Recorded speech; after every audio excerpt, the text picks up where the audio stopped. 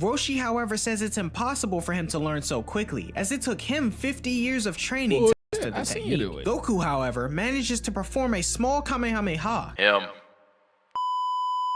boy, little Goku's first Kamehameha. Ladies and gentlemen, even though I cannot read because I'm a Dragon Ball fan, Justin has read for us a true glorious king, a true peak of peaks. Original Dragon Ball. Let's go back, man. The story of Dragon Ball begins long ago in a forest far away from civilization, as we see a young boy rolling along and speaking to some monkeys in the treetops. Which one? Intrusive thoughts. That was intrusive. I swear, bro, that's not. That was the Frieza, man. Anyway, Goku!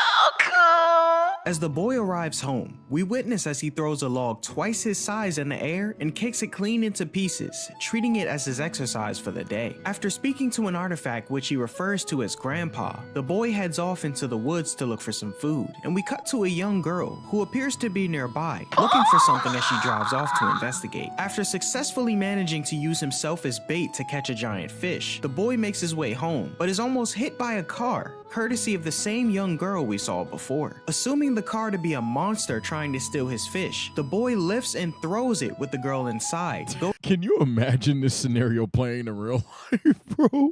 Your heart's already pounding because you almost hit a kid. Little did you know you actually hit the fucking kid. But then the kid not only tanks the attack, he then picks you up and then throws you in your car. What? Loading it to fight. Shocked, the young girl you get the strap, shoot the kid, emerges from the car and shoots the boy in the head, only to find that the bullets were ineffective. And then don't give a fuck. I swear, I'm myself and running home. Quickly trying to explain the misunderstanding to a now understandably upset young boy, the girl removes herself from the vehicle entirely, and the boy is surprised to meet another human, let alone a girl, who his grandpa had always told him to be nice to if he met one. The boy wants to Is she trying to riz Goku? know more about the monster he threw, and asks the girl how she caught it. However, she explains that it's not a monster, but a car, to which the young boy examines it some more, then inquiring whether the girl is from a civilization. The girl says she's from the West, and he says she should come with him to his house to have a feast because she's a woman. The girl agrees and they head towards the boy's home. The girl thinks he may be a freak. Yo, the boy said he may be a freak, but what's up with it? Thinking that this stranger might be a little weird, but she could use his strength to aid her. They arrive at his house, and the boy tells the artifact who he calls Grandpa that he brought back a human woman. I'm sorry to keep pausing, bro, but this is just tugging at my heartstrings, man. This is making me want to actually like watch the anime too, bro. This praying to the 4-star Dragon Ball was kind of tough, bro. And then on top of that, that scene where he finally meets, The girl looks at Grandpa and suddenly screams, exclaiming that she finally found another Dragon Ball as she rushes over to it to pick it up. The boy yells at her not to touch his grandpa's last possession, but she pulls out 2 more identical looking artifacts, much to the boy's surprise. She explains that the artifacts are called Dragon Balls and that there are 7 in total, then stating that according to legend, once you collect all 7, you'll be granted a wish by the dragon god Shenron, but only one. The girl then says that she was once going to wish for a lifetime supply of strawberries, but she's reconsidered and will now collect the Dragon Balls to wish for a boyfriend. That's sad. Give me the Dragon Balls. I got a wish to make. Not for the boyfriend, of course, but, you know, ain't had a hug since 2nd grade type shit. It is what it is. Is it sad? Maybe. Ain't had a hug since 2nd grade. If I had a wish, would I stoop to her level? The girl then asks for the Dragon Ball that the boy has, but he refuses, prompting her to try to bribe him with a quick peek at her underwear, but you fucking freak! Of course, he's not interested. The girl then suggests that he join her in her search for the Dragon Balls instead, and the boy finally agrees, so long as he gets to hold on to his ball. The girl then thinks to herself how she'll now be able to get her wish granted and have a bodyguard at the same time. The boy asks how they'll be able to find the Dragon Balls, to which she introduces her Dragon Radar, a tool used for the sole purpose of locating them. The two then prepare to head off, and the girl looks through her pouch to find a replacement for the car that the boy totaled so they can get around. Realizing she doesn't know the boy's name, she asks him, and he introduces himself as Son Goku. Yes, Goku sir. asks the same, and she says her name is Bulma, prompting Goku to laugh and make fun of it. Bulma pulls a case out of her pouch and uses a number 9 capsule as it explodes and reveals a motorcycle, much to the surprise of Goku, who That's tough.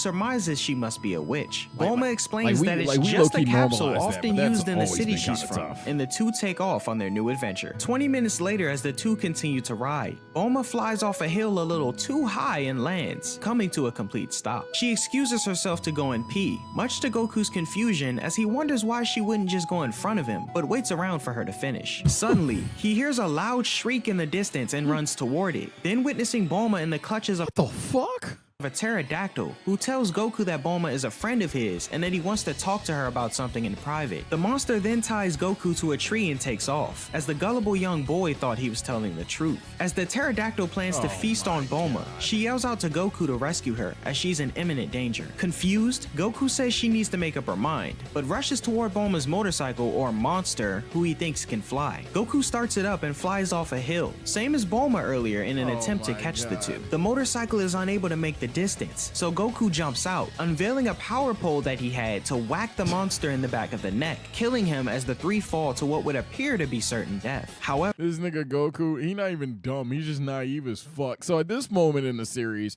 were you guys pissed off that, oh my god, he's so stupid? He's a kid. so at this moment, this is like arguably the most likable Goku will ever be because he's just naive as fuck. The nigga don't know how the world works. He literally does not know better. Goku uses his pole to save Bulma, attaching her to a cliff in the wilderness to stop her fall, as she pees her pants in terror, making Goku laugh. Wait a minute. Also, dinosaur. Beerus. What the shit? This process. That was a fucking dinosaur. Mr. Them dinosaur creatures. I haven't been to Earth since them dinosaur creatures stunk it up and growled at me. I had to wipe them all out. I'm gonna destroy your god. We're not even 5 minutes into the fucking reaction. Sometime that evening, the pair continue to ride off on another motorcycle, motherfucker. Goku optimistic that finding the last 4 Dragon Balls will be a piece of cake. Bulma decides to stop as it's getting late, and rather than prepare to sleep outside like Goku, she throws out a capsule from her case containing a house. Goku is of course surprised, thinking she must be using some kind of magic, but the two head inside, Goku wondering how Bulma was able to bring the sun into the home. Bulma turns on the TV and Goku is fascinated, but Bulma tells him that he stinks and needs to take a bath before they eat. Goku, don't? unaware of what a bath is, Bulma decides to give him one. While cleaning him, she wonders why Goku decided to attach a fake tail to his butt and tells him to remove it, but Goku tells her to stop and grabs the scrub brush with his tail and washes his own butt. Bulma freaks out as she realizes the tail is real, and Goku surmises that only guys have them. Bulma then wonders if it's true, as she's never seen another man naked before, but Goku then points out that his grandfather never had one, convincing Bulma You an interesting character, Bulma. So you never seen a guy naked, but you showing your ass frame 1 for a Dragon Ball? You're lying. I refuse to believe you're that outgoing, but you've never seen a naked man.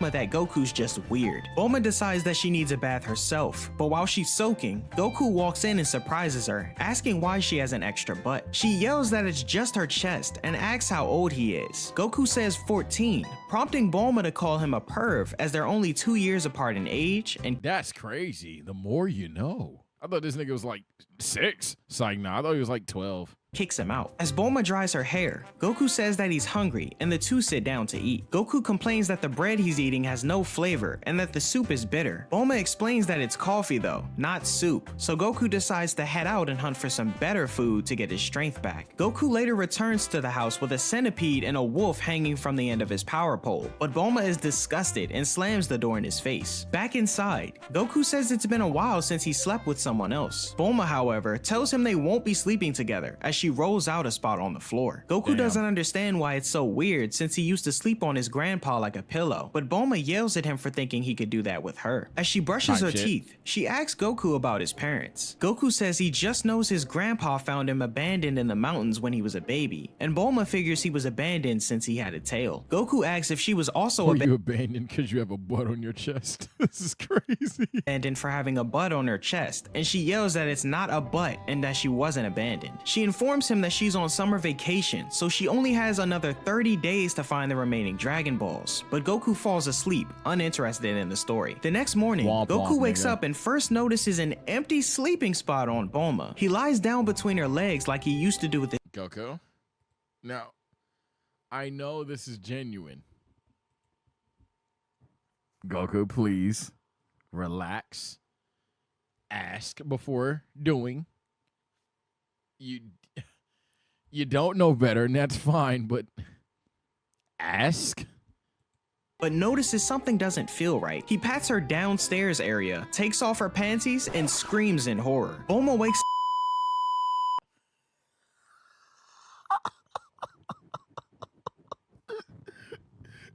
No, I know you guys gonna be thinking, oh, Sid, you knew that, don't fake the reaction. No.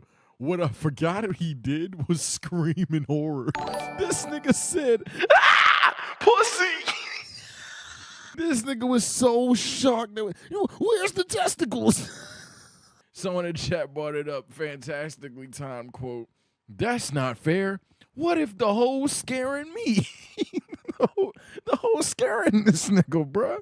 up suddenly and asks him what's wrong, and Goku says that she's lost her balls. Bulma quickly runs over to the Dragon Balls and sees that they're all there. She yells at him for surprising her like that, and meanwhile, a shadowy figure approaches the capsule house. Later, Goku can't believe Bulma's taking so long to get ready in the morning and tells her if she moves any slower, she'll turn into a turtle. Bulma does her usual whining and decides to have some coffee, offering Goku some, but Goku declines and goes outside to exercise. He runs around, picking up and crushing a huge rock. He runs over to another and attempts to do the same, but it turns out to be a large sea turtle. That's hurt.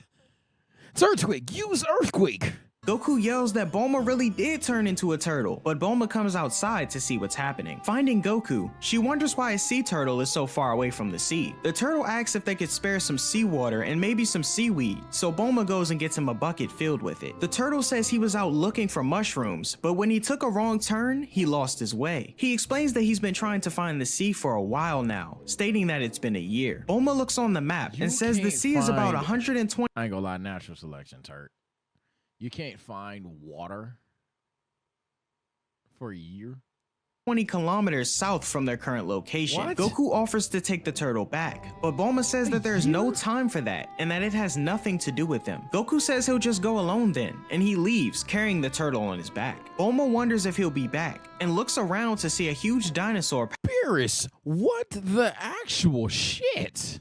These niggas aren't even just alive, they're thriving, bro. Passing close to the house. She quickly hops on the motorcycle and catches up with him. Goku then pointing out that she just got scared all alone and changed her mind. The three continue along until a giant bear with a mohawk spots them, demanding they give the sea turtle to him as it's his favorite food. Bulma insists that Goku give up the turtle, but he refuses. The bear pulls out a giant sword and Goku puts the turtle aside so he won't get hurt. The bear swipes at him a few times but misses, and Goku jumps on the blade of his sword. He then hops onto the bear's nose and punches him with the rock, paper, scissors technique to knock him out. Bulma and the turtle are impressed by his strength, and Goku asks the turtle if he's really delicious. The turtle insists that he isn't though, and Goku agrees as they continue on. They finally are— Yeah, that's my king. I saw you, some of y'all, this your king, this your king? Yeah, that's my king. Frame one, he pulled a John Cangoon. arrive at the beach, and the turtle is excited that he's reached the sea. He gratefully thanks Goku for helping him and urges him to wait there as he'll be back with a reward. A while later, the turtle returns with a flashy old man on his back. The old man says hello and is oddly enough wearing a turtle shell on his back. That's what I'm talking about. That's why he's the MVP. That's why he's the GOAT. Master Roshi. He about to change this fuck nigga named Goku life. The man introduces himself as the Turtle Hermit, or Roshi, and asks the turtle who saved him. The turtle says it was Goku, and grateful for his good deed, Roshi gives Goku a present. He calls for the immortal phoenix, but nothing comes. The turtle says that the phoenix died from food poisoning, so Roshi comes up with a replacement, calling on the flying nimbus, a small yellow cloud that flies down from the sky. Goku wonders how you're supposed to eat it, but Roshi exclaims that you don't eat it, you ride on it. Bulma thinks there's something odd about the cloud. Roshi then telling Goku that in order to ride the flying nimbus, you must be pure of heart. Roshi decides to demonstrate, but instead falls right through, making Bulma laugh. Goku, Yeah, you're not pure heart, gang. however, jumps on next, having no trouble whatsoever, flying off into the sky as Bulma and Roshi are left on the ground in awe. Excited, Bulma says she wants one too, and so Roshi asks the turtle if she also helped him. He says that she didn't, and she yells at him saying that she gave him salt water. Roshi says that he doesn't have another flying nimbus, but he can give her something else though. She already flashed herself to a kid though. Goku's 14. If he can get a quick look at her panties. Bulma is of course I'm not gonna be surprised, and the OD turtle till yells at 16, Roshi 14. as he can't believe he'd ask for something like that. Bulma agrees though and lifts up her nightgown, showing Roshi way more than what he expected. He then wonders what would be good enough to give Bulma? Goku was 12? I'm 90% sure we just had the conversation that he was 14. I'm gonna scroll back. I'm putting you dumbass niggas on the screen. I'm putting you dumbass niggas on the screen. Explain, this gonna get edited out? No. Asks to see the thing hanging from his neck. Bulma calls Goku down from the sky and shows him that she's found another Dragon Ball. Roshi says that he never promised to give it away, but Bulma nonchalantly flashes him again, so he hands it over, wishing he'd brought a camera. They part ways, and Bulma and Goku ride off down a road back to the capsule house. Bulma goes in to change her clothes and screams. Goku runs in and finds Bulma wondering why her panties are here. She then freaks out about not having any on when she flashed Roshi. Goku reassures her that Bulma, you didn't notice that you... it's okay because she doesn't need them to survive, leaving Bulma to ask him if he took them off of her while she was asleep. Goku admits to taking them off in the morning, and Bulma starts firing at him with a machine gun. Bulma then puts the house back in its capsule as Goku rubs his head and body from the gunshots. Assuming they'd make better time flying, Bulma asks to ride on the flying Nimbus, but she falls through as she's not pure of heart like Goku. She thinks that being too beautiful must be a sin, and the two set out in search for the next Dragon Ball. 3 days pass, and they come across a seemingly deserted village where the 5th Dragon Ball is said to be. Goku says that he can sense someone, and they continue exploring. Bulma and Goku head into the empty village, and Bulma yells out to see if anyone's around, but it's still silent. She checks the dragon radar, and sees that the Dragon Ball is definitely in the village. Goku says that he knows there are people here, as he's sensing more, and knocks at one of the doors, but there's no answer. Goku then punches through the door to get it open, and a mysterious figure comes from the inside and hits him over the head with an axe. Goku yells at the figure, who's now shown to be a regular man. Is that? Could it be? Is it? Before he was farmer with a shotgun, he was farmer with an axe. Called Oolong, stating that he has plenty of food or money, but asks that he spare his daughter. Goku and Bulma ask who this Oolong is, and realizing they're not who he thought, the man invites them into his house. The other villagers come to the house, and the man's daughter treats the bump on Goku's head. The man apologizes and says that he thought Goku was Oolong, a shape-shifting monster. Bulma scolds the man as they could have been killed, and meanwhile, Goku pats the daughter in a familiar area, proclaiming that she's a girl. Bulma whacks him over the head for it, then asks the man who Oolong is. The man explains that he's a horrible demon who haunts their land, and nobody's ever seen his true form. He goes on to further explain that the day before, Oolong... I'm sorry. This nigga cannot keep walking around. Yep, that's a girl. We don't know how old this nigga is. He don't know what women are. But Goku, please stop, bro. Came and said that he'd be back tomorrow at noon to take his daughter as a bride. He says Oolong already ran off with some of the village daughters, and if they don't do what he says, he's threatened to kill and eat every villager. Bulma then pulls out a Dragon Ball and asks the man if he's seen one like it before. He hasn't, but an old woman says she has one like that and shows Bulma the 6-star ball. Bulma then says that if she gives the ball to them, they'll get rid of Oolong. The old woman is up for the offer, but wonders how a schoolgirl will be able to defeat a monster. Bulma, however, says it won't be her, and points to Goku, who's then seen patting the old woman as well. Bulma then Goku, stop patting women on their vagina.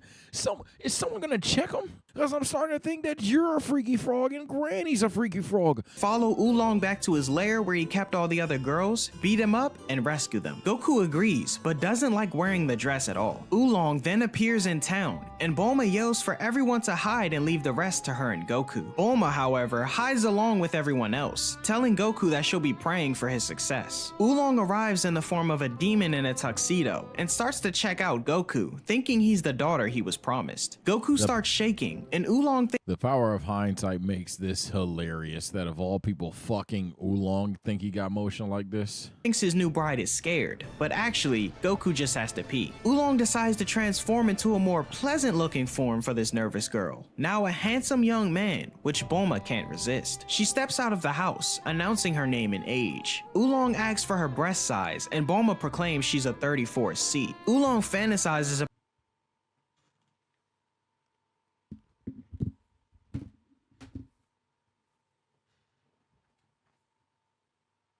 I didn't know Dragon Ball is fucking ridiculously freaky.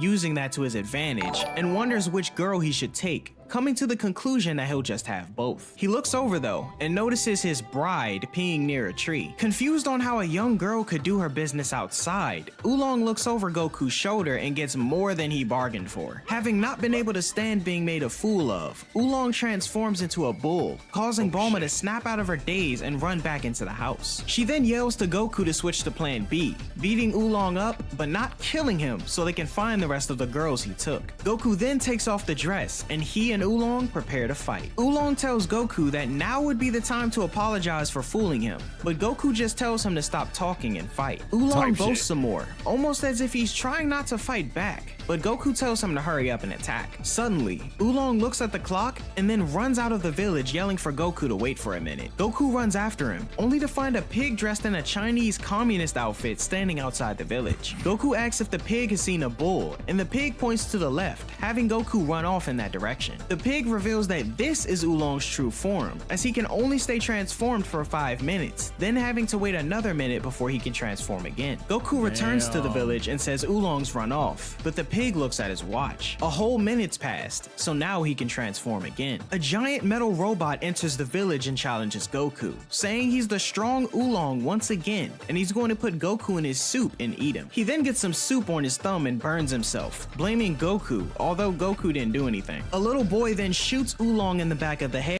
I ain't gonna lie, this village starting to piss me off. So this nigga not even like invulnerable in the forms he takes.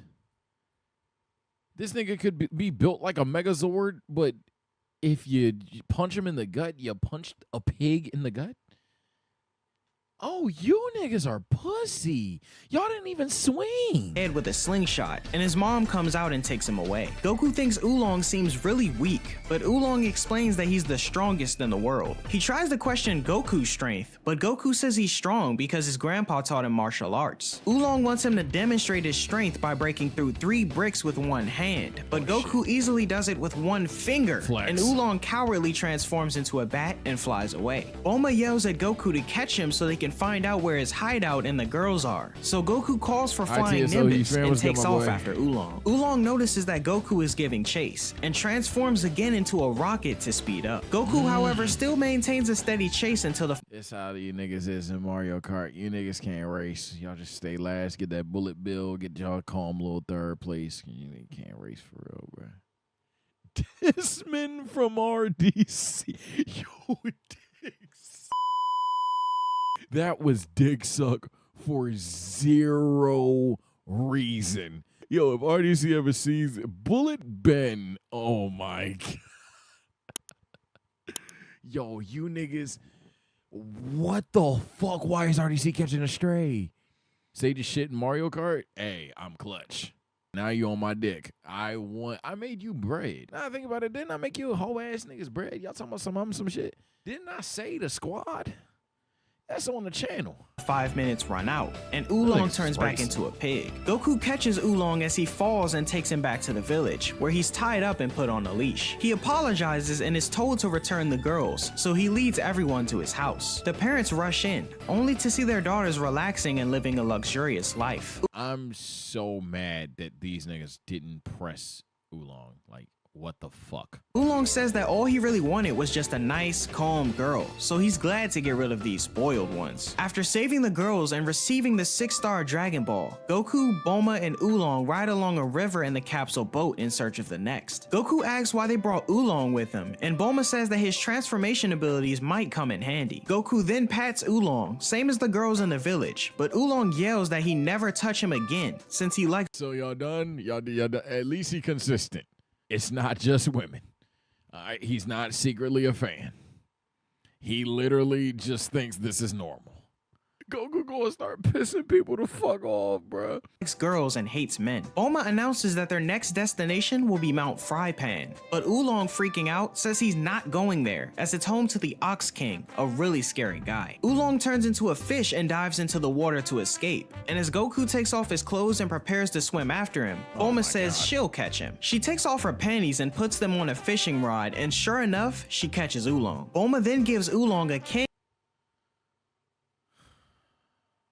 There's no fucking way that worked. and tells him that if he proves himself useful, she'll give him her panties. She tells Goku he can't have one though, Oolong saying it's because he's more popular with the ladies. The boat then runs out of gas, and Bulma asks if Oolong can change into gasoline. He says no, and instead turns into an oar. Goku viciously paddles him along until they arrive at the shore, and suddenly, Bulma notices her case full of capsules is missing. She says she probably dropped them in the river, and so she asks Oolong to become a fish and go find them, with the promised prize of panties for it. However, Oolong says it's impossible in such a deep river, and Bulma complains about the terrible situation they're in now, as they have nothing for shelter or transportation. Goku then suggests that Oolong turn into a bike for her, which she agrees with, and then notices Oolong is missing. Goku goes after him on the flying Nimbus, but is unable to locate him. Bulma then shouts out the word "pee" several times, which causes Oolong to suddenly take a crap in some bushes in the woods. Bulma says it was the candy ball she gave him called the PP candy,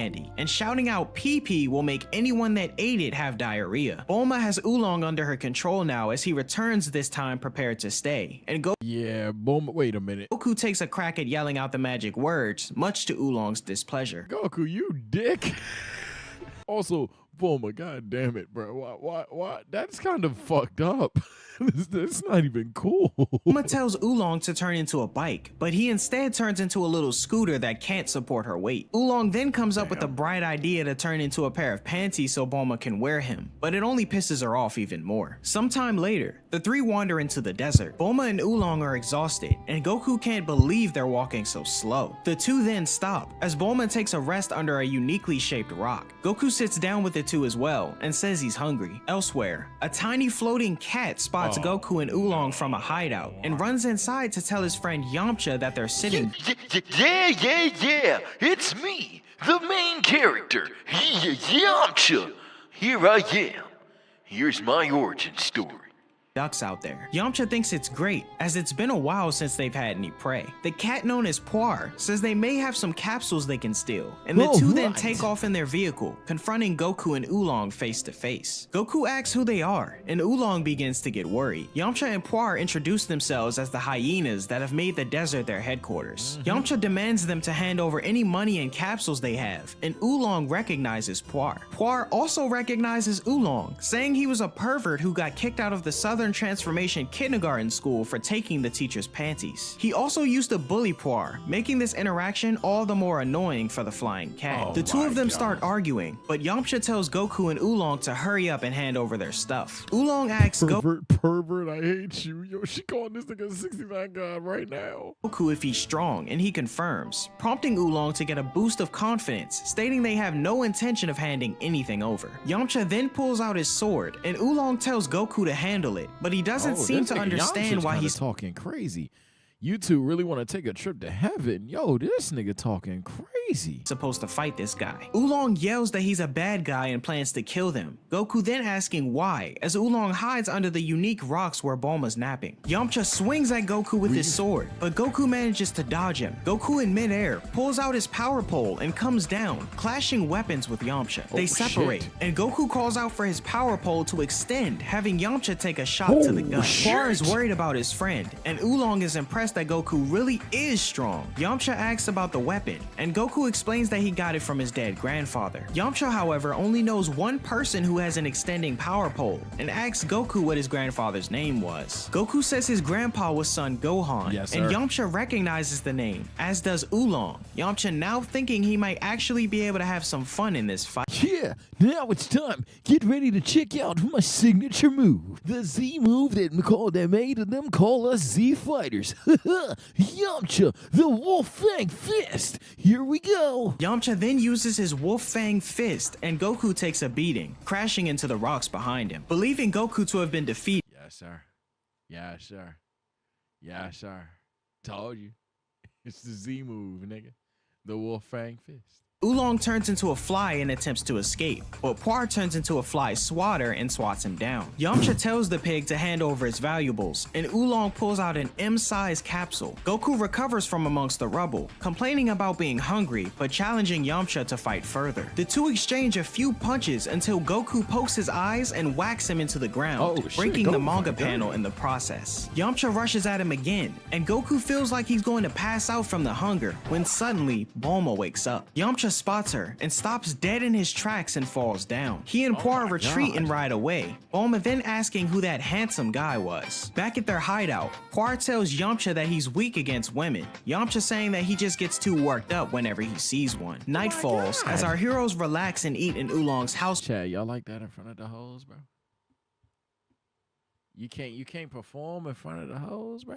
Meanwhile, Puar looks inside and sees that the woman is upstairs, so Yamcha tells him to turn into a key so he can sneak in. Puar does so, and Yamcha uses the key to slowly unlock the camper door as Oolong heads upstairs. They rush inside and notice Goku's out for the night, but there's no sign of the pig. Yamcha tells Puar to change into the kid and lure the woman and the pig outside. Oolong hears some noises below, and believing that it's Goku, he's surprised that he's awake. He sees Goku coming up the stairs. Believing that it's Goku, He's coming. I can't believe Eve had to give him that sleeping power. This is bad. If he tells her I was up here, I'll be in deep shit. Oh my.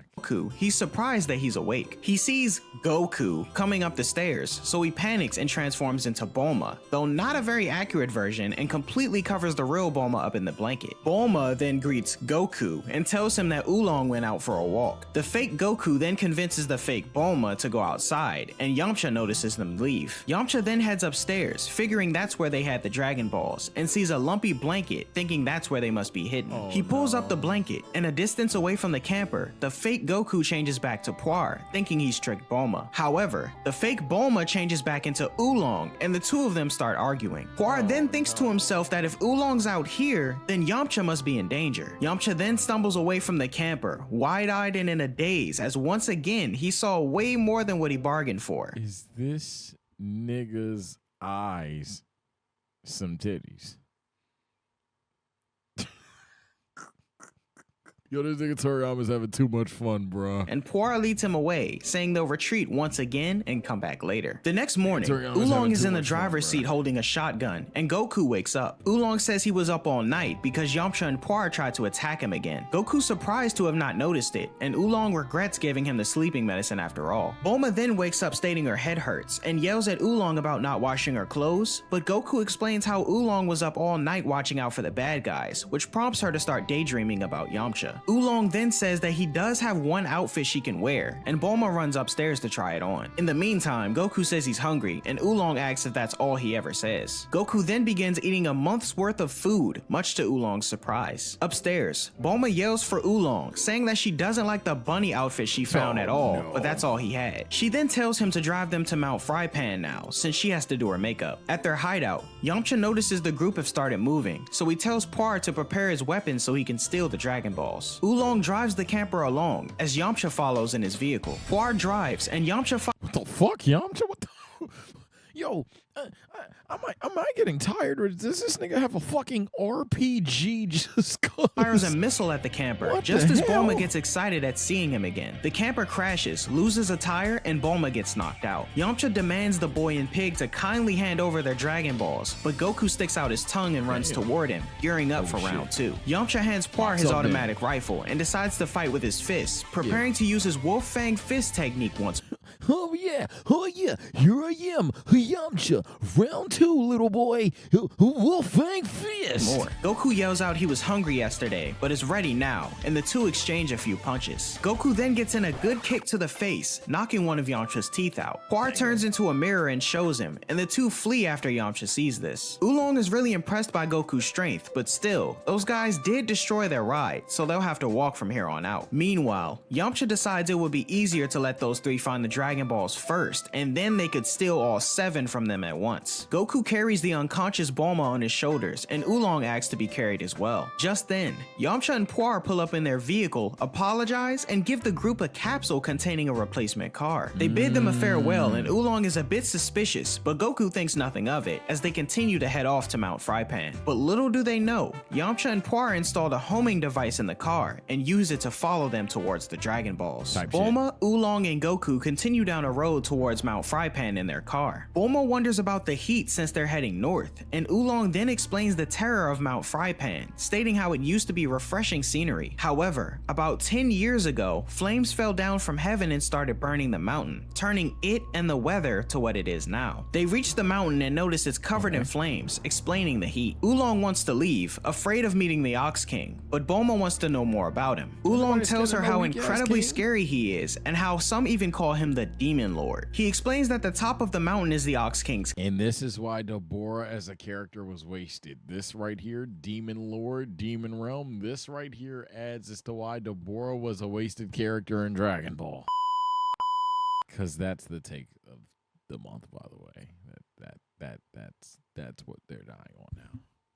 Castle, full of lots of treasures, but many have tried to steal it, so the Ox King gets rid of them. Bulma says that the 6th Dragon Ball is most certainly in the castle, but according to Oolong, the Ox King himself isn't in there. He guards the castle from the foot of the mountain because it was set ablaze when he was out on a picnic with his daughter. The fire is so great that the Ox King is unable to return home. Continuing to panic as Goku and Bulma have no intention of turning back, Oolong tries to drive off in their car, stating that not even Goku is a match for the Ox King. However, Bulma just calls out the magic words pee-pee, and Oolong pulls over and jumps into the bushes to take another dump. Elsewhere, Puar looks on the radar and notices the group started moving again, Yamcha stating they're going to Mount Frypan after all. He thinks the Ox King probably has the 6th Dragon Ball, to which Puar suggests they should cut their losses and give up. However, Yamcha thinks about how Goku is Son Gohan's grandson, and Son Gohan and the Ox King were both apparently students of Master Roshi. His thought process is interrupted though, as the two hear someone screaming in the distance. Yo, Beerus, you suck, bro. Also, It's a little girl running from a huge T-Rex. The girl has a round blade sticking from the top of her helmet, and she takes it off and throws it at the dinosaur, cutting off its head. The blade comes back to her like a boomerang, and the dinosaur's remains freak her out as she fires a beam from her helmet, blowing the body and the severed head to pieces. Yamcha and Puar's jaws drop at the sight of this, then the girl runs some more and sees the two of them. Yamcha greets her, but still in fear, she screams and fires off her helmet beam again, nearly shooting Okay, now, Chi-Chi, what the fuck? Yamcha in the crotch. Yamcha then whacks her on the back of the head, knocking her out. The two hop back in their car and continue along towards Mount Frypan, Puar noting that Yamcha was able to keep his composure around that girl, but Yamcha says it's because she was younger than him. The nigga Yamcha said, of course, I'm not a fucking... Goku, Okay, Bulma, and Yamcha. Oolong arrive in an abandoned, run-down village at the foot of the flaming mountain, with lots of skeletons scattered around. Bulma complains about the heat, but Oolong tells her to be quiet so the Ox King doesn't hear her. Bulma checks the dragon radar and notices the Dragon Ball is definitely in the castle atop the flames. She asks Goku if he can get up there with the flying Nimbus, and so he calls out for it, Oolong getting pissed at him for yelling so loud. Goku flies over the flames and heads toward the castle in the middle, but quickly discovers it's too hot. While While Bulma does her usual complaining, Oolong says they should just give up, and suddenly, a large axe-wielding shadow comes from behind them. An axe flies and gets caught in the wall right in front of the two. Bulma and Oolong turn around and scream, as it was the Ox King standing before them. He takes his axe out of the— I'm sorry, hindsight is ruining this. I just can't take him seriously, man. Fuck, I know this nigga's a bitch. Like my first time reading this, first time watching this, oh yeah, this is all, it's all like, oh shit, like this nigga's on 50. Right now, I can't take him seriously. I know this nigga's a cuck. The wall and surmises they've come to steal his castle's treasure. The two frantically assure him that they haven't, but Goku comes back, saying it was too hot to get inside the castle. He then notices the Ox King and wonders who the big guy is, Bulma frantically introducing him as to not lose her life. The Ox King, however, recognizes the flying Nimbus Goku was riding on and wants to know where he got it from. Goku says he got it from a guy named Roshi, and the Ox King says that Roshi is also known as Master Roshi, a martial artist, and excitedly asks if he knows where he lives now. Bulma says he's probably somewhere off the coast, and the Ox King gets excited about finally being able to go back to his castle. In his celebration though, he spots Goku's power pole and asks about that as well. Goku says he got it from his grandpa, to which the Ox King asks if his grandfather is son Gohan, and Goku says he is. The Ox King is excited to meet Gohan's grandson, and Yamcha and Puar watch from afar, noting that that kid actually managed to befriend the Ox King after all. The Ox King explains that Goku's grandpa was Master Roshi's first disciple, while he was his second. While Oolong marvels at how strong Goku really is, Bulma can't believe that the perverted Roshi they met was such an amazing person. It's called Aura. He has that effect on people, don't he? Even Kid Q got that effect on motherfuckers, don't he? The Ox King then asks a favor of Goku. He says that an artifact called the Bansho Fan, which Master Roshi possesses, is a powerful tool that can put out the mountain's fire, so he wants Goku to take the flying Nimbus and go ask to borrow it. Goku then asks for a Dragon Ball in return, showing the Ox King the 4-star ball as a reference. The Ox King's seen one of those before and says he'll happily give it to Goku afterwards, and in the distance, this is Yamcha's first viewing of a Dragon Ball, as he's surprised at how small it is. Goku prepares to leave on the flying Nimbus, but the Ox King asks him to wait, as he needs one more favor. Yesterday, he had sent his only daughter Chi-Chi off to find Master Roshi for the same purpose, and since she'll probably be on the way, he asks Goku to find her and take her with him. He even offers Chi-Chi to be his bride in return. The Ox King takes out a photo of her for reference, and Oolong thinks she's really cute. Yamcha in the distance freaks out with Puar, as the girl in the picture is the one he'd knocked out earlier. The two then hop in their car and speed back to the little girl to avoid trouble. Chi-Chi wakes up and sees him, preparing to use her helmet beam on him. However, Yamcha tells Chi-Chi to wait, and she wonders how he knows her name. Yamcha says he's sorry about knocking her out, and that he loves her for some reason. Chi-Chi is very embarrassed, as she can't believe this. Yamcha says to look into his face to prove he's not lying about his love for her, but she thinks he looks funny with that missing tooth, which strikes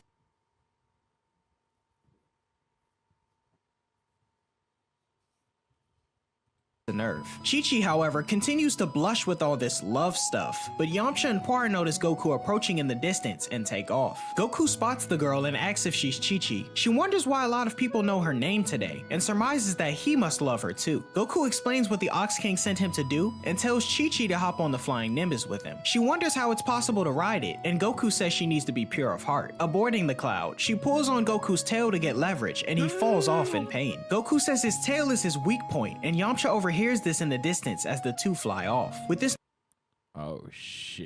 new information, Yamcha tells Puar that they'll sit and wait for the group to get the 6th Dragon Ball, and then follow them on the way to the 7th. Nimbus flies through the desert, where Goku decides to pat Chi-Chi with his foot to see if she's a girl. She screams and knocks him off the cloud.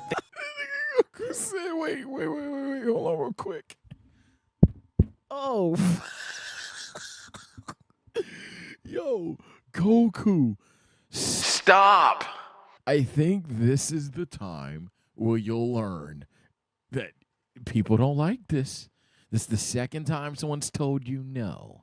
Stop. Then crashes into some rocks. The two then take off again, and Goku wonders why Chi-Chi got so mad. She scolds him a bit, but then thinks that she might as well become his bride now. Over the ocean, Goku decides She fucking with you. What you gonna do now, big cool? Over the ocean, Goku decides to ask a dolphin about Master Roshi's house, or Kame house, and it points them in the right direction. Roshi is Oh my god, that's a paladin, but it's not the last remaining Pokemon in its party. Otherwise, it would be in its zero to hero form. In Palafin, with its zero to hero form, would 100% just stomp like about a good 80% of Pokemon. I'm sorry to tell you, it's a fast, hard hitting Pokemon. It just solos. So I actually would wonder if Palafin was able to go against this Torterra right here. Would it win despite the coverages? Because the centrifugal forces of a green ground type, grass ground type versus the water type. I feel like the Palafin actually is still strong enough in the stats. It's able to handle it maybe with a double body press or a couple of flip turns there would probably get it done. So I actually comment below. and as they arrive on the island, and Goku greets him with a smile. Goku tells Master Roshi how great the flying Nimbus is, to which he responds saying that it was a gift from God himself. Goku's impressed, and meanwhile, I severely doubt it, but just the Hail Mary attempt. If you guys want like Pokemon, Pokeroad content, comment below.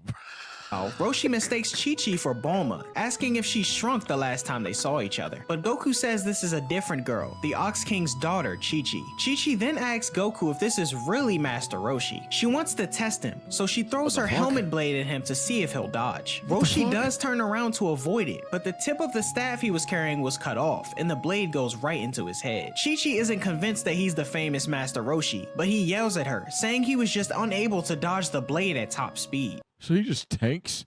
He just tanks this. He pulls out his driver's license to prove who he is, and Chi-Chi, realizing it's him now, pulls the blade from his head. With a band-aid on now, Roshi asks why they came, and Goku says they need the Bansho fan. Chi-Chi asks him to let them borrow it to put out the fire on Mount Frypan, Goku then promising to bring it back when they're done with it. Having heard about the situation at Mount Frypan, Roshi agrees to let them borrow it, but on one condition. He pulls Goku to the side and says he'll let him have the fan if he can have a go at Bulma's breast. The turtle Why?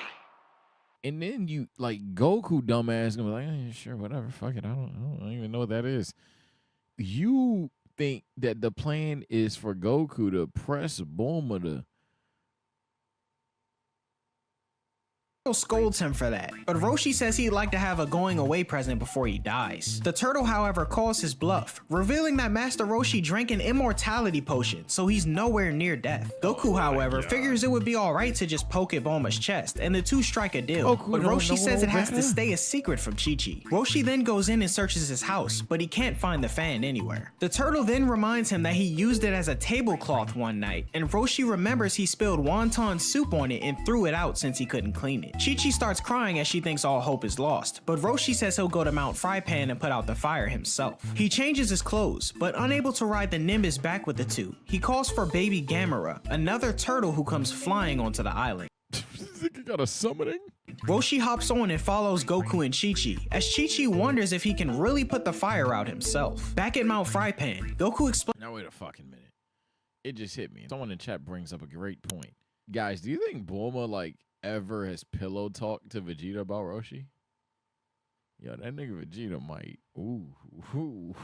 I'm gonna have to say no, because I don't think Vegeta going like that. I think Vegeta low-key beating the dog shit out of Roshi. The only way you could convince me Vegeta wouldn't slide is if he knew what that means to Goku. But outside of that, Vegeta is sliding for his wife and his kid, bro. explains to the Ox King that the fan is gone, but Roshi is coming himself to extinguish the fire. Roshi finally arrives, and as his former pupil warmly greets him, he immediately vomits from dizziness of riding with baby Gamera. Roshi surveys the situation, and then calls the Ox King over. He lectures him about killing people to protect his treasure, and the Ox King apologizes, saying he was overcome by greed, and stating his treasure doesn't matter so long as the fire is extinguished. Oolong is amazed that the great Ox King was apologizing, and meanwhile, Roshi nudges Goku about their agreement. He, Goku, and Bulma all move to the side, and Roshi has Goku ask if he can touch Bulma's chest. Roshi then says if she refuses, he won't put out the fire, making it more difficult for her to find the Dragon Ball. Of course, Bulma is angry at Goku for agreeing to this, but Goku says it's just poking at her chest, and she yells at him to shut up. She agrees though, but only if Master Roshi can actually extinguish the fire. Roshi then takes off his shirt and shell, revealing his scrawny body. He initially needs a boost from Goku to get up on the ledge, but then begins to do his work. Roshi then powers up in an instant, going from scrawny to a huge mass of muscle. Now, I know popular anime trope is old guy strong as shit, but I'm telling you, when I first seen this, my brain was like, the Fuck! mind you, I had already seen Dragon Ball Z and then went back. And I was still like, the Fuck! The Ox King realizes Master Roshi is about to use his Kamehameha, and off in the distance, Yamcha's also heard of this technique, as he explains its mechanics to Puar, saying aloud how he's now going to see it used for the first time. Master Roshi positions his hands together and aims them at the flame-engulfed Mount Frypan. He unleashes the Kamehameha, and a huge beam comes out of his hands. Ka me. Ya me.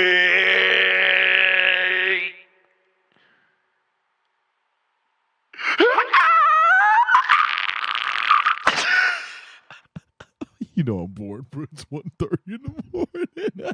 Creating an explosion that amazes the entire group, and then it's done. With his work completed, Roshi sits down Gun better. Oh, stinky. to rest, but the Ox King points out that while the fire has been extinguished, so is the mountain in the castle. Master Roshi nervously says he overdid it, and everyone Yeah, he was never my glorious king, bro. Yeah, no. After this, yeah, bro. I get it. He a dog. He can't be my glorious king doing these, bro. Bow, bow, bow, bow. Get it, Roshi. Get it, Roshi. Get it, Roshi. falls over, shocked at the unintended devastation. Oolong's annoyed with having to search through all the rubble for the Dragon Ball, but Bulma's not worried because they have the Dragon Radar. Yamcha can't believe how powerful Roshi is, and Goku asks him if he can teach him to do the Kamehameha as well. Roshi, however, says it's impossible for him to learn so quickly, as it took him 50 years of training to master the technique. Goku, however, manages to perform a small Kamehameha, destroying the car given to him by Yamcha. Him. My boy, little Goku's first Kamehameha. You gotta think, bro. He really started off seeing Roshi, seeing all these perverts do all this weird shit, and seeing a Kamehameha put out a fire. He would then go on to do some shit like this, bro. This thing went from shooting cars.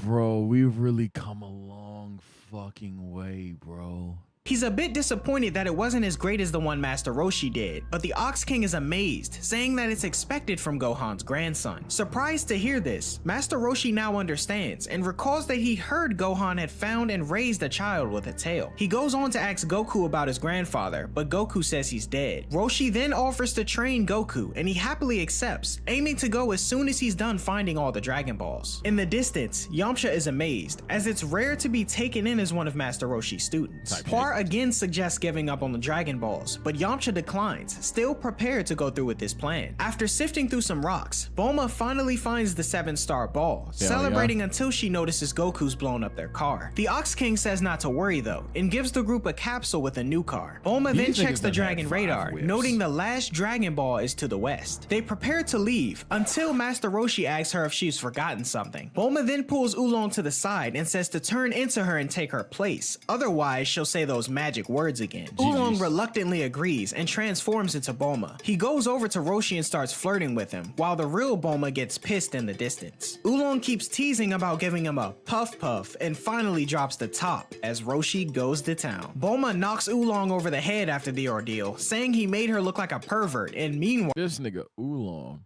was having way too much fun. Oh my god. Goku sits waiting in the back seat of the car. Chi-Chi tells Goku when she's older, she wants him to come back so she can be his bride. Goku doesn't understand, but says if she'll give him something, he agrees to come back for it. Bulma and Oolong finally get in the car as they all say thanks and goodbye, as Yamcha and Puar continue to tail them, but this car So this nigga Goku at any moment in time could have just accidentally broke Chi-Chi's heart and cheated, huh? car they have is much faster than the one they were following before. Yamcha tells Puar to get the Silver Star model so they can keep up, and they all continue on in search of the final Dragon Ball. Continue along into a land filled with giant mushrooms. Oolong glances down and says they're almost out of gas, but Yamcha and Puar are still following close behind. They pull into Go dap up my Mario then. Y'all ain't got no mushroom. Look, that's Mario right there. Yo, this is Mario, bruh.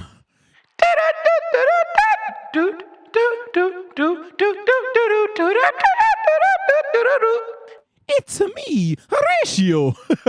Hey, that's how I be feeling on Twitter, bro. I be ready to cook. to a town, and everyone runs indoors when they see them, It's-a me. confusing the group. At the gas got too station, many the likes. attendant nervously fills their tank up, and Bulma walks off to buy some more capsules. As she walks down the street, she thinks everyone is running away from her because of her beauty. The gas station attendant I think that's how that works. finishes, and Oolong tells him they'll have to wait for Bulma to get back with the money. But Yo, he tells Bulma, you're Oolong dressed that's like a not thought. necessary. I'm not gonna Bulma, lie. meanwhile, picks out the capsule she wants, but rather You are than charge actively her, in the the man city in the just- store says just- they're free. As she walks down Yeah, the like, street this thinking is- about her great deal she just got, two guys carrying guns and wearing rabbit ears suddenly pull into town. Bulma stops at a clothing store and picks out an old Arabian-style outfit, not particularly Is this about to be peak? Is this about to be peak? Rabbit.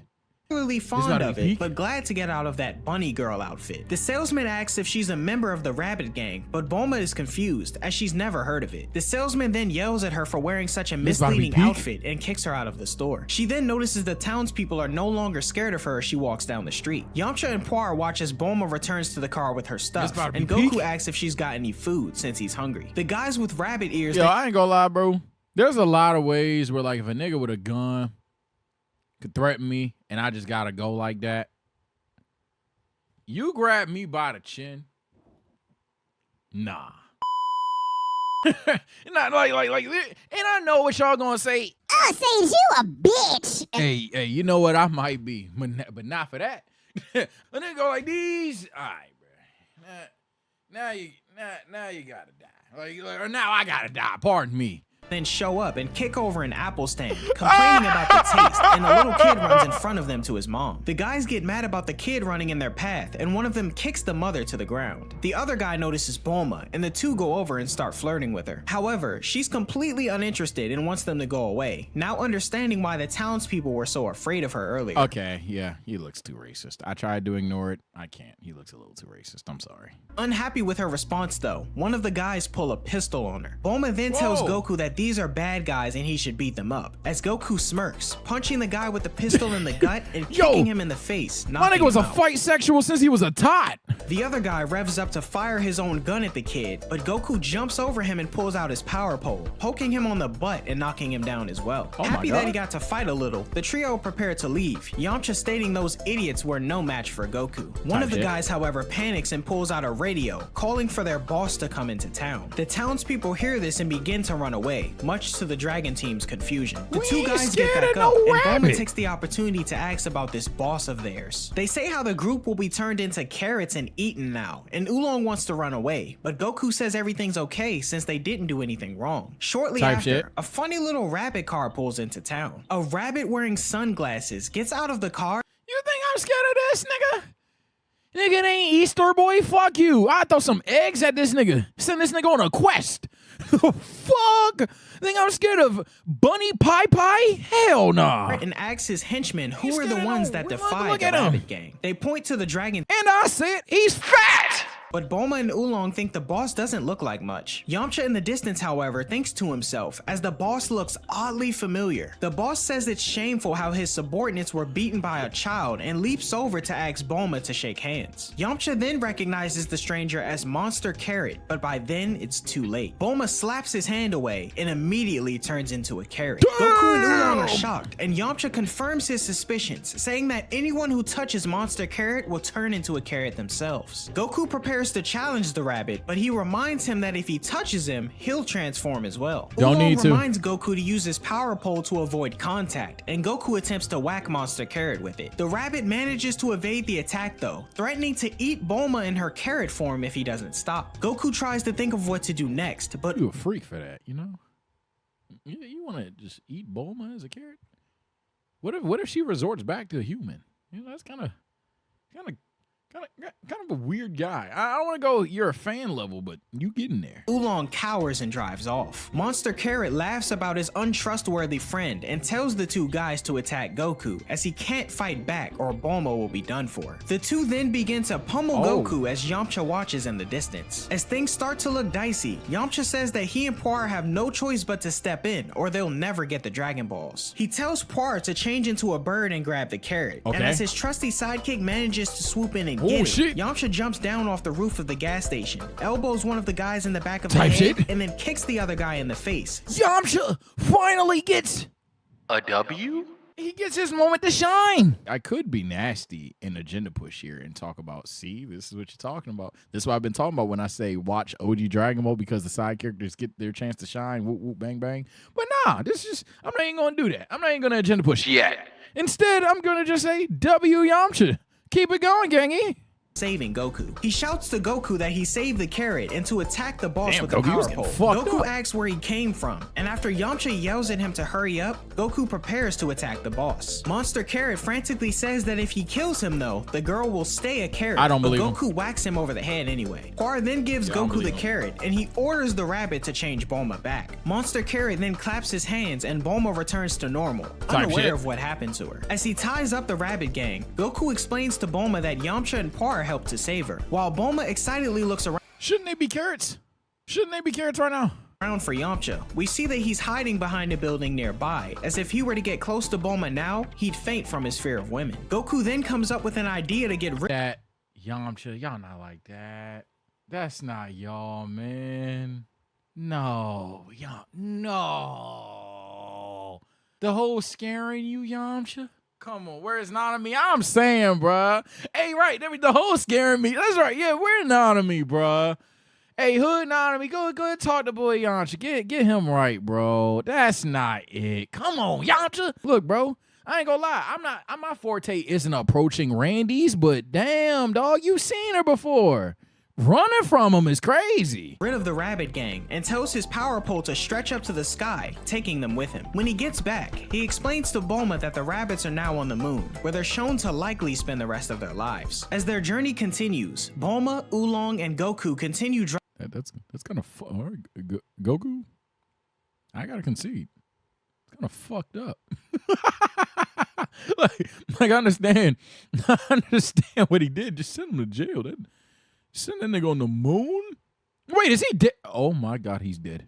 Oh my God, yeah, chat's saying it too. Yep. Oh my God, he's dead.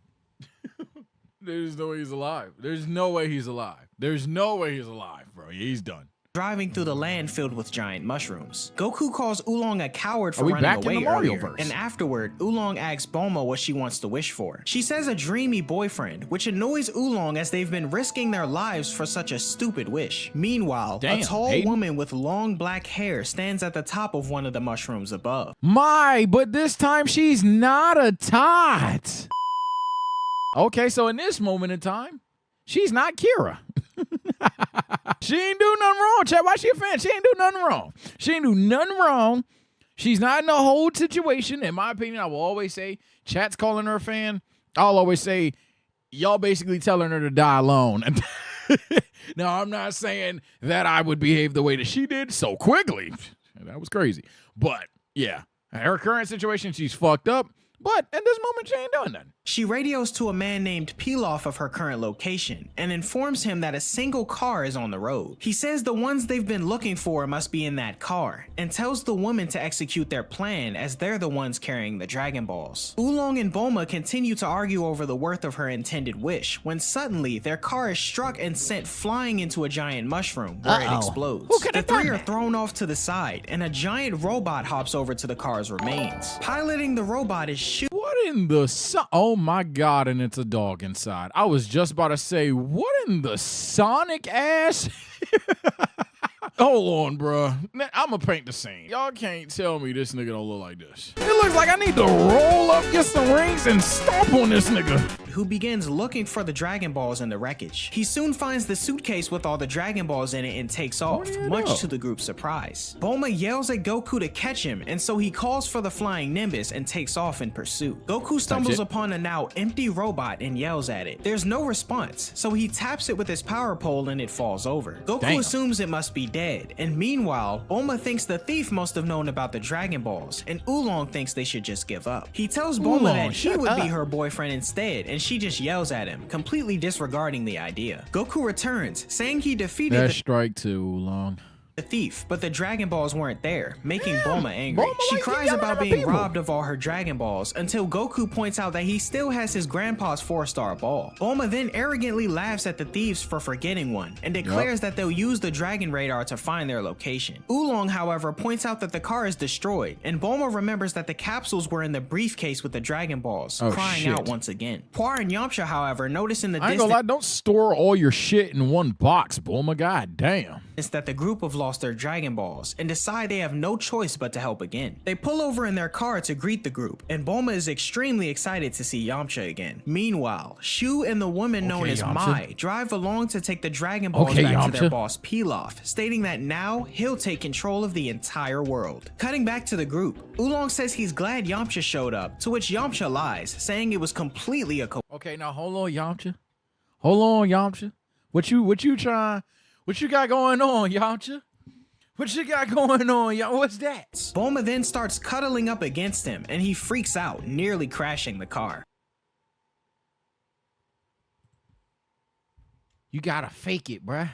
Fuck used to be. This is me now. Fuck it. I ain't had a hug since 2nd grade. You feel me? But like at some point, you just gotta go along with it, and if anything, let her think you too confident. You feel me? You gotta ride the wave, Yamcha. She surfing, nigga. Meanwhile, inside a big castle, Shu and Mai apologize to Pilaf, who's shown to be a tiny man with pointy ears, for only getting 6 out of the 7 Dragon Balls. Fortunately for them, he's not that angry, as the 7th Dragon Ball is on their way to them. Mai then notices that Goku's group have arrived on the security monitor, and Pilaf thinks they must also have a radar of some sort to have arrived so soon. As everyone stands outside the castle, Goku's impressed at the size, while Puar is worried about Yamcha after his reaction to Bulma. They head inside and creep quietly along the brick walls until Goku spots some arrows on the floor pointing forward. They decide to follow along until they come to a dead end, and a wall drops behind them, now trapped in a tiny room as Pilaf can't believe they fell for such a dumb trick. Bulma and the group realize there's no way to escape, while Pilaf is excited about finally getting ready to rule the world. Suddenly, Well, if Goten was there, Goten would... I'm just saying, Goku, you got any command players that you want to try right now? That'd be cool. his lackeys show up and say they couldn't find the missing Dragon Ball in the car that the group drove. Pilaf surmises that one of them must be carrying it, and all 3 look at the security monitor. In the Dragon Team's room, Pilaf suddenly appears on a monitor in the wall and introduces himself. Bulma gets angry at him for stealing their Dragon Balls, while Pilaf is annoyed at them for still having one. Pilaf continues on, telling them they should have the ball with the 4 stars on it and to hand it over, but Bulma refuses. Pilaf then says that if she won't cooperate, then he'll just do something perverted to her, and a mechanical grabber comes through the ceiling and takes her away. The grabber takes Bulma to the control room where Pilaf is, and he once again demands to have the last Dragon Ball. Bulma gives him the finger, and so Pilaf prepares to do something a little more persuasive. Dramatically, Pilaf blows her a kiss, and the 2 lackeys start blushing. Pilaf is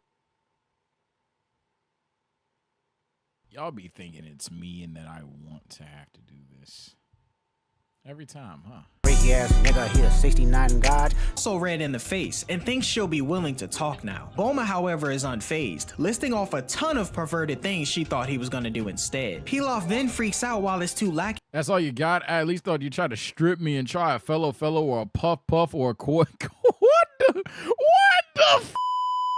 Bulma! Why were you like Lakis are beside themselves, filled with embarrassment that she's even able to say such nasty things. He then sends her back into the other room, annoyed that his technique didn't work. Mai suggests that they use sleeping gas and then search for the ball, which Pilaf agrees to. Gas begins to come out of the walls in the small room, and everyone passes out. A bit later, a wall opens and Pilaf walks in to get the Dragon Ball, but he inhales the gas and passes out too. His two lackeys covering up come up behind him, and Shu takes Pilaf to bed. Mai, meanwhile, searches the group and finds the 4-star ball in Goku's pouch. After some time, Pilaf and his two lackeys gather outside, the boss still feeling the effects of the gas, but pleased that his henchmen have finally gotten all 7 Dragon Balls. Back inside, the group is now conscious, Goku surmising his kicks to the wall would be ineffective, and Yamcha tells Goku he needs to use the Kamehameha to get them out. Goku wants to know how Yamcha knows about that, but Yamcha yells, saying that doesn't matter right now. The 7 balls are gathered. No, I think it does. We actually have a lot of time, you know?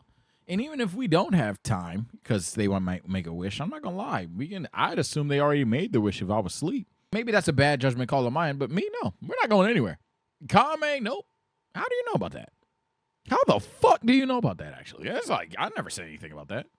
The fuck? And Pilaf stands over them, ready to summon the Dragon God. Goku performs the Kamehameha, but it only opens a small hole in the wall. Yamcha looks through it and sees the bad guys are out there, noting that they still haven't summoned the Dragon God yet. He tells Puar to transform into a bat and fly down there, and Bulma yells at Oolong to do the same, otherwise she'll make him have to take a dump again. The two fly towards Pilaf as he begins to summon Shenron, and as the balls start to glow, the Dragon God miraculously emerges from them. As Pilaf prepares to make his wish, Oolong tells Puar they should run away, but then he suddenly gets the idea to make a wish before Pilaf does. As Pilaf begins to wish for world domination, Oolong runs over and wishes for a pair of panties. What?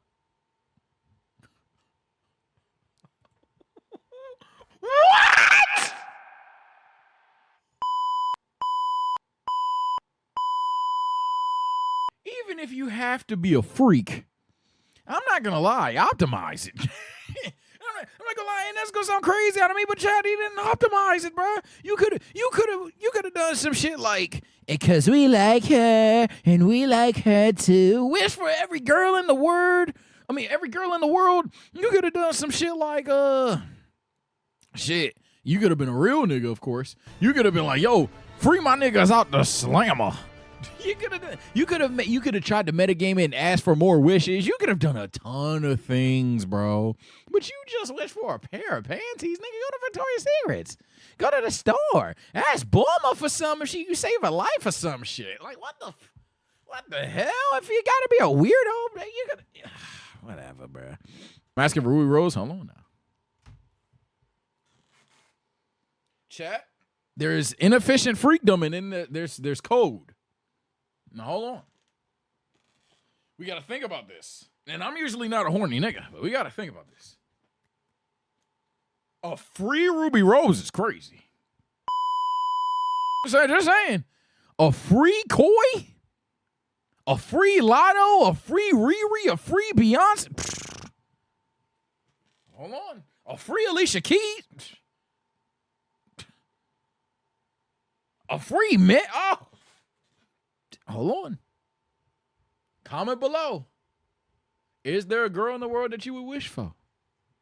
If you had the Dragon Balls, would you ever even think of wishing for a girl? And if so, who is that girl? Wishes for a pair of panties, much to the gang's surprise. Everyone watches as a pair of panties fall from the sky, landing on Oolong's head. Stupid. And having granted the one wish, Shenron disappears and the Dragon Balls disperse in 7 different directions. Yamcha and Bulma are happy that the perverted Oolong saved the day, and Goku asks Bulma why all the Dragon Balls scattered the way they did. She tells him that's what happens after a wish is granted, but Goku isn't happy that his grandfather's 4-star ball is gone now. Pilaf, of course, is pissed and tells Mai and Shu. See, this is a good thing about rereading and rewatching shit. I didn't even think about that. Yeah, this 4-star Dragon Ball's gone. Oh shit. to catch the pig and cat, threatening to kill them all. Yamcha says it's pathetic how easily they were caught, but Oolong says the bad guys had ray guns. The dragon team now trapped in a room with a glass ceiling and steel walls. Goku thinks it'll be easy to escape, but Bulma explains to him that it's super reinforced glass. Yamcha gets upset, saying how they need to get out of there so they can gather the Dragon Balls again. Bulma, however, says they can't gather the Dragon Balls so soon, as after a wish is granted, the balls turn to stone, and you can't make another wish for 1 year. As Yamcha sits in disappointment that he'll be scared of women for another year, Pilaf comes in through the PA system and declares that they'll all be punished. He explains that in the middle of the day, the sun will make the room they're in heat up so intensely that it'll kill everyone inside. The group then begin to panic as they're at a loss for what their next move will be. Yamcha attempts punching the wall, and Goku fires off a Kamehameha as well, but nothing works. Yamcha says it's useless to continue, and Pilaf laughs gleefully about the group's fate, getting ready for bed with Shu and Mai as he says he's looking forward to tomorrow afternoon. Goku is starving and thus powerless, while Bulma yells at Oolong for saying they'll die. Meanwhile, Puar watches the full moon, saying how it's nice to see a pretty thing before they all die. Goku then says a monster comes out when there's a full moon, and Bulma hopes he isn't thinking of the Wolf Man instead of coming up with a way to escape. Oh shit. Oh shit. Oh no. Goku, look right up there, bro. Actually, I don't know. Fuck. I don't know which is worse. Dying to that nigga or... You know what? Let's just keep playing in case somebody doesn't know. Goku says it's true though, as his grandpa was killed by this monster. Yamcha thinks it must have been an incredible beast then to have killed the martial arts master's son Gohan. Oolong asks what it looked like, but Goku says he was sleeping at the time so he didn't see. He says that his grandpa told him to never look at the full moon, but he doubts it. It's the fact that everyone understands what the fuck might have went down so quickly. It was a quick way of like, wait. So you looked at it. Your grandpa said, don't look at it. You have no idea what the fuck happened, but your granddaddy did. Yeah, I ain't gonna lie. This ain't even a scientist. I'd have put that shit together. And usually people want to dunk on anybody's intellect, streamer man intellect, whatever, but I'd have put that shit together quick. The others are then shocked, and Bulma nervously asks Goku if he looked at the full moon the night his grandfather died. He says yes because he had to go out to pee. Yamcha nervously stating Goku never seemed like a normal little boy, and Bulma agrees, but thinks it must be a coincidence. And even if you think that anybody is dumb enough not to get this sense while the Z characters get it, you got that fat ass fucking tail on your back, Goku. Goku wonders what's wrong with everyone, and Oolong thinks they should test the waters, but Bulma says on the off chance that it's true, they'd all be in danger. She then points at the moon and tells Goku not to look at it, which prompts him to look at it anyway. GG's. Goku then gets a strange look on his face and begins viciously transforming into a giant ape. He smashes through the castle around him, waking up Pilaf, Mai, and Shu, much to everyone else's terror. Goku begins moving around, continuing to smash up the castle. Yamcha then realizes that Goku has released them from their prison and pointlessly tells Goku to turn back to normal now. The ape breaks into the room where Pilaf, Shu, and Mai are sleeping, and the three of them start running for their lives. Meanwhile, the others take the opportunity to climb out of their prison cell. The glorious king has crashed out. Goku, stop! Pajama-clad Pilaf group quickly runs into a room in their castle, jumps into a plane, and quickly takes off. Yamcha then grabs Bulma, Oolong, and Puar, carrying them all under his arms and runs. Goku notices the plane flying away and grabs a portion of the castle to throw at them. It manages to land a direct hit and the plane crashes, the castle piece then landing over near Yamcha and the others. Pilaf, Mai, and Shu have all survived, as have Yamcha, Oolong, and Puar. Bulma, however, is stuck under the castle piece, and Goku comes stomping along before Yamcha can get her out from under it. Puar reminds him about Goku's tail being his weak point, and Yamcha hopes it'll still be the same even with the monster form. Yamcha grabs onto the tail and Goku stops, then yelling to Puar to turn into a pair of scissors to cut it off. The deed is done, and with that, Goku regresses back to normal, left.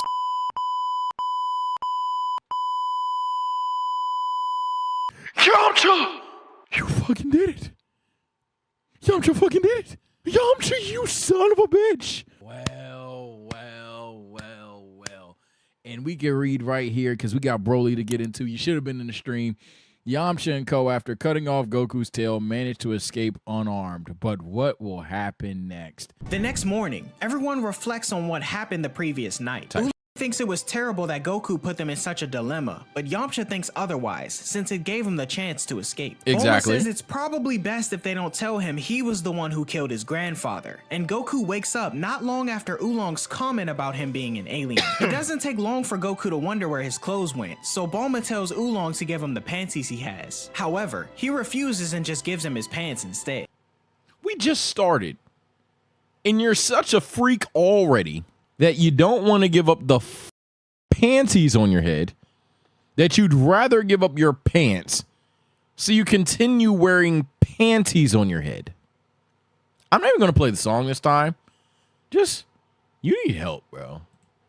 Goku suddenly falls over and says it's hard to stand up, but Yamcha says it's probably because he isn't used to balancing without his tail yet. Goku then looks at his back and can't believe his tail is gone, but immediately gets over it and everyone else falls over. He then wonders where his power pole is, and Yamcha says it's probably still in the castle ruins. Having been the gift his grandpa gave him, Goku runs to go and get it, falling down every few seconds as he runs over. Damn. Oolong wonders what they should do now, since it'll be a year before they can use the Dragon Balls again. Bulma and Yamcha are both disappointed that it'll be another year before they get their wishes for a dreamy boyfriend and a woman to marry, but they suddenly get a realization and face one another.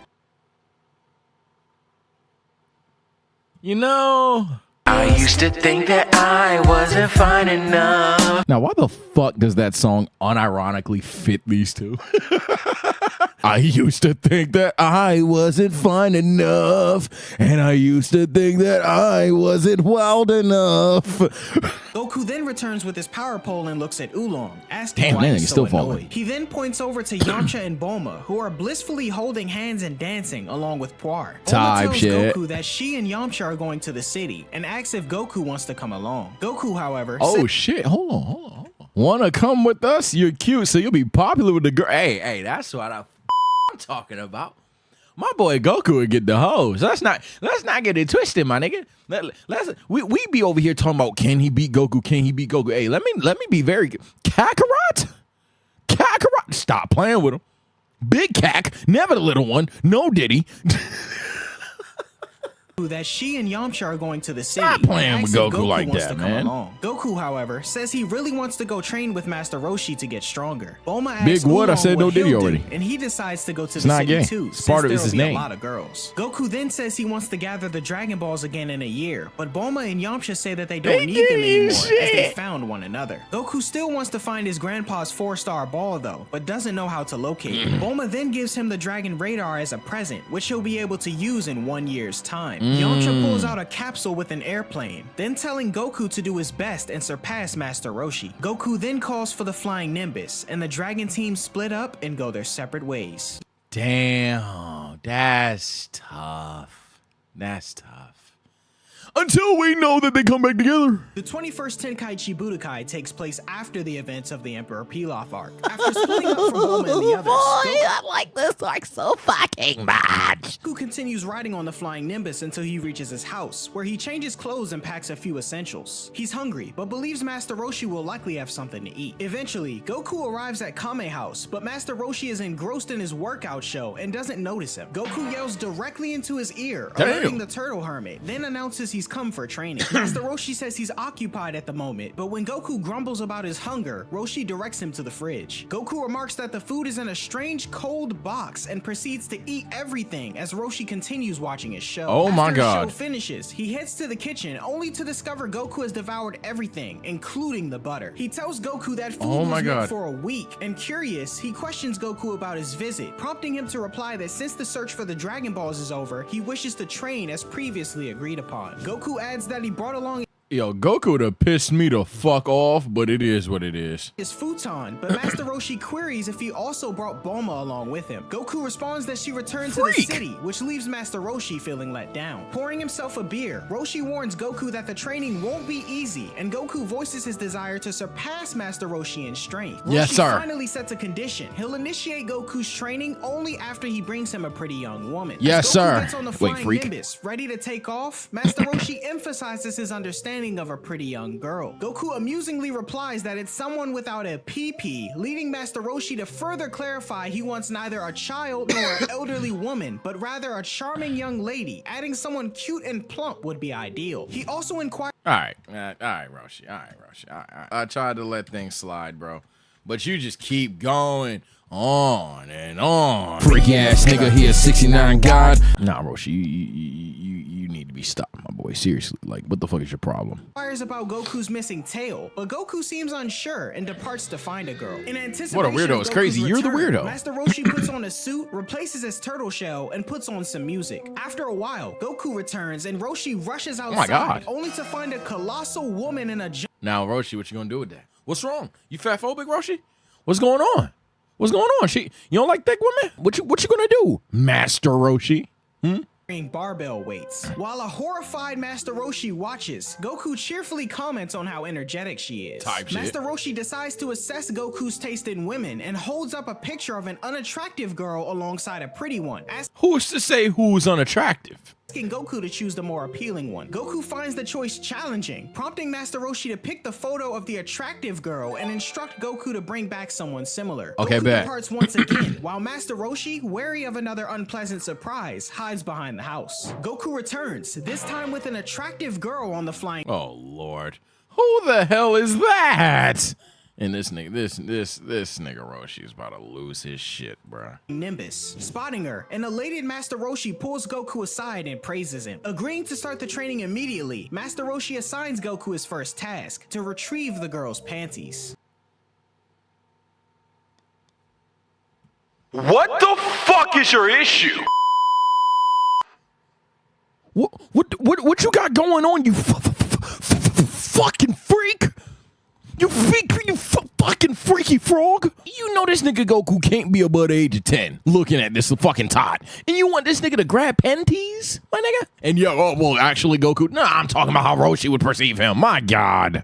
Familiar with the term, Goku leaves and comes back, inquiring about a shirt. Assuming Goku failed, Master Roshi is upset until Goku explains the girl's not wearing panties. Attempting to take matters into his own hands, Master Roshi approaches the girl, only to stumble when he discovers she's a mermaid. Oh, whoa, Roshi. Nah, Roshi, what you doing with that? Nah, nigga, you following through. This is you. You said he passed. You said you about to train him. You said all of that shit. Also, I forgot that there was mermaids in this series. I ain't gonna lie. I'll give it a bean, nigga. Hey, I don't remember every fact about Dragon Ball. I forgot there were mermaids that were canonic, but then again, a dog is president, right? So, I guess, but, So are mermaids a wasted character concept too, at those fans?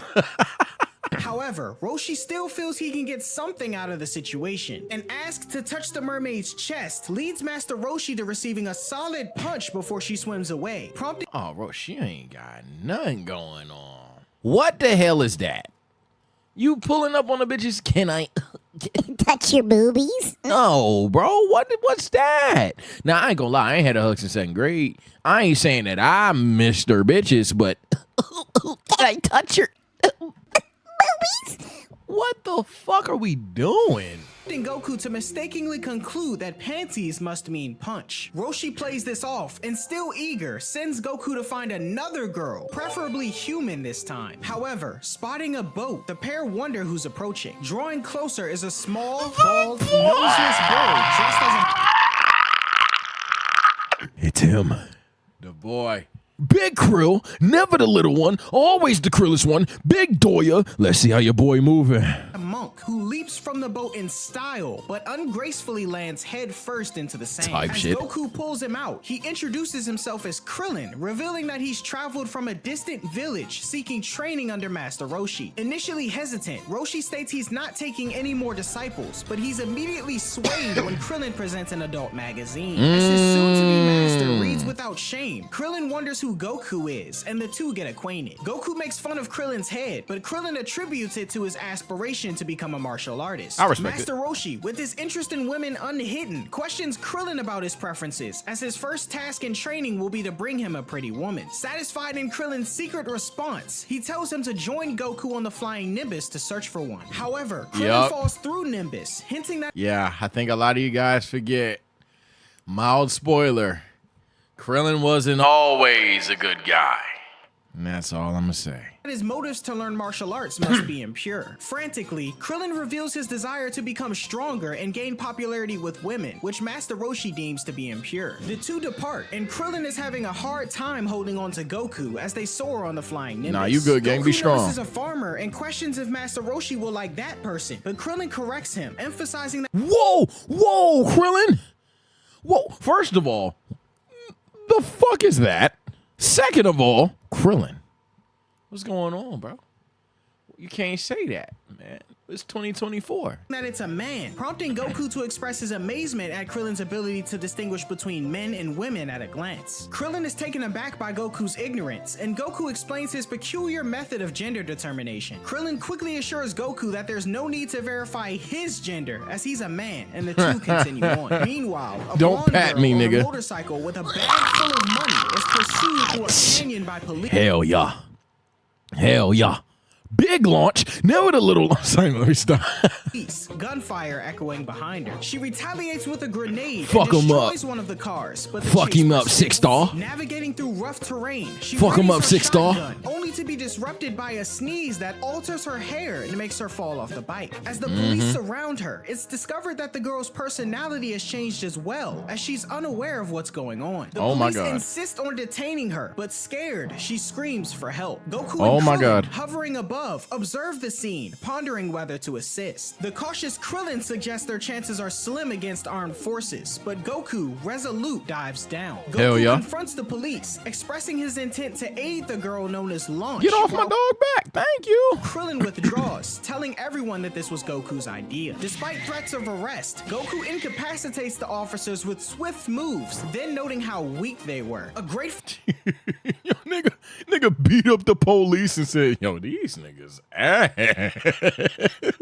Yeah, Goku at this point in the series, for those that are, oh my God, Goku beat up police. Goku didn't know a lot of shit about the world, and Goku doesn't have like a fully blown realized moral compass of good and bad. He doesn't know what's exactly good, what's good and what's bad. For the love of God, we're still not past him patting people on the nuts and or vagina to determine if they're a man or woman. So Goku doesn't know what the fuck is exactly all the way good and all the way bad. Obviously he had good intentions in this moment, but for example, I think we all know adult Goku wouldn't one-tap the police. He'd probably just try to escape with Launch. Launch thanks Goku and questions how she can repay him, leading Goku to contemplate Master Roshi's approval. Subsequently, the trio depart on the flying Nimbus. Launch was leaving able to Launch stay questioning on. their destination. Goku tells Launch they're headed to Master Roshi's place with— Nah, I see you, my boy. What's this episode? Krill, you are Dado, Doya.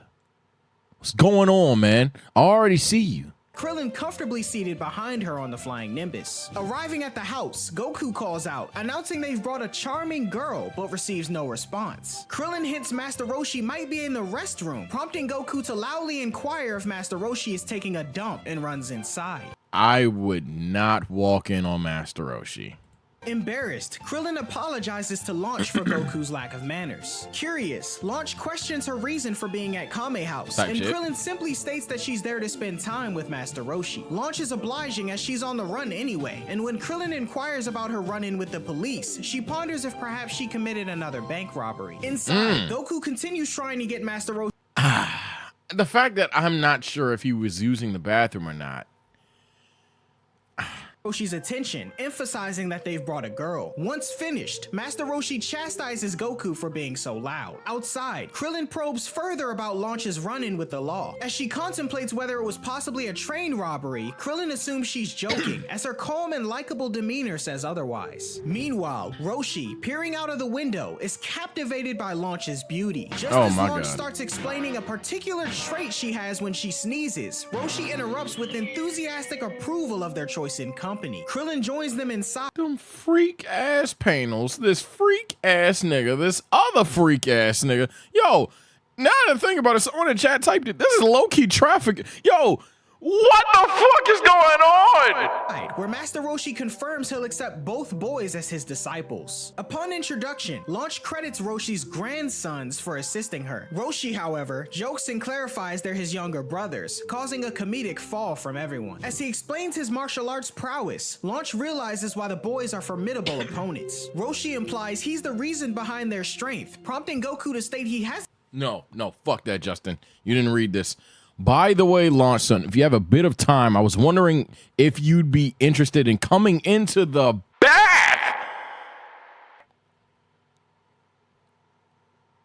opponents. Roshi implies he's the reason behind their strength, prompting Goku to state he hasn't taught them anything yet. The conversation veers towards Launch staying a while, to which she agrees, prompting a happy dance from Master Roshi. Roshi then offers to teach Launch martial arts. Initially hesitant, she states it probably isn't a good fit for her, but Krillin's endorsement of Master Roshi's expertise persuades her. Upon presenting Launch with her uniform, she starts undressing on the spot. Krillin promptly gets excited about witnessing this, reminding her that she should change inside, angering Master Roshi. Emerging in lingerie. No.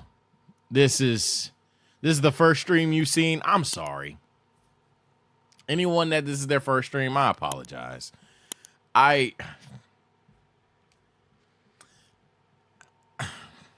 This is ridiculous. I don't even know what else to say anymore. This nigga's just beyond freaked out. Launch remarks that it feels like underwear. However, Master Roshi justifies it as the signature attire of their Young girls are the what?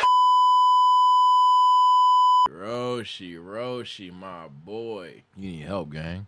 martial arts style, hilariously also donning the lingerie himself along with the boys. Their training is interrupted when a fly approaches, flying under Launch's nose. The resulting sneeze transforms Launch into an aggressive alter ego, who without hesitation fires a machine gun at the group. Another sneeze returns her to her gentler self, apologetically acknowledging her unique sneeze-triggered personality switch. Master Roshi, while recovering, downplays the incident with a casual I wish she had better accuracy. Oh my god, she did. remark, while Krillin and Goku sit in shock. Damn, she should have caught 3 bodies. Launch don't miss. Hold on. Look at this chat. Look at this shit. Hold on. Hey, one thing Launch don't need is an aim trainer. Launch ain't miss. Damn.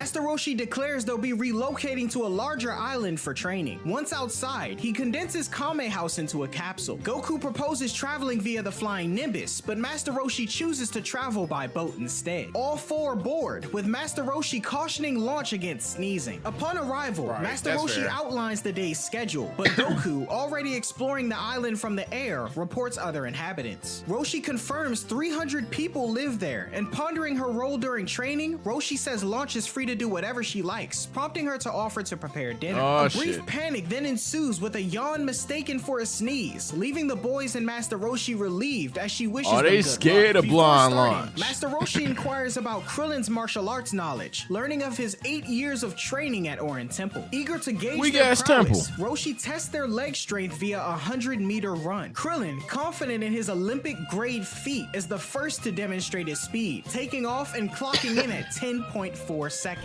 Ready to get started, Goku then steps up and takes off, but glances down during his run and clocks in at 11 seconds. Krillin becomes cocky in the difference between their Damn, Krill. So you quicker than my boy Goku like those, even though my boy clearly didn't know what the fuck okay. Round 1, Krillin. recorded times, but Goku requests trying once more as he needs to change his shoes. Upon change, Goku takes off once more, speeding past an impressed Krillin and Master Roshi with an 8.5 second run. 1-1.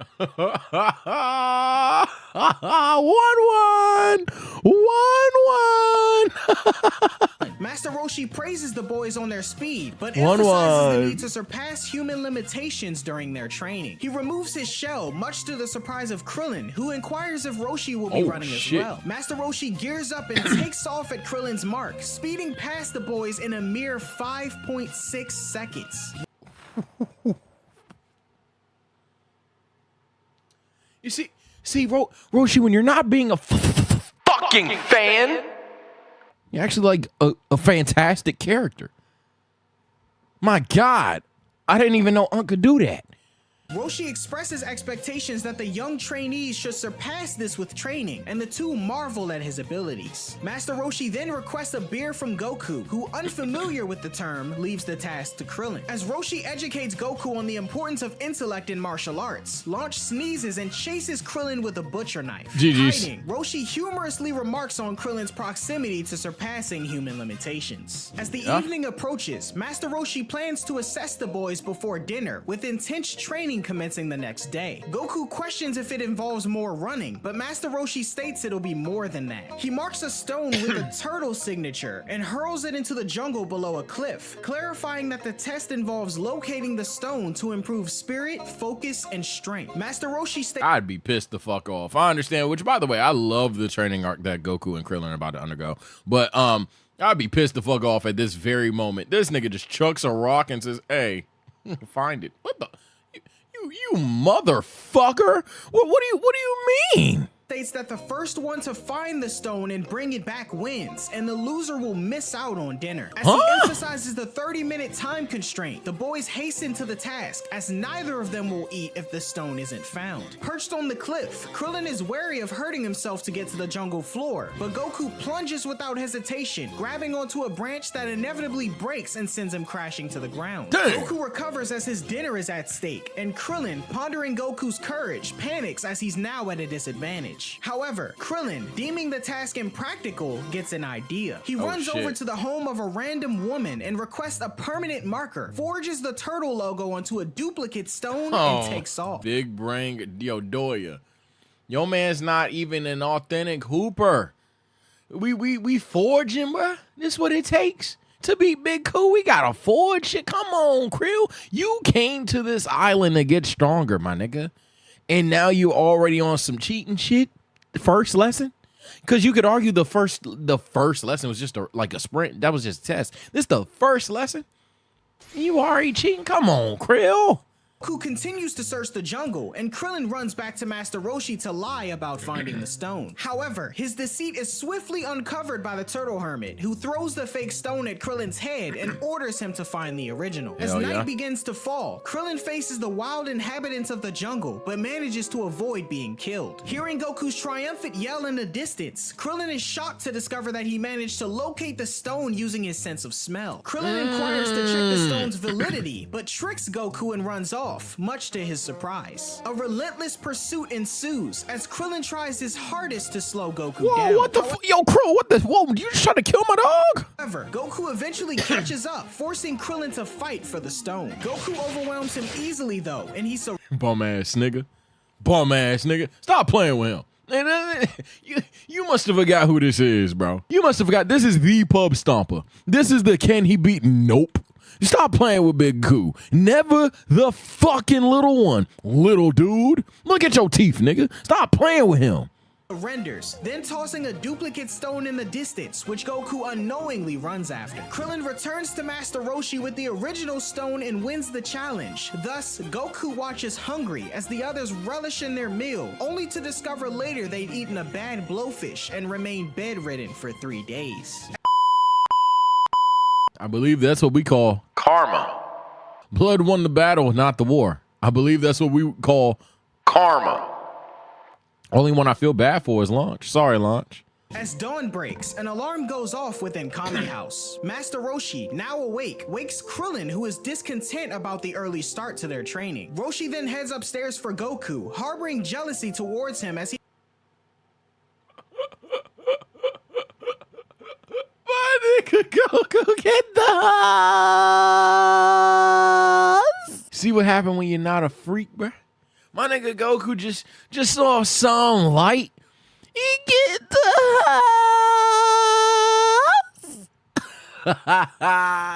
He apparently got to sleep in bed with Launch. Never Roshi the then little notices one. Launch is in her aggressive form and decides to move with caution. He attempts to wake Goku quietly with a broom. However, Goku gets up and shouts good morning, waking Launch as well. This leads to a tense situation between Goku and chill. Launch, leading with her being knocked out with a kick to her.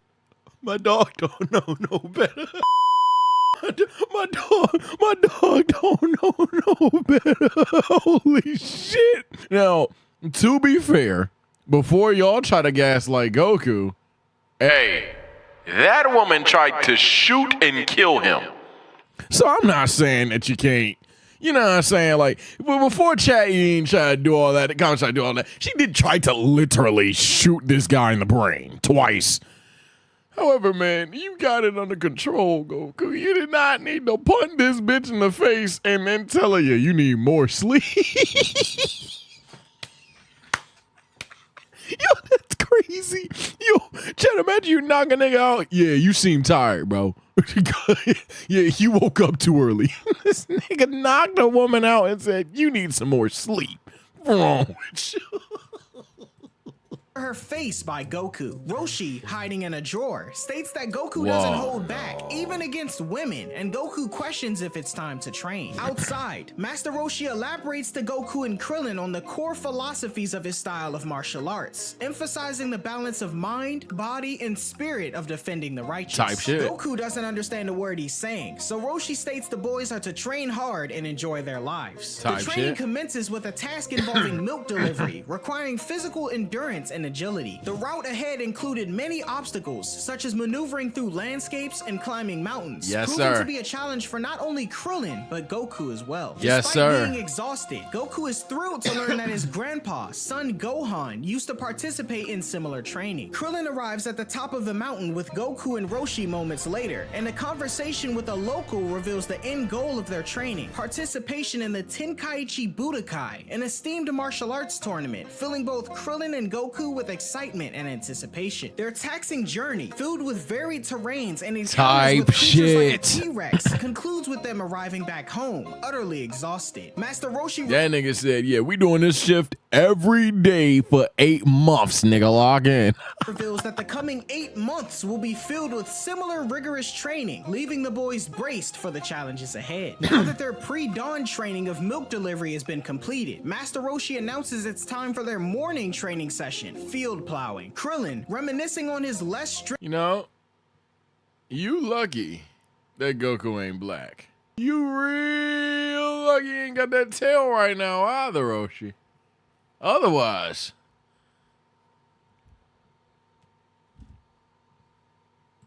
strenuous days at Orin Temple is brought back to reality when Roshi instructs the boys to use their bare hands instead of hoes for the task, citing that it's beneficial for their limbs. The two take a while to complete this task and are exhausted once more, but Roshi states they'll need to move faster, as the amount of land they'll be plowing will grow larger every day. Oh my God. Post-breakfast, the training shifts to mental exercises, focusing on studying until lunch. Despite Goku's apparent distaste for this segment, Krillin is confident in his prowess. Post-study, relaxation is included in their regimen, yes, illustrating the total sir. Work well, study well, play well, eat well, and sleep well. This is the way. Yes. This is the shit that I like to see, man.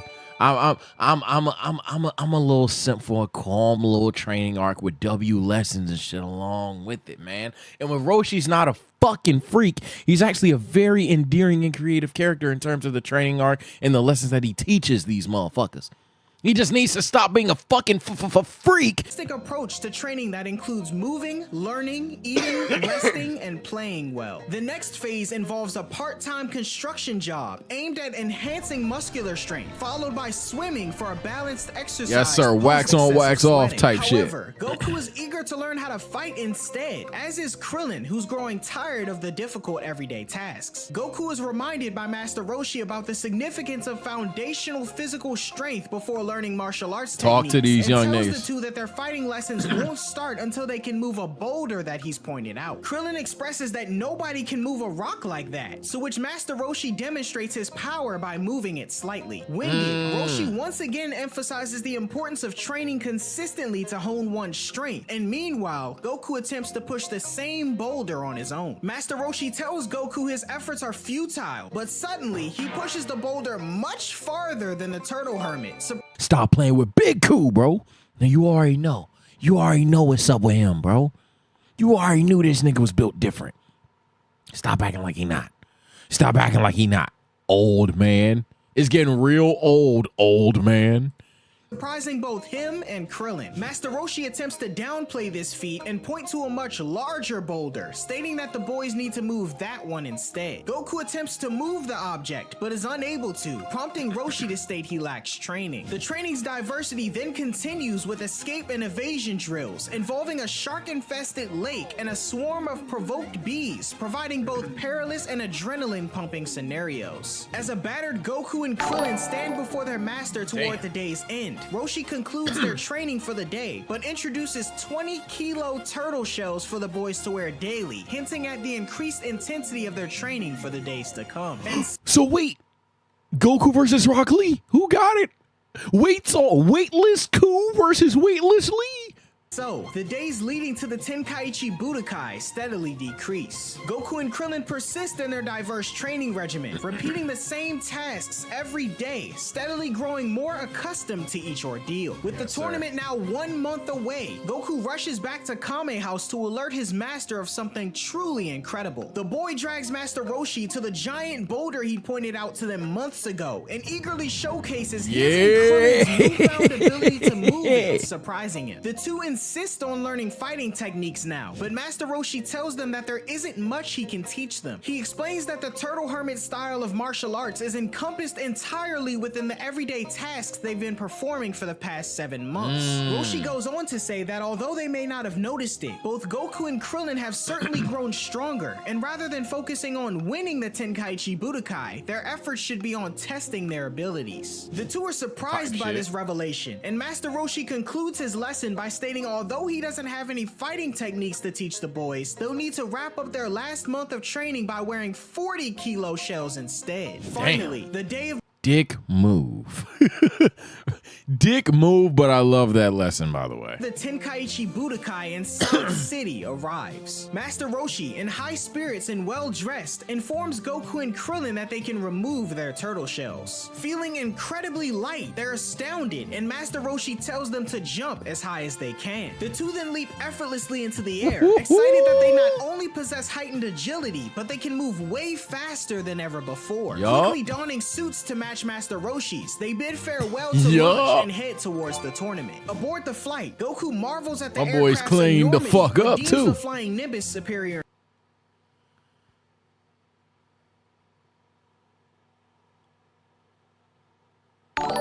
in speed, while Master Roshi engages in his usual mischievous behavior with the stewardess. Upon arriving in the city, a taxi transports the group to the Tenkaichi Budokai registration area, where Roshi clarifies Beautiful to the fucking attendant page, that Goku by the and way. Krillin are not mere spectators, but contenders in the tournament. Goku and Krillin gaze at the gathered crowd, and Master Roshi ushers them to move along. An announcer instructs all participants to proceed to the competitors hall for the preliminary rounds, but before entering, Master Roshi presents Goku and Krillin with the uniforms of the Turtle School, orange outfits bearing the Turtle logo, and they're thrilled to wear them. Master Look at the drip. Look at the motherfucking drip.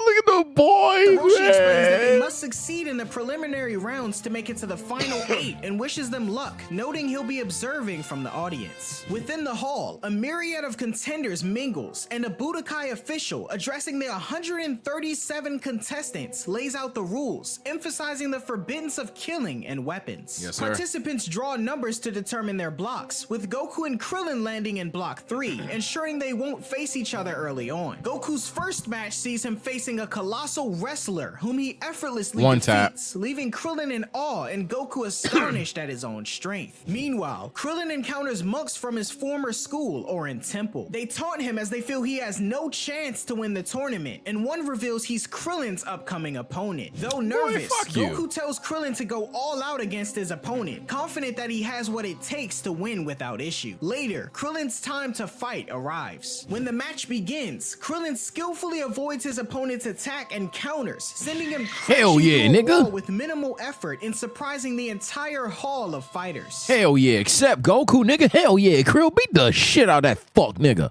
Declared the Come on, winner, Krill. Krillin and Goku reflect on the fruitful outcome of their rigorous training, with Krillin marveled at his newfound strength. As Yes, the sir. preliminary matches continue, Goku delivers a decisive kick to an opponent's face, Racist. securing another victory. Next, Krillin faces off against an expert martial artist and withstands a series of attacks, leading his opponent to forfeit quiet after witnessing Krillin's resilience. Both Stupid. Goku and Krillin advance, reflecting on the effectiveness of Master Roshi's training. Soon, Goku finds himself in the final match of the first half of Block 3, with Krillin watching from the sidelines along with Yamcha, sporting a new haircut, who'd been hearing rumors of a small Yamcha!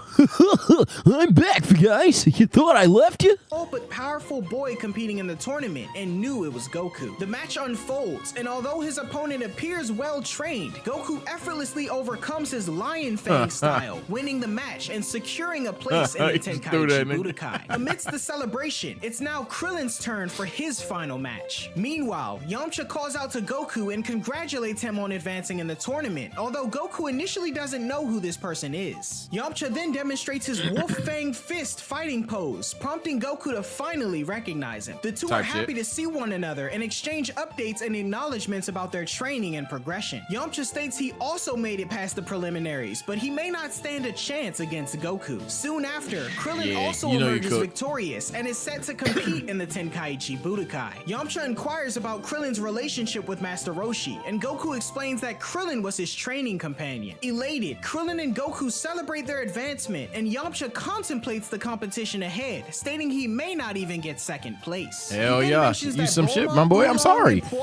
are in the audience. Sorry, Yamcha. This just ain't for you, my boy. Every dog has his day, and yours was like hours ago, gang. I'm sorry. You just not keeping up with the herms, bro. You not with us. You not like us for real. You want to be a part of us. You're not a colleague. You a fucking colleague. Sorry, let me stop.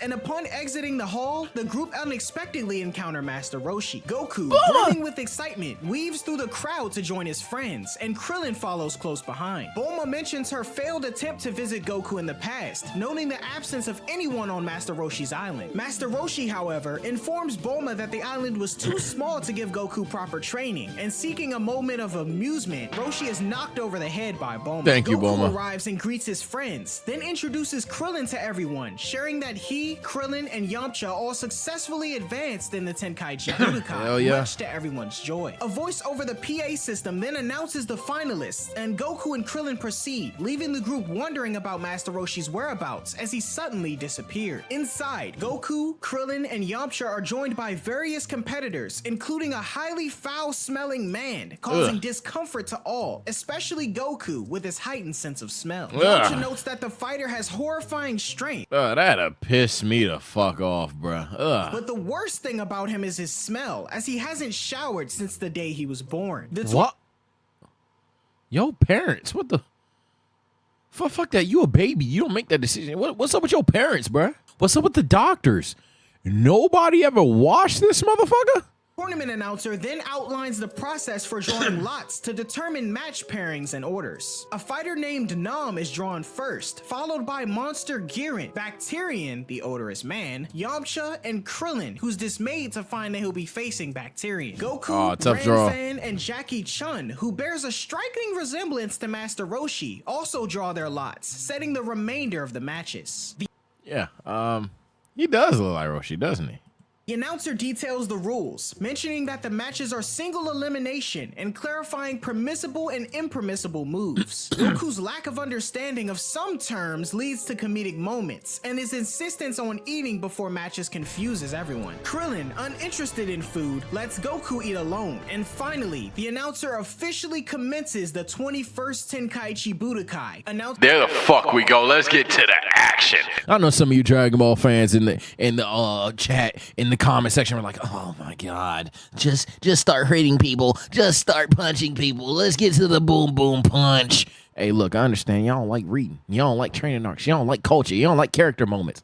Let's give you even something that you'll appreciate. Let's get to the action, man.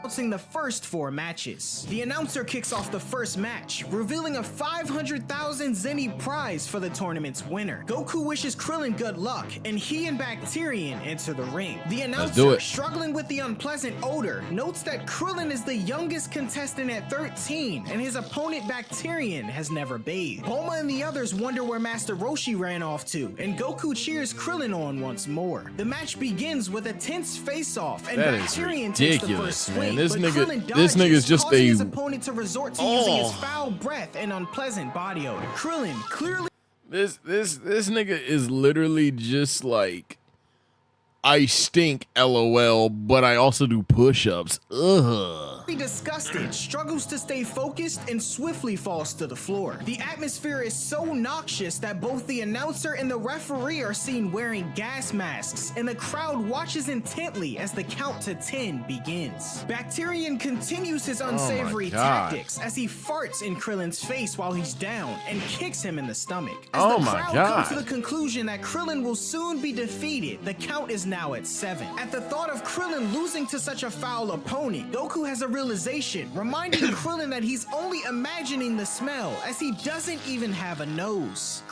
Well, actually, if he's able to, if Krillin is able to, at any point in time, breathe in with his mouth and or out of his mouth, he would actually be able to absorb somewhat of the stench. So it's actually not ridiculous that he was able to feel a little bit distasteful in terms of the stench man from the stench guy. It's not impossible that he wouldn't feel some type of discomfort or displeasure from him. So actually, Goku, I understand what you're trying to do here, and I understand what I'm supposed to be focused on as the creator, but I'm going to even ruin that moment because I must get everything objectively right, because that's what exactly is good comment. That's the kind of comments that I would make on a TSL Sage post, rather than just enjoying the entertainment, enjoying the moment, enjoying the time with the creator, enjoying the time, enjoying the fucking anime and manga. I'm going to be the guy to ruin the fun for every fucking body.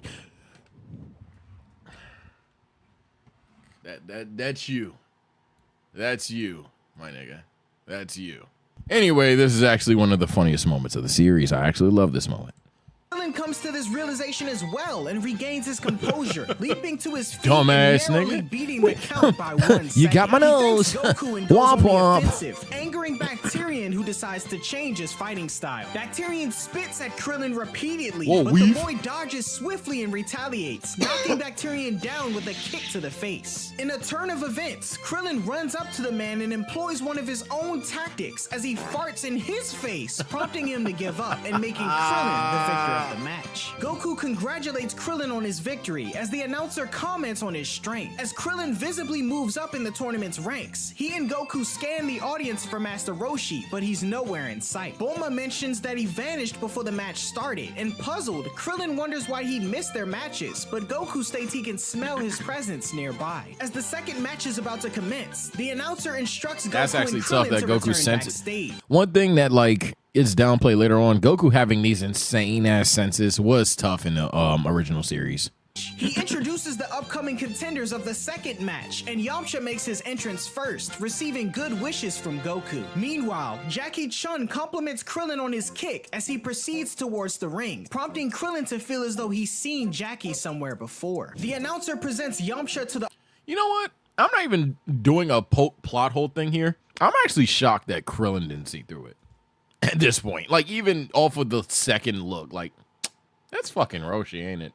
Like, I'm surprised Krillin didn't see through it. Goku makes sense, but I'm surprised Krillin didn't, see through that. The audience, prompting Bulma to contemplate the nature of his opponent, Jackie Chun. She temporarily discards her loyalty to her boyfriend, Yamcha, but upon seeing that Jackie is an elderly man, she returns to cheering him on. Yamcha, sizing up the seemingly feeble opponent, thinks to himself that although he's never heard of Jackie... Wait a minute. Bulma, you was about to... Damn, Bulma, you don't really fuck with Yamcha for real. Damn, that's kind of ice. Damn. Now I'm thinking about it. You was like prepared and happy as shit to see what Jackie Chun looked like, and damn, that's cold, shorty. Ow.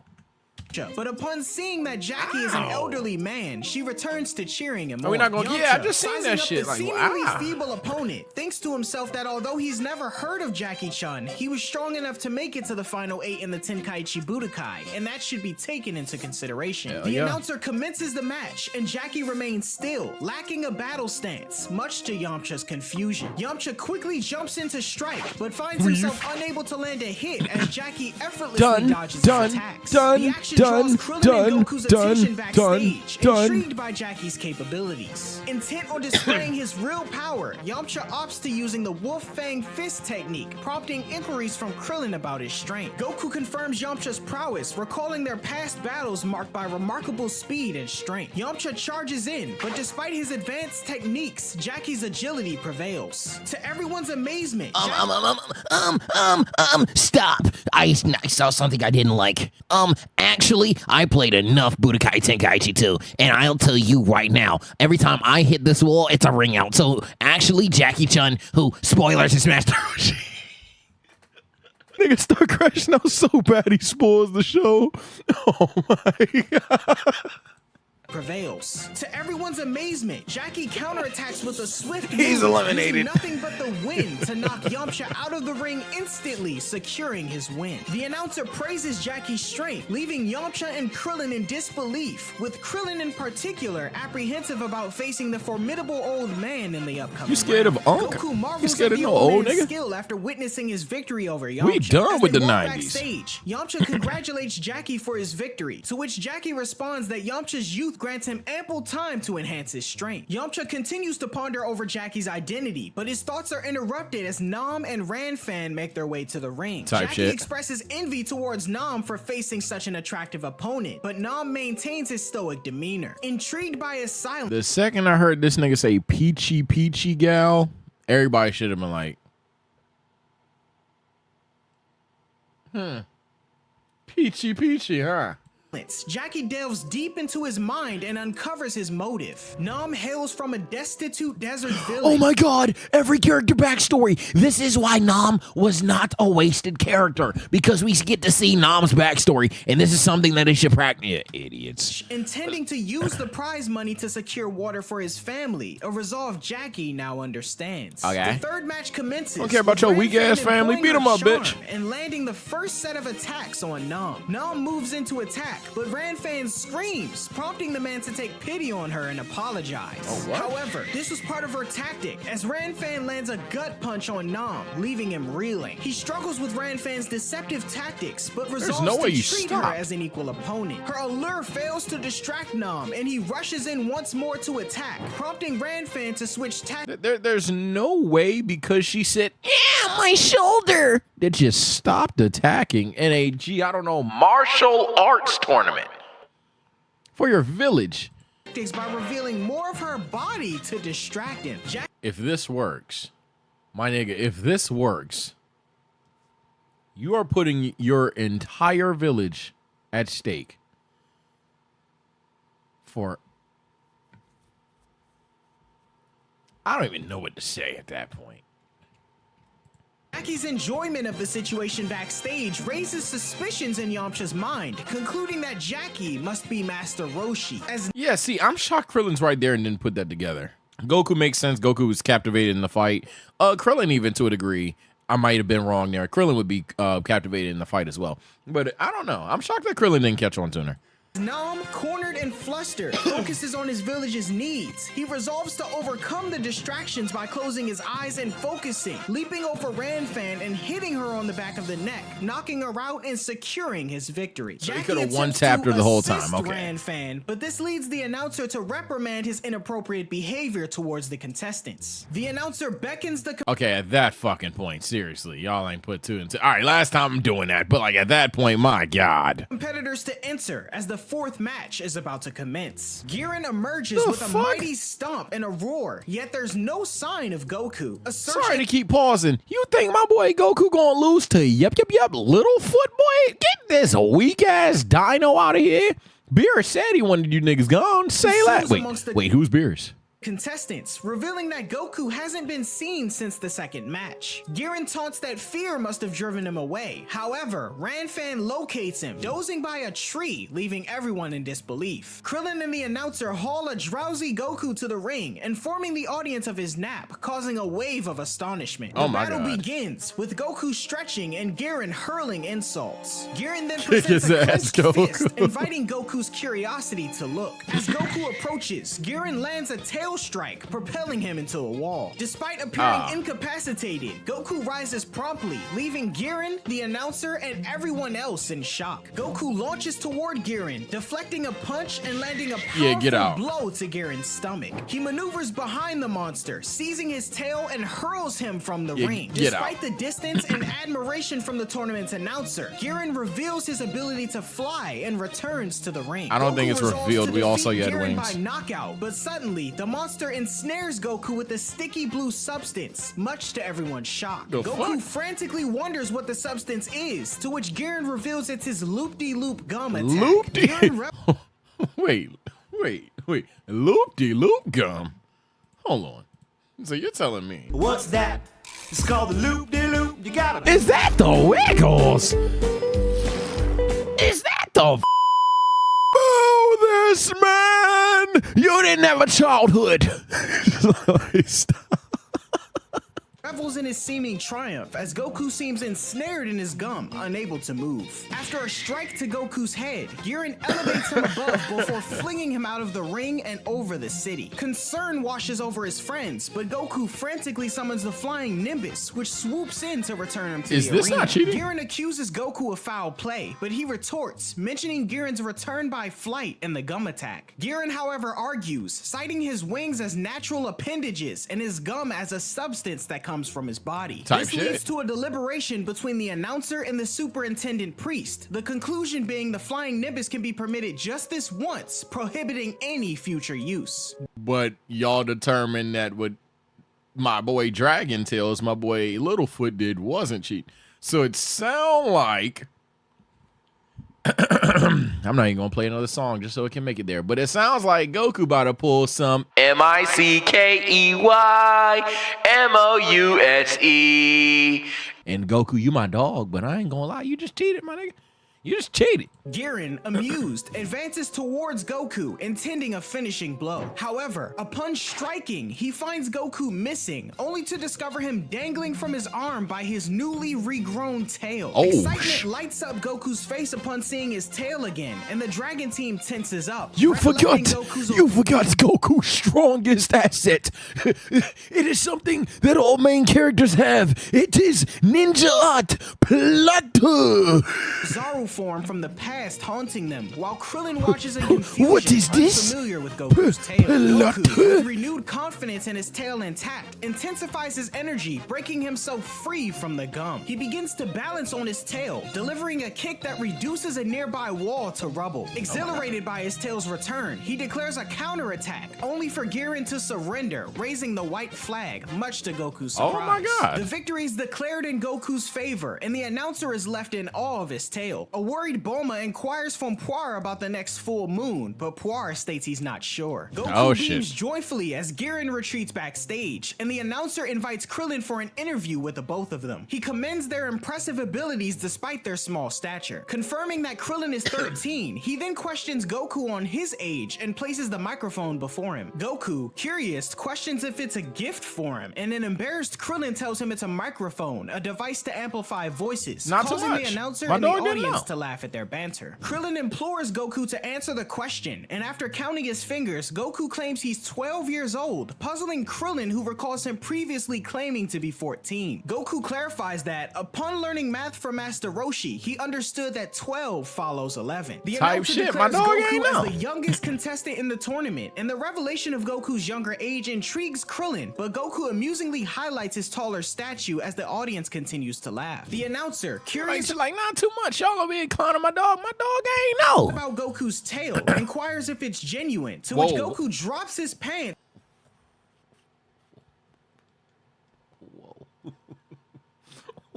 Whoa. All right, Goku. See, this is the shit that I be talking. Yo, my dog don't know better, but Goku. Goku, please. Goku, okay. All right. All right, we believe you, gang. We did not need. to prove its authenticity, leading to more laughter from the audience and the announcer questioning his comedic antics. When asked about their uniforms, Krillin discloses he and Goku were trained under Master Roshi. The announcer, recognizing the name, expresses surprise along with the crowd. Yeah, my as nigga Master Roshi got is oil like considered that, a sorry. god of martial arts, so it makes sense that the boys are as powerful as they are. The announcer then states he's surprised Roshi lived for so long, causing Jackie to stagger backstage. Noticing this, Yamcha confronts Jackie, questioning his true identity once more as Master Roshi. However, Jackie states he knows of no such man, as Krillin is Type questioned shit. on whether Hey, Roshi, you just like me for real. You get caught in a lie, you gotta keep lying, dog.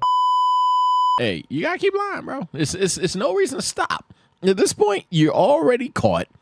But like, does everybody know? No, just Yamcha. Fuck it, we gotta remove Yamcha out of here, huh? But like, I'm not gonna stop lying. That's not me. I don't even know who the fuck a Roshi is. Is that a video game? he's nervous about confronting Jackie-chun. Yamcha, meanwhile, continues to question him, citing similarities in technique, inappropriate behavior, and appearance, accusing him of donning a wig to take on another personality. However, Jackie's summoned to the ring before he can respond, and Yamcha remains determined to prove his claims true. Jackie walks on stage desiring an interview, seizes the microphone, and introduces himself in a song and dance, leaving the announcer dumbfounded and initiating the fifth match. Oh my As Krillin God. and Jackie square off, Krillin Okay. launches at him with a punch. Come on, Krill. However, Jackie quickly avoids it, along with the oncoming assault with flips and dunks. Come on, Krill. When Krillin attempts a powerful punch, Jackie intercepts it, counterattacking and propelling Krillin into Damn. a wall, leaving him bloodied and admitting that he didn't see it coming at all. Come on, Krill, is lock taken in. aback by the staggering speed, and Goku, peering over the wall, advises him to observe more keenly, asserting that he could see the punch. As Krillin and Jackie engage again, Krillin ponders whether he can truly see the moves. A rapid exchange ensues as Krillin exclaims he can see what's happening, and in Yes, an sir. instant, Unlock the your two second Tomoe. combatants There we land go, on the Krill. arena There we go, floor, Krill. Come on. leaving the announcer and everyone except Goku bewildered. Jackie commends Krillin, remarking it's been ages since someone matched his pace, and Krillin attributes his competence to being a disciple of the renowned Master Roshi. They clash again, their moves a blur before drawing back. This time though, after a moment of silence, Goku notices something amiss as Krillin collapses, shocking the announcer, who begins the count. As the count Damn. continues, Krillin struggles to get up, despite Goku's cheers in the background. The count reaches 8, and to everyone's surprise, Krillin manages to Yes, sir, stand Krill. up, Come on, much to Krill. Goku's Lock in. joy. Jackie's surprised Krillin stood up after taking his attack, then thinks to himself he must have taken his training seriously after all. Soon after, the announcer, seeking clarity on the fighters' swift exchanges, prompts a demonstration. Their slow-motion verbal recount of the intense duel draws attention from the crowd. Jackie's kick, Krillin's evading punch, a spit, and a retaliatory snot blow illustrate their astounding agility and strategy. Both fighters pause, they played that shit out? What the contemplating their next move before engaging in a game of rock, They paper, played that scissors shit where out. Jackie wins. Employing a diversionary tactic, Jackie claims to have jumped while Krillin was distracted, seeking the announcer's help to recreate the scene, ending with a kick to Krillin's head. They really played that shit out for the audience mid-fight and had the mutual respect to not at any point in time sneak each other. That's commitment. Demonstrating his retaliatory move with the announcer's aid, shows his aerial flip and subsequent landing. Impressed That's as they commitment. stated they did all of this in an instant, the announcer commends the two as he and the crowd watches as the match continues. Eager And then to they're like, unveil "Yeah, his niggas, secret weapon, we Krillin him." flings a pair of panties into the ring, exploiting Jackie's distraction to launch a powerful kick that sends him flying. As the old man is sent further from the ring, shit. Goku cheers, Yamcha is in disbelief, and Krillin declares victory for himself. Oh, shit. However, Jackie, unwilling to accept defeat, conjures up a Kamehameha. This sends him hurtling back into the ring, leaving the audience, including Goku, in sheer disbelief. Krillin panics, recognizing the technique, and the announcer mentions that Master Roshi is believed to be the only capable fighter of executing this move, but now even the nameless fighter Jackie-chun has done it as well. Now come on, gang. Come on, gang. You done seen a duck quack, waddle. You done seen a duck quack, waddle, and even try to fly, and it didn't go that high. And you gonna sit there and be like, it gotta be a cat, bro. That's fucking Roshi. Now more than ever, Yamcha is convinced that Jackie is in fact Master Roshi, and Jackie, embracing the attention, offers his autograph to the admiring girls. As Jackie gets ready to continue the match, Krillin turns to Goku for advice, to which he enthusiastically tells him all he can do is win. Unimpressed with the advice, Krillin charges at Jackie, only to find himself crashing into a wall as Jackie dodges with a laugh. An infuriated Krillin makes another attempt, but finds his opponent vanished. Despite Goku's warning, Krillin is taken by surprise, receiving a hit from Jackie that ultimately leaves him unconscious. The count begins once more as Jackie Oh, nah. A nigga knocking you on going, yo, these knockouts in OG Dragon Ball are disrespectful. A nigga slumped you. That nigga slumped Krillin. Away confident, and to no surprise, Krillin is unable to beat the count, having to be carried away by paramedics. Meanwhile, backstage, Good fight, Goku Krill. inquires about Krillin's well-being, and Yamcha openly speculates about Jackie's real identity as Master Roshi. Goku, however, disputes this, pointing out Master Roshi's lack of hair, to which Yamcha retorts it's just a wig. Despite Yamcha's persistent pulling, the hair remains intact, leading him to a new theory that perhaps Master Roshi wears a bald cap. He even inquires Goku to verify if Jackie has Master Roshi's scent, but the presence of a peculiar cologne obstructs any familiar smell. Damn. Amidst the unfolding drama, Goku and Level Nam 3 are reads. summoned for the 6th match, but Yamcha remains steadfast in his belief that Jackie is Master Roshi. As the announcer hypes up the crowd with only 2 matches remaining in the tournament, All right, Goku. stretches while Pub Nam stomp. contemplates the fight. Goku pub stomp this random. Sorry you get a backstory, but we do not care about you. You almost lost to a girl just because you look good. Pub stomp, Goku. Let's go. 500,000 Zeni prize, essential for saving his village. As the match commences, Goku plans to employ the same after-image technique Jackie used against Krillin. Yes, sir, he easy. performs the move perfectly, and attempting a sneak attack, Goku lunges at Nam from behind, but Nam, exhibiting incredible agility, leaps into the air, That's avoiding fine. the attack. That's fine. We As ready to Nam box. counterattacks with a descending kick, Goku quickly evades, and they square off again. Yes, sir. A swift exchange of blocks and counterattacks ensues, each displaying remarkable combat skills. Goku manages to land a powerful blow, sending Nam crashing into the wall. In a twist of events, Nam rebounds, delivering a chop to Goku's neck, bringing him down. As Nam rushes to secure his victory, Goku cleverly uses his tail to trip him. Suddenly, Goku declares a new technique and starts spinning rapidly, advancing towards Nam like a tornado and pushing him to the edge of the ring. Beyblade, Nam, go! believing his defeat is imminent, watches as Goku abruptly stops, succumbs to dizziness, and falls over. Seizing this unexpected chance, Nam leaps high, preparing for a decisive aerial attack. Oh, As God. Nam soars, he positions his hands in an X, plunging towards Goku with his heavenly cross technique. Nigga about to use X He scissor. apologizes to Goku, emphasizing his actions are to save his village. Yelling aloud, mercy before death, Nam dives relentlessly towards his opponent. Wait. You tried to kill Goku here?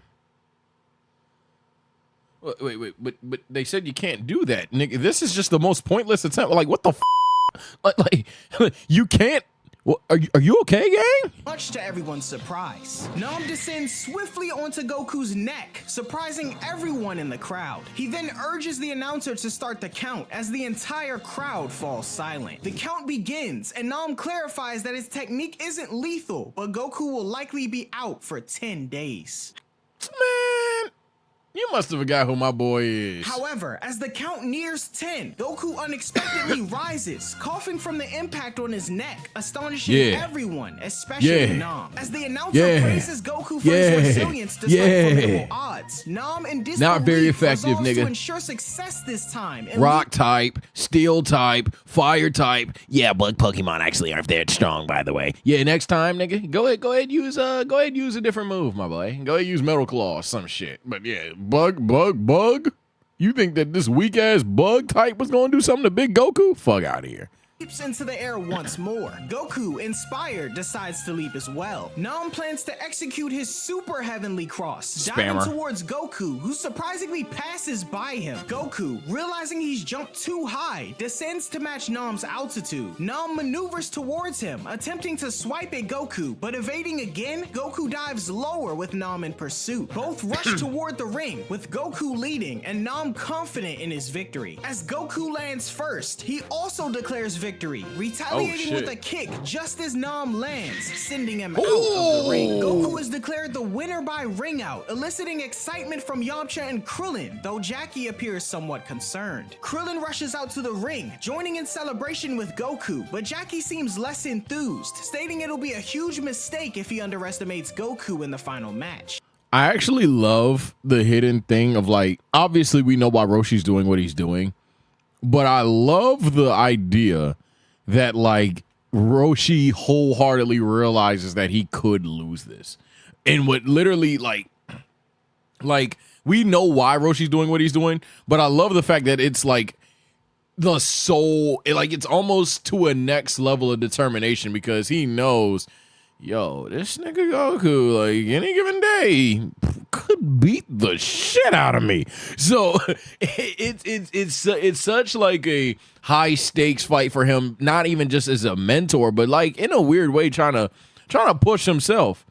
At this point, I don't think we do. What are you talking about? Roshi just now, and granted, Justin didn't read it, but Roshi just now talked about how he shouldn't underestimate him, and then I think he even says something along the lines of like he's that strong. But literally right there, if you can't read it, Roshi literally says, "I'm not gonna lose, am I?" Like he's highly concerned that he will just straight up lose to Goku. Story like 100% paints that picture. I don't know how that you're coming away with a different reason, but he doesn't tell us the reason for why he wants to win.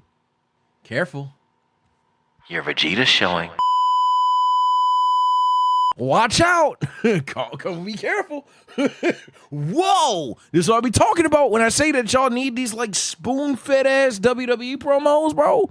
It's kind of like, okay, we can see why. Because even the dialogue when he's talking to Krillin at this point in time, this obviously we have the powers of hindsight, but like dead ass, even his dialogue with Krillin, let alone his monologues with Krillin, was like, oh, okay, is he here to just pub stomp and make some bread, or is he here to test how far that his students have come? So these things are already heavily implied, even if you don't want to get the direct lesson, or even if you don't want to credit me with the direct lesson of I'm here to make sure that Goku keeps training, because if he's too strong, he'll stop training. That's specifically cool. But the idea that he's testing his students is insanely obvious to me, at least.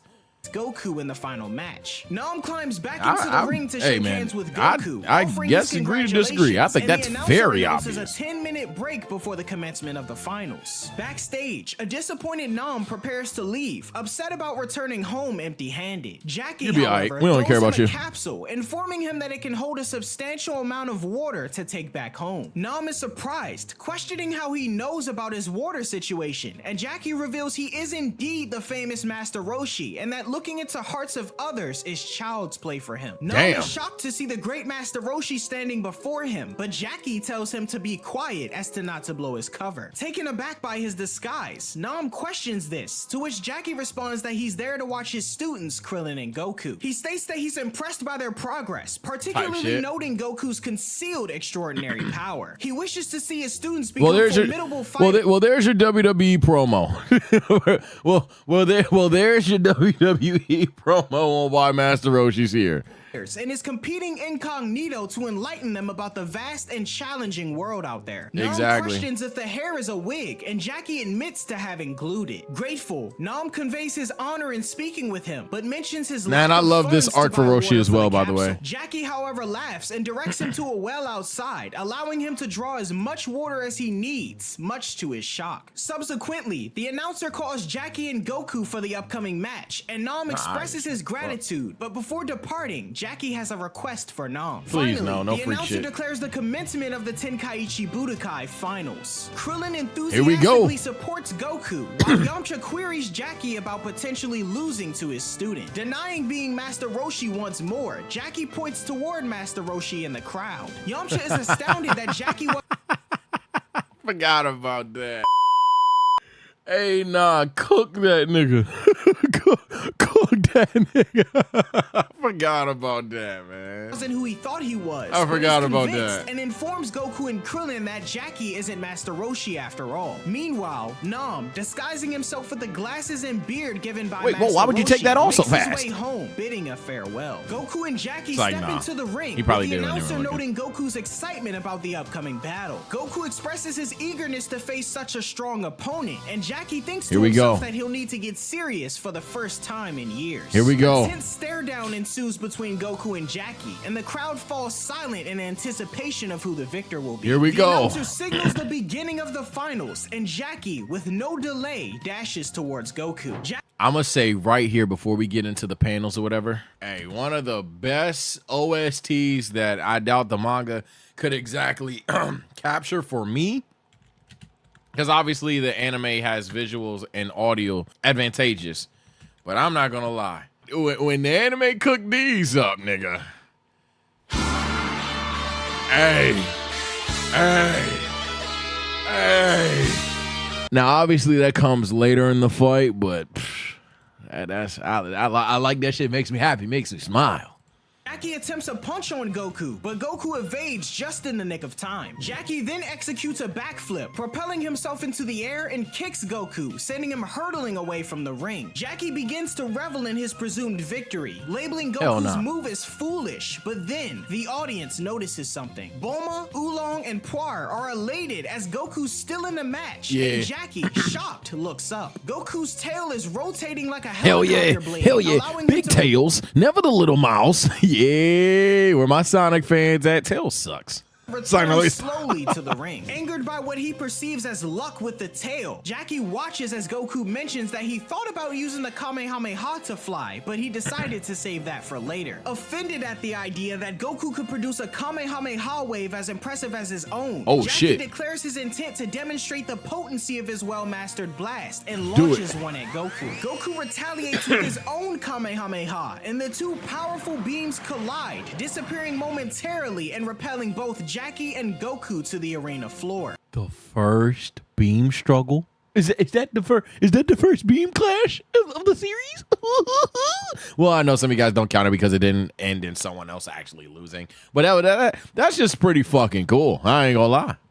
Jackie sits in awe, and Goku states that he successfully performed a Kamehameha counter. As the crowd Cook and that fraud. announcer cheer at Goku's ability to perform the Kamehameha as well, Jackie ponders, realizing he'll need a new strategy to defeat Goku. Goku is brimming with excitement, wondering what kind of attack Jackie will use next. This irritates Jackie, who creates another after image. We ain't scared of that. I can do that. Jackies and chooses the one he believes is real, only to discover that it's a second after image, and the genuine Jackie kicks him from behind into a wall. He names the attack the double after image, as he left two after images instead of one, and claims that Goku shouldn't be able to stand after that attack. However, Yeah, all right. Goku rises, relatively unscathed, informing the astonished Jackie that he can replicate that technique. Okay. Consequently, Cook that Goku nigga. leaves two after images, What? Wait. that he can replicate that technique. Consequently, Goku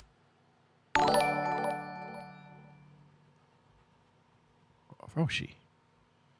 What the fuck? What's that? What's that about? What the hell? We over here. It was a friendly fade. What the fuck?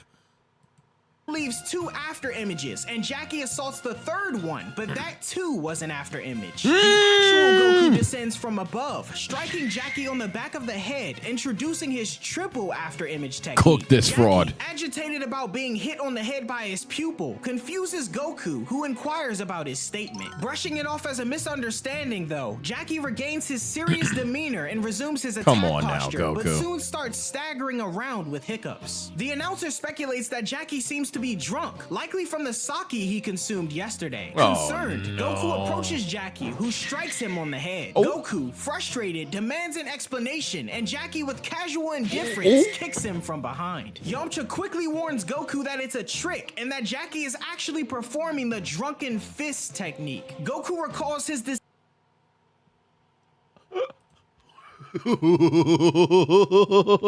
Who did it better, Drunk Lee or Drunk Roshi? Comment below.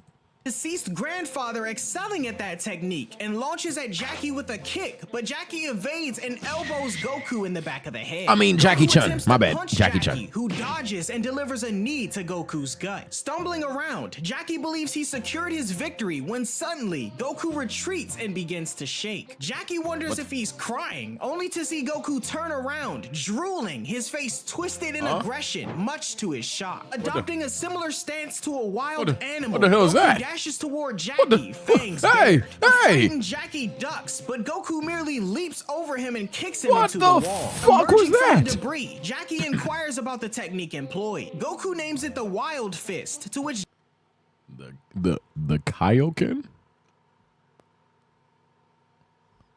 The Kaioken.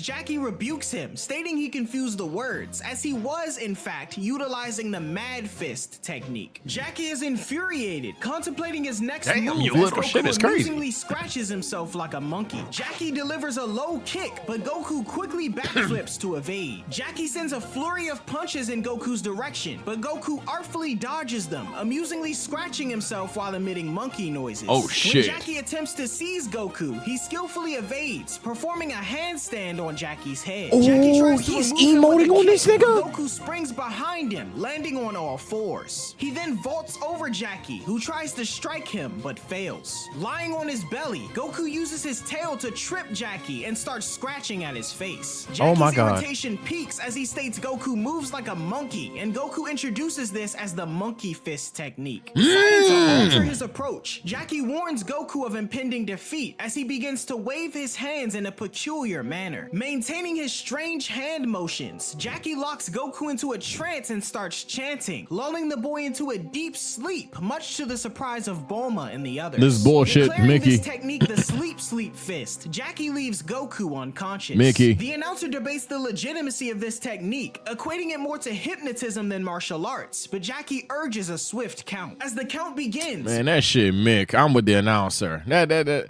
don't mean you're the better fighter. That shit's ass. Bulma and the others yell for Goku to wake up, but Jackie says it's no use as he'll only wake up when he gives a signal. The count continues, and as Krillin and Yamcha try their hardest to get through to Goku, Jackie believes this defeat will be beneficial for his student as he'll decide to train further. I don't think he will. I think Goku would understand that there's some people that have motherfucking hacks. Or maybe that life isn't fair. But train harder. What the fuck? You put him to sleep. Count nears 9, and suddenly, Bulma has a sudden realization and yells as loud as she can for Goku to wake up and eat. These words break through Jackie's technique as Goku instantly gets up, eagerly questioning the whereabouts of the food. My dog gonna do one thing. My dog gonna do one thing, and that's eat, my nigga. My dog hungry. My dog is literally hungry. He got that hunger in him. I respect it. I respect the shit out of it. I respect the shit out of it. Jackie in disbelief, and Goku's inquiry about food is postponed by the announcer until the match concludes. Eager to conclude the match, Goku launches a rock fist technique, followed by scissors and then paper, but Jackie parries each attempt. Goku is astounded, and Jackie reveals his familiarity with those moves. Surprised as he believed it to be his grandpa's exclusive technique, Goku decides to reattempt. Jackie reacts with amused condescension, and Goku announces paper, but delivers a punch instead, flooring Jackie. Rising at the count of 4, Jackie is impressed with Goku for his deceptive maneuver, but announces he'll have no choice but to use another dangerous move. The day is drawing to a close, and as the sun lowers in the sky, Goku and Jackie lock eyes, with Yamcha and Krillin supporting Goku. Jackie ponders utilizing this mysterious technique to end the match, but realizes it could be lethal to Goku, although he doubts he'll die. Subsequently, Jackie abandons his combat stance, informing Goku of his impending defeat. Goku seeks clarification, but Jackie, rolling up his sleeves, divulges that his technique has only been employed once before, making Goku a second recipient. He states the first one to be on the receiving end of the attack was Goku's grandfather, son Gohan, and Goku is taken aback, learning of his grandpa's combat with Jackie. Jackie positions his hands and assumes a wide stance, initiating his charge. His hands, once separated, commence flashing and do a Chidori, nigga? We ain't scared of that weak Positioning ass his shit. hands towards Goku, he unleashes his powerful move, the Thunder Shock Surprise. A cascade of lightning erupts from Jackie's charged palms, engulfing Goku in a colossal stream. Okay, so obviously it affects Goku, so he's not a ground type. So this means a couple of things. So he's not a ground type, but he was able to be resistant against the bug type. So that means that he could potentially be a rock type. He could potentially be a steel type. He could potentially be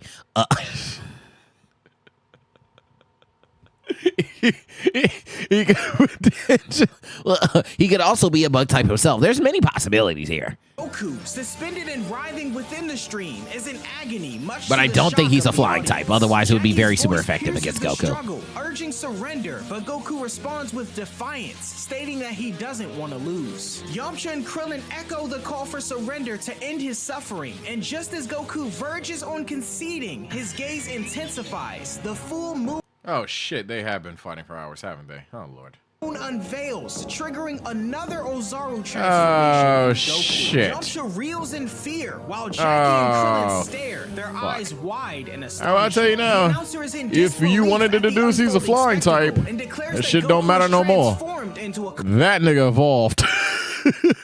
if your answer was, oh, actually the lightning does affect him a lot. So you know what? He's a flying type. He ain't a flying type no more. Oh no. colossal ape. Oh, Jackie is God. in shock as well, as Goku has liberated himself from the constraints of his Thunder Shock technique. Oh, my Chaos God. ensues as Goku wreaks havoc amongst the tournament, ripping apart the roof and inciting panic amongst the fleeing Oh, my spectators. God. The announcer conveys his inability to desert his post due to his duties, while Jackie indicates that a retreat from him would equate to a ring out. The destruction persists, with Goku dismantling the tournament structure, and Krillin implores him to stop and revert to his normal state. However, this plea is met with the hurling of debris, and Yamcha states that this transformation isn't a mere technique, and witnessing the full moon induces Goku's monstrous transformation. Overhearing this revelation, Jackie states that there's only one thing he can do to solve the problem. Now, what you're about to do, I understand, but like, you know what? I'm gonna wait. Narrowly evading the crushing impact of Goku's enormous foot, Jackie takes off his jacket. Yamcha urges Puar to morph into a sword to sever Goku's tail like they did before, but Oolong directs his attention to the aged martial artist Jackie, whose physique now mirrors Master Roshi's. Addressing Goku, Jackie yells that he'll be using his Kamehameha at max power. Yamcha interjects, stating that Jackie doesn't need to kill Goku as his tail is the issue, but it's futile as Jackie powers up his immense Kamehameha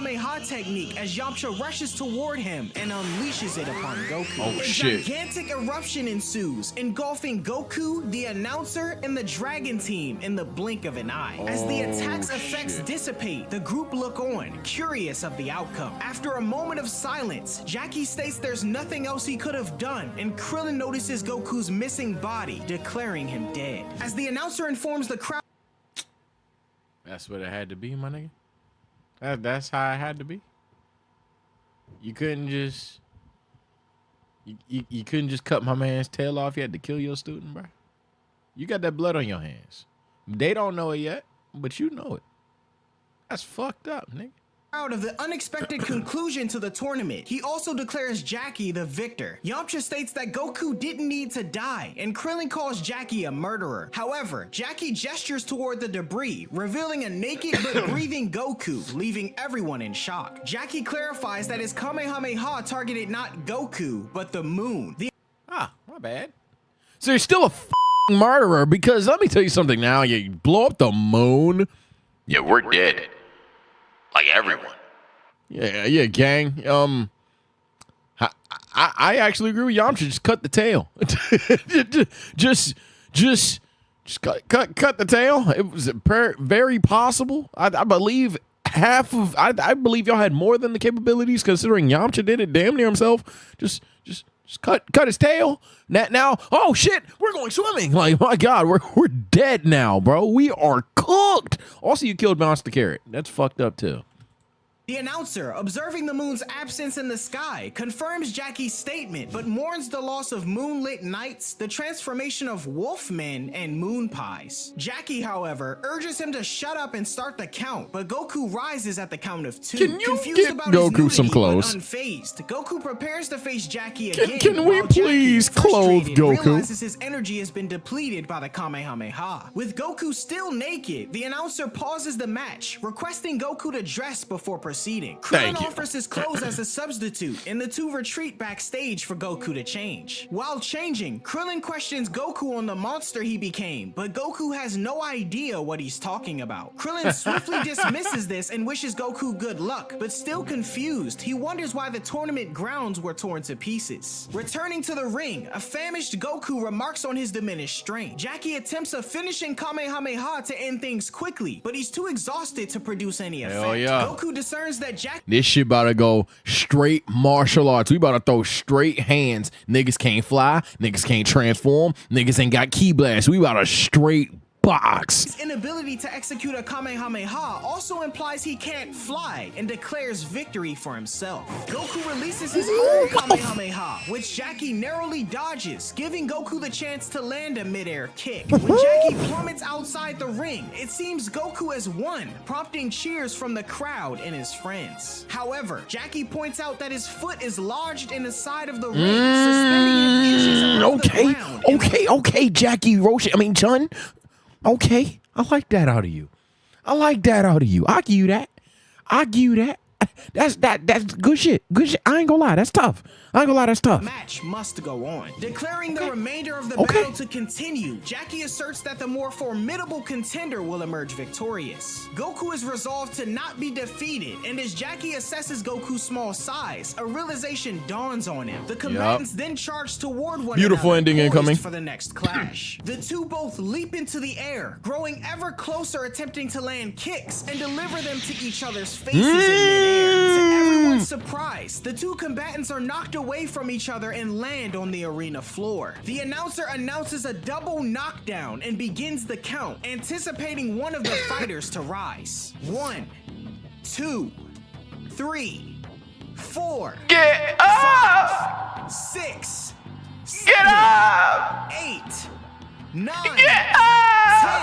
As neither Goku nor Jackie are able to rise to their feet, the announcer declares that the match will extend to sudden death until one of them stands and declares, "I am the champion." Slowly, shit. Goku starts to rise, with Jackie just a fraction of a moment behind him. Krillin cheers on Goku in the final stretch, and the boy is able to get to his feet. Jackie still has yet to stand, and Goku's shit. friends watch as he smiles and begins to mumble, "I am the champ." However, before he can complete the sentence, he collapses back down, maintaining his smile. Eventually, Jackie stands, striving to utter a word, but positions himself on one knee, striking a victory pose and announcing the full line as the announcer officially names Jackie as the champion of the Tenkaichi Budokai.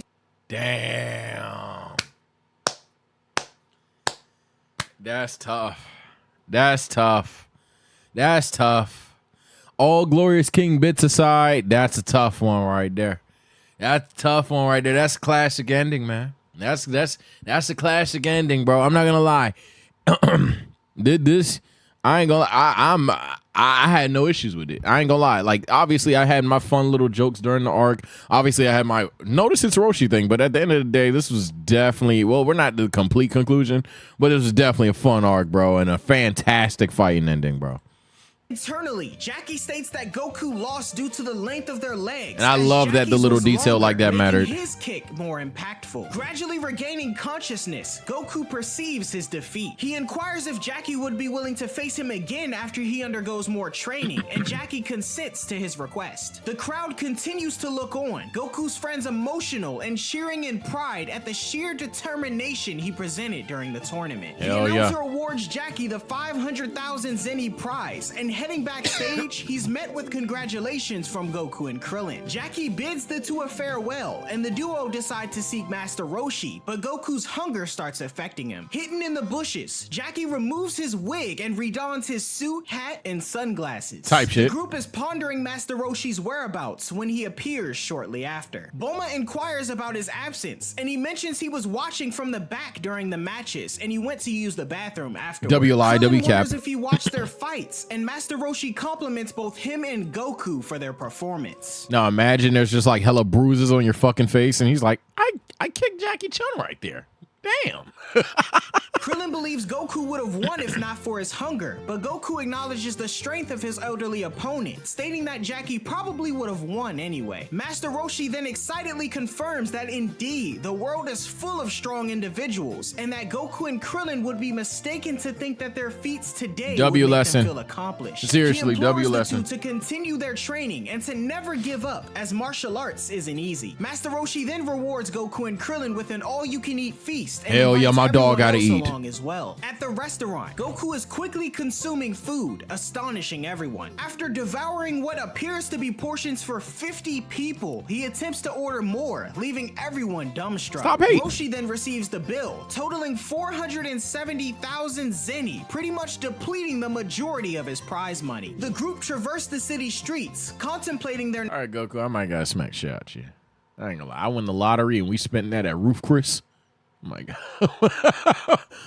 Hold on. I might gotta smack shit out of Goku. next steps and future trainings. Master Roshi admits his teachings Like, no cap, it was me. I'm Jackie Chun. Now we about to fucking fade. Cause what the hell? have reached their limits, and that it's time for Goku and Krillin to forge their own paths. Goku expresses his intentions to retrieve his grandfather's memento, the 4-star ball, and Krillin is uncertain about his future plans, possibly staying longer with Master Roshi, who seems disappointed about not being alone with Launch. Yamcha offers to take Master Roshi and Krillin home as a gesture of gratitude, and as preparations to leave ensue, Goku grabs his power pole and supplies from Master Roshi and tells everyone he'll be leaving on the flying Nimbus. Krillin offers to go with Goku to search for the Dragon Balls, but Goku tells him it's fine, as he wouldn't be able to ride the flying Nimbus anyway. Wishes of luck and farewells are exchanged as Goku soars into the night, headed towards the Dragon Balls once more and preparing for his new adventure. Red Ribbon arc takes place after the events of the 21st Tenkaichi Budokai. The device indicates a Dragon Ball situated northeast, and Goku takes off to investigate. Meanwhile, at two capsule houses with a pickup truck parked outside, a cowboy awakens. A man in a trench coat donning a What the fuck? What in the JoJo's Bleach Fusion ass character is this? Who the hell are you? scarf informs him that it's already 8 o'clock, and the cowboy addresses him as Silver. Silver? Silver tells the two in the truck not to waste time, as if they don't find what they're looking for, they'll all be killed. The sought after item is a Dragon Ball. Suddenly, the Fox companion notices something approaching. Goku Fox. swoops in on the flying Nimbus. Goku approaches and discovers the 6-star ball between two rocks, expressing a bit of disappointment that it wasn't his grandpa's memento, the 4-star ball. The cowboy demands Goku to hand over the Dragon Ball as he aims his gun at him. Goku's the type of guy to like do some shit. He don't really care. At this point in the series, at least, he don't really care what your intention is. Just don't be a dick about it. And as you can see in the speech bubble that's about to drop down, Defiant. not if you're gonna ask for it that way, he would have probably gave him the Dragon Ball. It's not the 4-star ball. Goku don't give a shit about that shit. Goku don't, honestly, unless you say something over the top evil right to his face, and it's not hard to just not say that, he'd have gave the shit to you. Sticks out his tongue, and the cowboy attempts to take the Dragon Ball from him. However, Mistake. Goku retaliates, kicking him into the distance. Securing Mistakes the have been 6-star made. ball, Goku takes off, and the cowboy staggers back to the truck, contacting Silver via radio. Now the missile launcher and fires at Goku, scoring a direct hit and destroying the flying Nimbus. How does that work? Despite Nimbus's destruction though, Goku lands unharmed, noticed by Silver. Goku He blew up a cloud? All right. questions what drove this stranger to destroy his flying Nimbus. Hey, Silver fuck you. persists in questioning Goku, who chooses to ignore him and walk away. Determined, Silver rushes forward, snatching Goku's sack he'd been carrying with him and inquires Oh, if the shit. radar is inside. However, an infuriated Goku swiftly rushes in and reclaims his possession, much to the surprise of Colonel Silver. Oh, Recognizing shit. Goku as no ordinary youngster, Silver asserts he'll have to beat the information out of Goku, but Goku effortlessly evades, using his tail to strike Silver in the face. You got one tap by a tail Yeah, you suck, bro. Discovering a case full of capsules, attempts to locate a mode of transportation and tosses one, revealing a robot. Greetings are exchanged between the two. Robot suggests trying capsule number 3 in the case, and a plane emerges, and the two embark on their journey. Far in the west lies the Red Ribbon Army headquarters. Discovering their adversary is nothing but a child, Commander Red orders Silver's execution for his incompetence. Goku locates the Dragon Ball just below them and tells the robot to land. However, the robot freezes, leading the two to plummet from the sky. Goku, you're strong enough to jump out of a plane and live, right? Yeah, I believe in you. They're commanded to continue their search, and at the same time, a little girl drags Goku's frozen body from the snow. The red-haired little girl pulls Goku to a village where she knocks on a door, informing her mother about finding a kid. After some time, Goku, wrapped in a blanket next to a fireplace, regains consciousness. Inquiring about his location, Goku learns he's in Jingle Village. The girl's mother offers him hot cocoa, explaining that her daughter saved him. Nigga stumbled to Whoville. What the fuck? Jingle Village? Wait, would Goku be on the naughty list? Well, I think the whole thing with Santa is intent. So no, he wouldn't. He's probably still in the good boy list, no matter like what the fuck. Yeah, because Goku does some fucked up shit, but like it's still always intense. Like patting people at their private parts, for example, is what I was referring to. Nimbus, that's a good point. He's still able to ride Nimbus. Yes, Santa saying you're a bad guy, but then he hops on Nimbus doesn't necessarily make sense. I think he's fine. Suddenly, two soldiers burst in, telling Goku to hand over the Dragon Ball. Goku swiftly dispatches the intruders with a flurry of kicks. A soldier alerts General White about an approaching kid, likely the one they've been searching for. White orders his elimination, leading the soldiers to open fire. Goku, however, skillfully blocks the bullets with a power pole, extends it, and whacks the lot of them in a swift move, incapacitating them. Goku responds that he's there to save the village mayor, and General White directs him to enter through a specific door, revealing the mayor is on the top floor. As Goku enters, Goku effortlessly dodges and delivers a devastating kick. Serious question. When you are like playing like Mario and them weak ass Goombas see one motherfucker just jump on a Goomba head so hard that motherfucker go, pfft. Why you as another Goomba gonna go, but he ain't gonna fuck me up, watch this? What the fuck are you talking about, bro?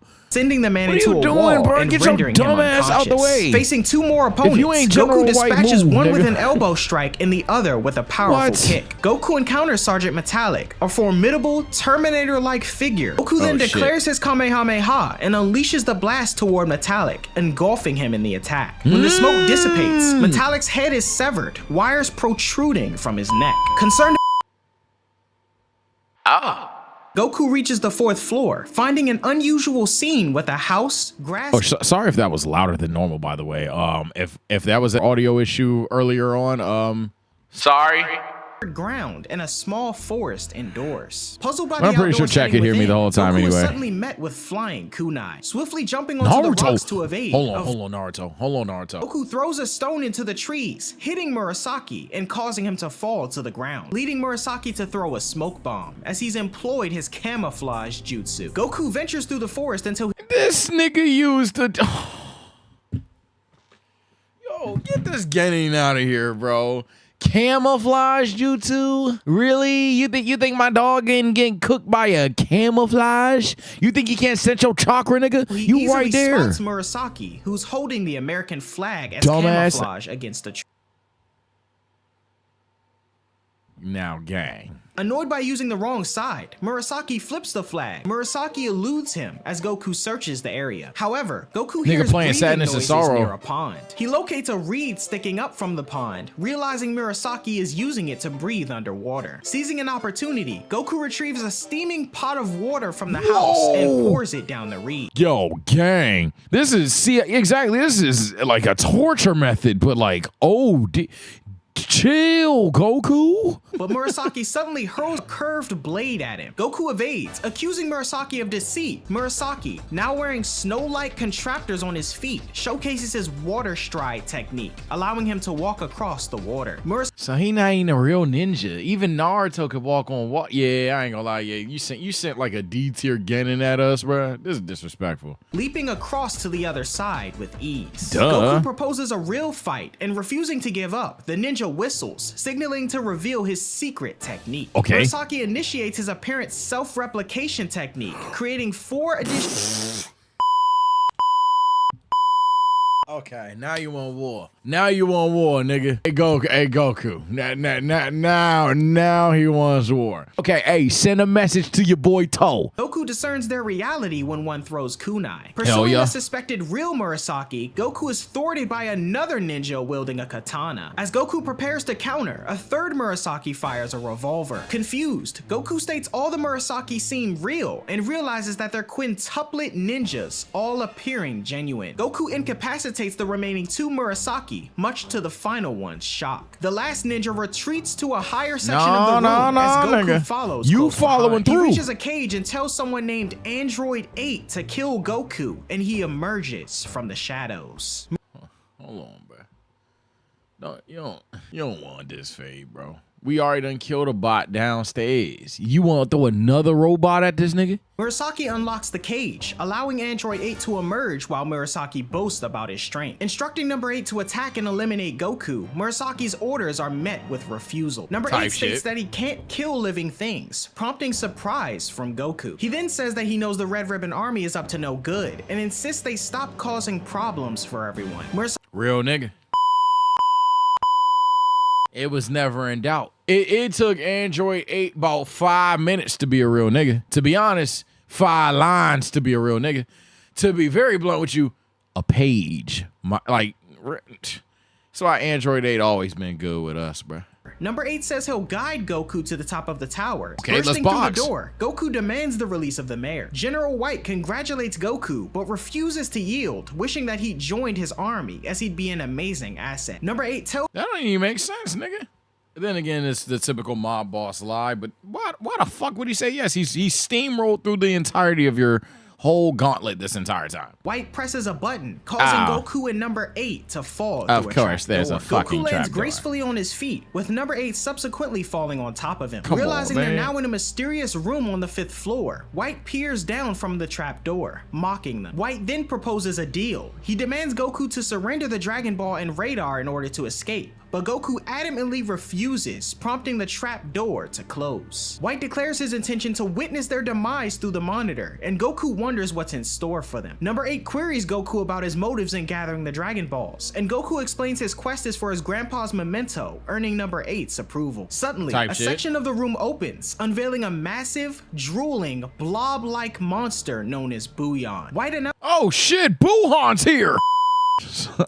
Okay. Goku then punches a hole into the wall, allowing the cold weather of the north to rush in. Shivering, Goku questions if number 8 can withstand the cold, and learning he can, seeks refuge in his jacket. The freezing temperatures engulf Bouillon, and Goku and number 8 witness as the monster is frozen solid. The monster then breaks completely, much to the surprise of number 8. White puts his guards up and swings at Goku, who effortlessly ducks and delivers a light kick to White's shin. Goku turns the tables with a powerful punch, sending White bouncing off the ceiling and landing behind his control desk. You suck, bro. However, spotting his powered gun, White grins with sinister intent. White reemerges, brandishing his powered gun and aiming it at the mayor's head. Unharmed. Fueled by rage, number 8 abandons his anti-violence stance and delivers a powerful punch to General White, sending him hurtling through the tower and into the distant Okay, Android 8. Goku mentions his hunger, and the trio share laughter as they make their way back to the village. Type Night shit. falls on Jingle Village, and everyone gathers for a meal at the residence of the red-haired Real girl. ass with his nigga. character- Number 8 then surprises everyone by pulling out the 2-star ball from his pocket, explaining that he found it outside one day, but kept it hidden. Goku plays around with it and realizes it's broken. Number 8 offers to fix the radar himself, but upon inspection, he states the technology is too complicated. Goku then contemplates visiting Bulma's house for repairs, as he can't search for the Dragon Balls without it. Goku decides to walk, surprising everyone. Surprised by Goku's decision to walk, Goku explains that his flying Nimbus was destroyed, and an old man questions if he could really ride one. Old man suggests calling the flying Nimbus and says they can't be destroyed, prompting Goku to try. Just as the man said, Nimbus promptly arrives, and Goku joyfully embraces it. After bidding farewell to everyone, Goku arrives in West City, marveling at his vastness and bustling activity. Disembarking from the flying Nimbus, he begins his exploration. In the midst of traffic, a car driver chastises Goku, who inquires about about Bulma's house. Uninterested though, the driver speeds away. Goku then approaches a lady with a baby carriage, seeking directions to Bulma's house. However, she's equally clueless and advises him to ask someone else. Perplexed that a fellow city dweller doesn't know, Goku flags down a taxi and hops in. Driving along, Goku tells the driver that he's really nice for taking him and says he wants to get to Bulma's house. When Goku admits he doesn't know the address though, the driver stops abruptly, questioning if Goku has any money. Lacking funds, Goku is ejected onto the street, realizing that navigating this They rely bullying my dog, bro. He don't know no better. My bro don't know better, man. Y'all some cruel niggas out here. And I understand it's an evil world we live in, but god damn, is that a pet T-Rex? Nigga, is that Littlefoot?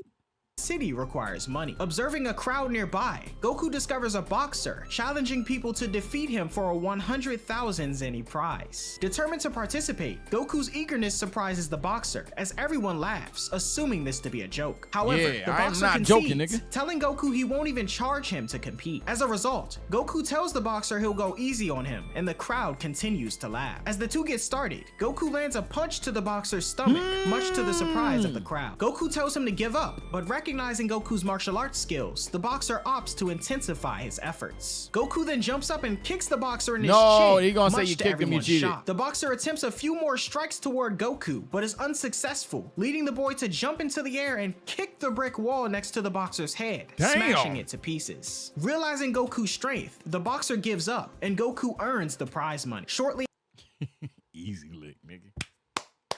Easy lick, nigga. Hey, taxi! after, Goku continues to traverse the city streets, contemplating on who would know Bulma's whereabouts. In an alley, two thugs spot Goku standing alone and decide to relieve him of his newfound wealth. Inviting Goku into the alley, one of the criminals brandishes a gun and demands the money in Goku's hand. Goku refuses to give it to them, and annoyed, the thug with a knife screams at him. However, Goku effortlessly headbutts him and knocks him out. The remaining thug, recognizing this kid isn't someone to be messed with, suggests asking a policeman for directions. Approaching a girl for directions to a policeman, Goku hands her his money in gratitude and skips away. He then approaches a policeman, questioning Bulma's whereabouts, and sketches an awful drawing of her as a reference. He identifies Bulma as the daughter of the Capsule Corporation owner. The two arrive at Capsule Corp, and excitedly, Goku yells out to Bulma, wondering where she is. Hey, y'all can say whatever the hell y'all want. My boy Goku survived the streets. My boy Goku good in the hood. My boy didn't even know nothing about the streets.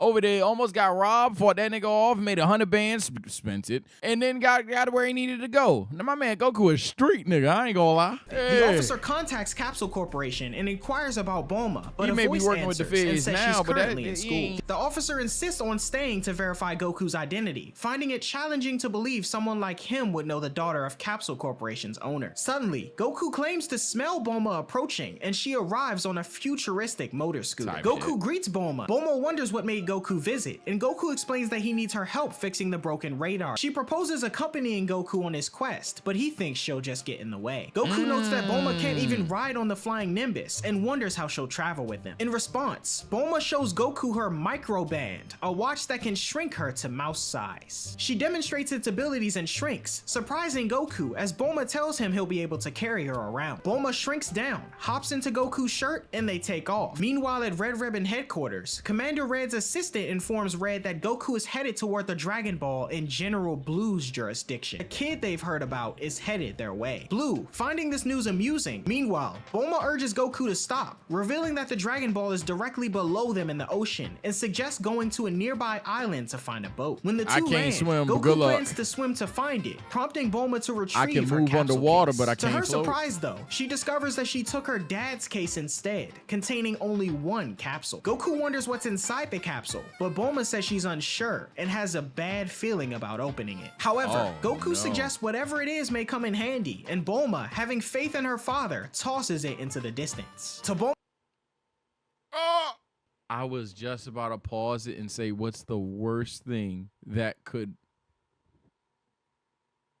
Goku finds it strange that people are naked when they're not bathing, and Bulma scolds him while tearing up the magazines. Goku decides to dive into the water and search instead, stripping down and using the flying Nimbus to fly to an area above the ocean. Goku dives in, and after swimming until he can no longer hold his breath, Goku returns to the surface and flies back to the island, only to find Bulma missing. Bulma, seeking a place to buy capsules, encounters two jet flyers. As she tries to flag them down, the two suddenly open fire on her, and she becomes their target. You shoot on sight of any human? Bulma looks nothing like Goku. The two then tell Bulma that she's cute and suggest doing something fun with them, implying something inappropriate. Bulma runs off as they fly after her. What the?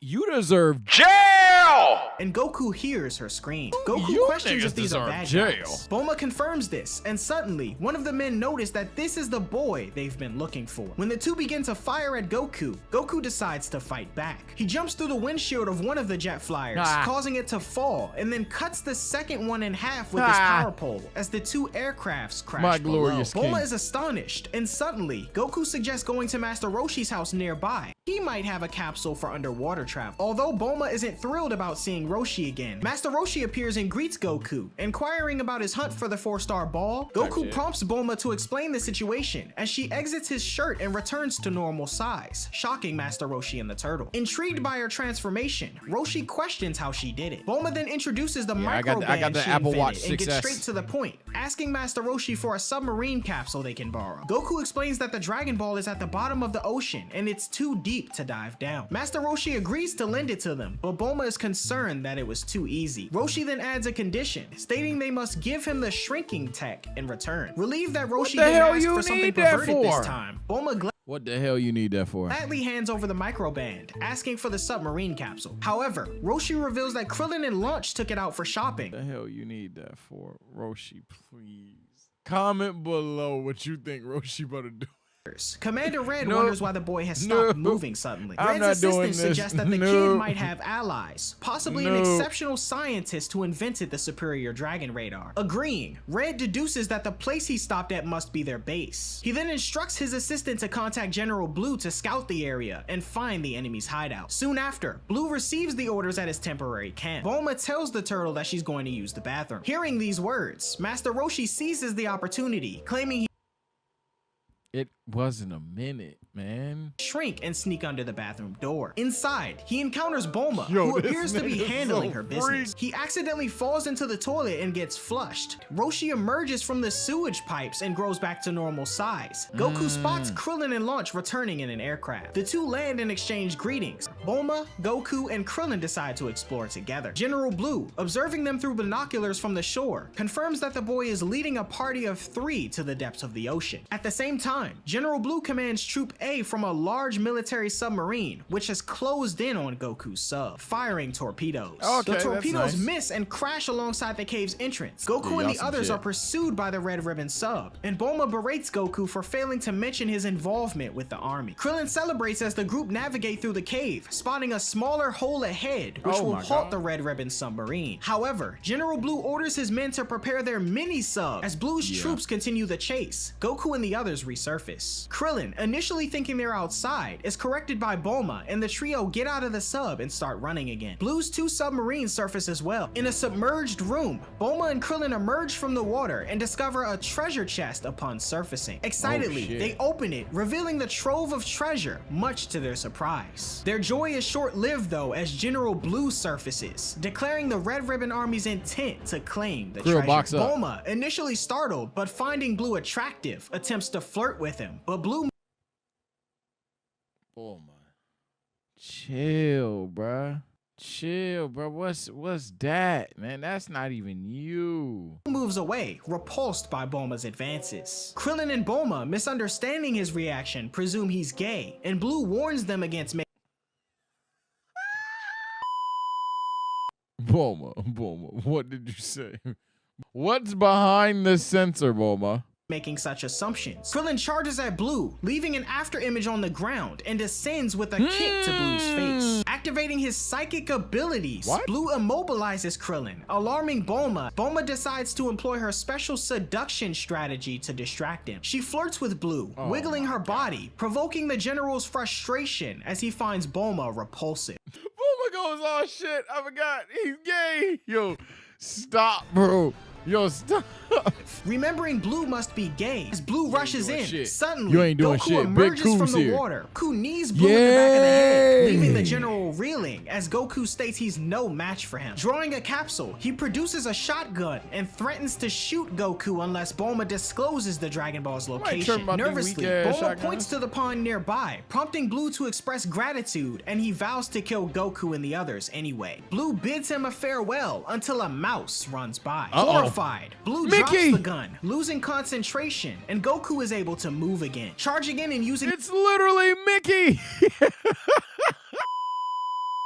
Krillin managed to start the submarine's engine but wait for Goku, who's sprinting back with the 3-star ball in his shirt and the mouse in his mouth. The harbor continues to crumble, prompting Bulma to suggest leaving, propelling the submarine from the collapsing cave tunnel to the ocean's surface, who in return holds Bulma's arm and the mouse. And then points out a red ribbon helicopter on the island and suggests a return to Master Roshi's house, as General Blue follows close behind them in his own helicopter. Nobody Back has at Kame mirrors? House, Okay. using binoculars, locates Kame House. He descends from his helicopter onto the island, landing on his feet and concealing himself behind the house. There is zero Goku way. expresses his No, fuck you. This nigga is a fucking cat. This nigga is a feline, so nobody heard this nigga jump from the sky. Nobody heard the helicopter nor the landing. intention to search for the next Dragon Ball, and Bulma questions Master Roshi on if he has an airplane for her to use to get home. Lacking one, Roshi proposes she stay as his mistress, leading to Bulma's vehement objections. What? Goku suddenly, shit. General Blue, using his psychic ability, levitates his rope and uses it to telekinetically bind everyone. GG's. Revealing himself once again, he revels in his tactics, much to the surprise of Goku and the others. Blue then emerges with a bag containing the 3 Dragon Balls. As a parting gesture, he leaves the group with a bomb set to explode in 5 minutes. Launch suddenly makes a return. 5 seconds remaining, she manages to cut him loose. Goku tosses the bomb high into the air and it detonates. Goku pursues Blue, catching up to him in a different area. Meanwhile, on a mysterious island in Penguin Village, a group of characters from the Dr. Slump manga are making their way home from school. Home for summer vacation.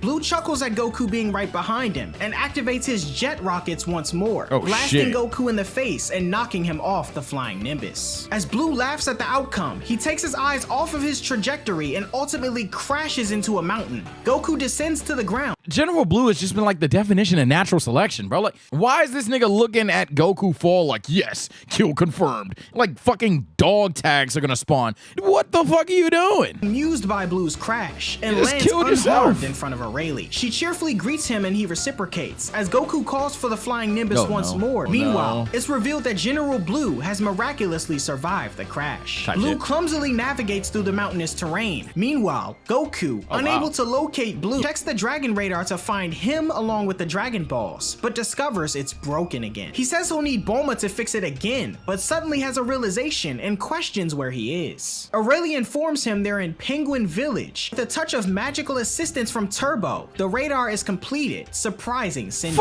Meanwhile, Blue approaches the house and notices the plane, but also sees that Goku is present as well. Cindy returns the fixed Dragon Radar to Goku, who's delighted to see that it really works again. Suddenly, Blue bursts in, seizing EARLLY and brandishes a knife at her. Blood doesn't know. Sinbi urges EARLLY to use her pro wrestling moves, and she rushes in, executing an EARLLY kick to Blue's back, sending him hurtling. She just drop kicked this thing. Surprising Goku, who says she's really strong. Searching the plane, Goku discovers the bag with the Dragon Balls, but remembers the Dragon Radar was in Blue's pocket. Turbo offers to make a new radar, utilizing parts from the plane. He says he learned how to do it by watching, and begins to telekinetically rip the plane apart, putting together a new radar for Goku and suggests that EARLLY should participate in the next Tenkaichi Budokai and takes off. Blue, on the other hand, is still alive, revealing to the Red Ribbon Army that he doesn't have the Dragon Balls, but the Dragon Radar. A towering Native American man guards a tower with a spear. A tiger and his men demand the Dragon Ball from him, but the man staunchly defends the Holy Land, warning them of dire consequences. And the man skillfully throws his spear, impaling an adversary through a tree. The Red Ribbon soldiers open fire on the man, but despite their futile attempts, they're no match for the man's strength. The man then swiftly who instructs him to wait while he buries the defeated intruders. The tiger, revealed to be Captain Yellow, reports his failure to Commander Red's assistant, now known as Officer Black. Red then enters the scene, giving Yellow one last chance before calling someone named Mercenary Tao. That's a little over the top, a little unnecessary. Like a whole mercenary? Like, let's just chill a little bit. You know, call that guy on Goku maybe, but like,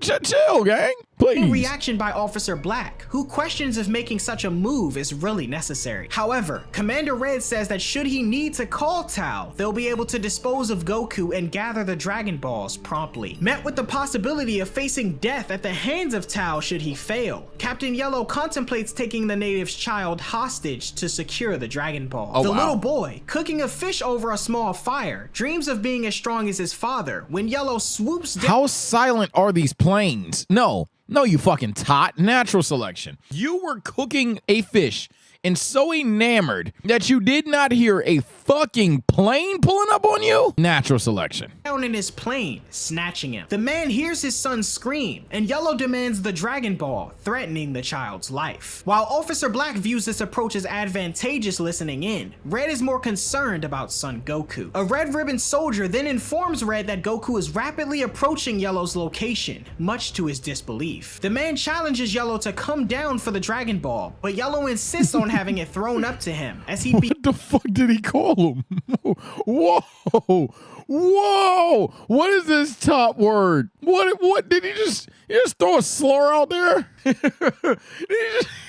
What the hell? We got so we got a black person that looks just OD. We don't need to describe how Mr. Black looks. And now my dog down here getting, what's going on? Be killed if he attempted to confront the man. Suddenly, Goku arrives at their location on Nimbus, spotting the plane and the crying boy. As he zooms in to investigate, Goku identifies the Red Ribbon plane, much to the surprise of Captain Yellow. Without hesitation, Goku then boards the plane and punches Goku Yellow the tot. out. Goku then catches the little boy and greets him, as Officer Black on the other line notes they've lost communication, prompting Commander Red to order the call of Mercenary Tao. The native, now known as Bora, expresses his gratitude to Goku for saving his son, but Goku humbly mentions that he only wanted to help and defeat the Red Ribbon operative in the process. Goku then notices the ball in Bora's hand and requests to see it. To his immense joy, Goku realizes that he's finally found his grandpa's 4-star ball, as Bora remains curious about the significance of the ball. Meanwhile, General Blue returns to the Red Ribbon headquarters in an air car. The guards at the gate fail to recognize him, leading to a threatening confrontation. Blue swiftly incapacitates one guard, berating them for forgetting their superior officer's face. The other guard recognizes General Blue, prompting Blue to order the opening of the gates. What the fuck?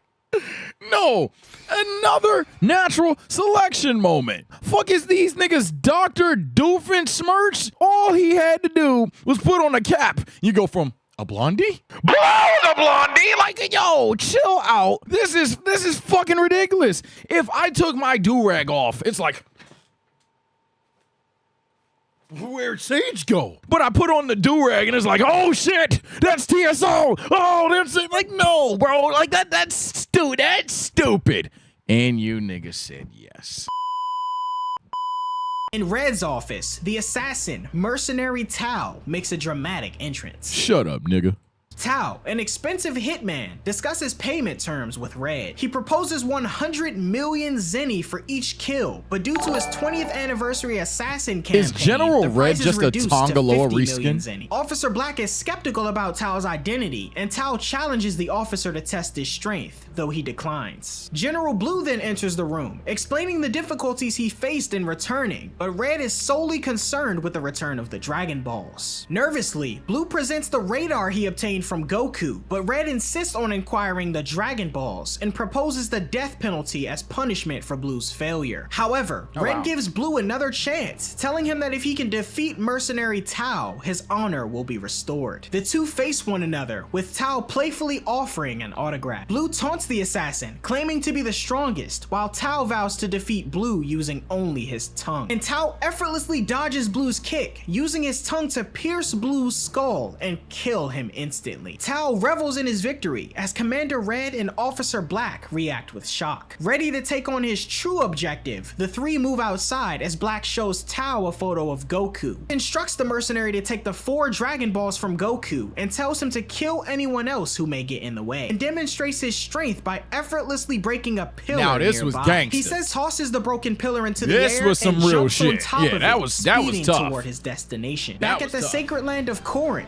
Goku explains the significance of the Dragon Balls to Bora. Goku clarifies that he doesn't seek a wish, but rather his grandpa's memento, the 4-star ball. Bora shares information about what's known as Korin Tower, offering holy water to enhance one's power exponentially. Meanwhile, approaching rapidly, Tao leaps off the pillar, my God. narrowly avoiding a collision as the trio move out of the way. The stranger greets the group, and Bora questions his identity as he introduces himself as the world's best assassin. Tao clarifies that his target is the kid, Goku, as the Red Ribbon Army hired him to eliminate him. Stands as Bora's son pleads for his father to help. Bora insists on protecting the Holy Land as his duty and instructs his son, now known as Upa, to stand back. In an instant, Tao moves beside Bora, seizing the tip of his spear, much to the surprise of Goku. Turn the spear by hurtling it into the air. Goku calls on Nimbus to help, but by then, it's too late. Bora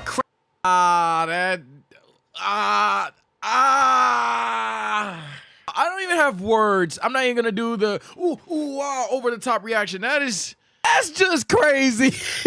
crashes to the ground. The spear etched through his heart, and Upa rushes to his side, distressed. In a surge of anger, Goku charges at Tao, attempting to attack. Tao, however, evades the attack, delivering a kick that sends Goku crashing into Korin Tower. Tao retaliates with a one-finger Dodon Pa attack, hitting Goku head-on and seemingly ending his life. Satisfied with his apparent success, Tao seizes the bag containing the Dragon Balls, convinced his mission is accomplished. Upa hurls a rock at him, disregarding He looked like that one dude from Captain Underpants, George.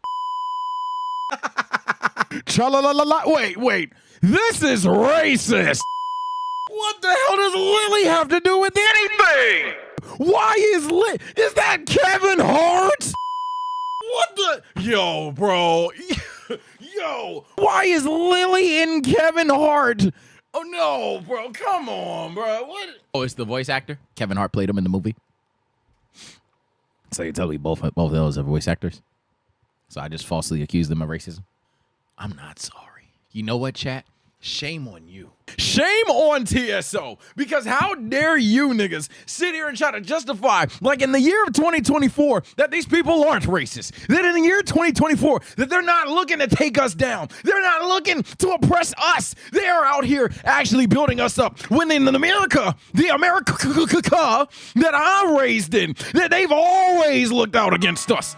They've always put us down. And I'm tired of you all trying to act like that's not the case.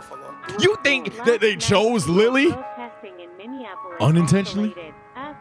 You think that they chose Kevin Hart unintentionally?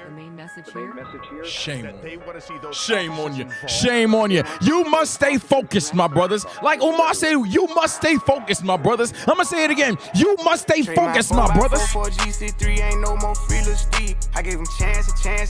Why her name not Lily? Why is it Libby? Black girls can't be named Lily? Black girl can't be named Lily? Can't change overnight.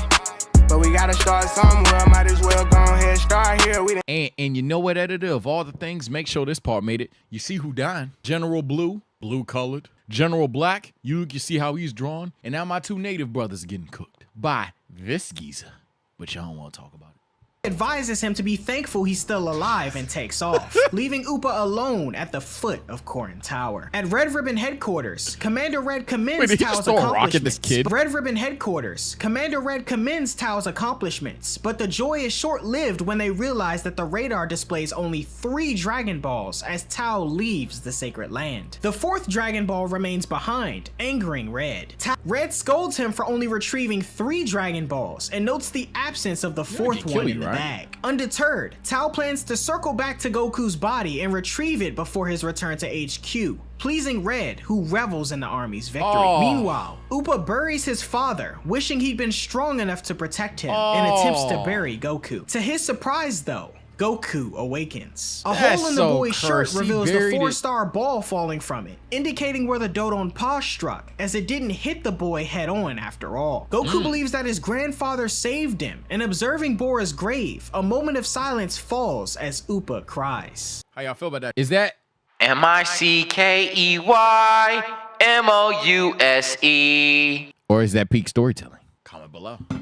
Goku then makes up his mind and resolves to gather all the Dragon Balls to revive Upa's father. Initiating his ascent with a jump, Goku climbs Korin Tower, surprising Upa, who notes he's already out of view. Goku appears in a neat-looking room, but suddenly hears a voice that calls him upstairs. Curious about the transformative water, Goku inquires about it, prompting the cat to introduce it as the supreme holy water in a jar at the room's center. Before indulging though, the cat questions Goku on his intentions, and he begins to disclose his quest for the Dragon Balls. However, the cat interrupts him, telling Goku to be quiet for a moment. Silence falls between the two, and the cat reveals that Goku is collecting the Dragon Balls to revive Upa's father, but in order to do that, he must defeat mercenary Tao first. Shocked that the cat could know such a thing without him speaking, Goku questions this, and the cat tells him he's able to read people's hearts. Knowing now that Goku comes with pure intentions, Goku moves to drink some of the water, but the cat questions his ability to do so, stating that he won't allow him to do it. The cat then uses his staff to knock Goku off of the jar. What the hell, Garfield? You just read my heart, said I got pure intentions, and now what the fuck? On his feet. Questioning the cat's motives once more, Goku grows angry, but the feline tells him he can drink all he wants so long as he doesn't let him get in his way. Goku attempts to divert the cat's attention, but as he jumps toward the jar again, his efforts are thwarted, the entity exclaiming that he can read the hearts of others, got 9 so lives, he you probably wouldn't lose fall one for of such a cheap trick. The cat then uses his staff to grab the jar and move it away from Goku, who vows to take the jar by force. Like the Naruto Goku pill test, but with water. Oh my god. Employing various tactics. The cat, wielding his staff and the jar alike, evades Goku's attempts effortlessly, stating that at this rate, Goku won't be able to catch him at all. The boy expresses his hunger, and the cat provides him with a bean capable of keeping anyone from going hungry for 10 days. After consuming it, Goku rejuvenates himself, much to his surprise, but is still unable to obtain the water after many attempts. Fatigued, Goku inquires if he's the first to reach the top of the tower, and the cat tells him he isn't, and that someone else arrived 300 years ago. Shocked at the time span, Goku questions the cat's age, to which the feline reveals he's 800 years old. He says that in the way that Goku moves, he's realized that the one who reached the tower 300 years ago was none other than his teacher, Master Roshi. Goku is surprised to learn that Roshi managed to reach the tower and drink the water under the cat's tutelage, and the cat reveals himself as Korin. Goku questions Korin on how long it took Master Roshi to get the water, to which Korin holds up 3 fingers, leading Goku to believe it took 3 minutes. However, Korin corrects the boy, stating that it took his master 3 years.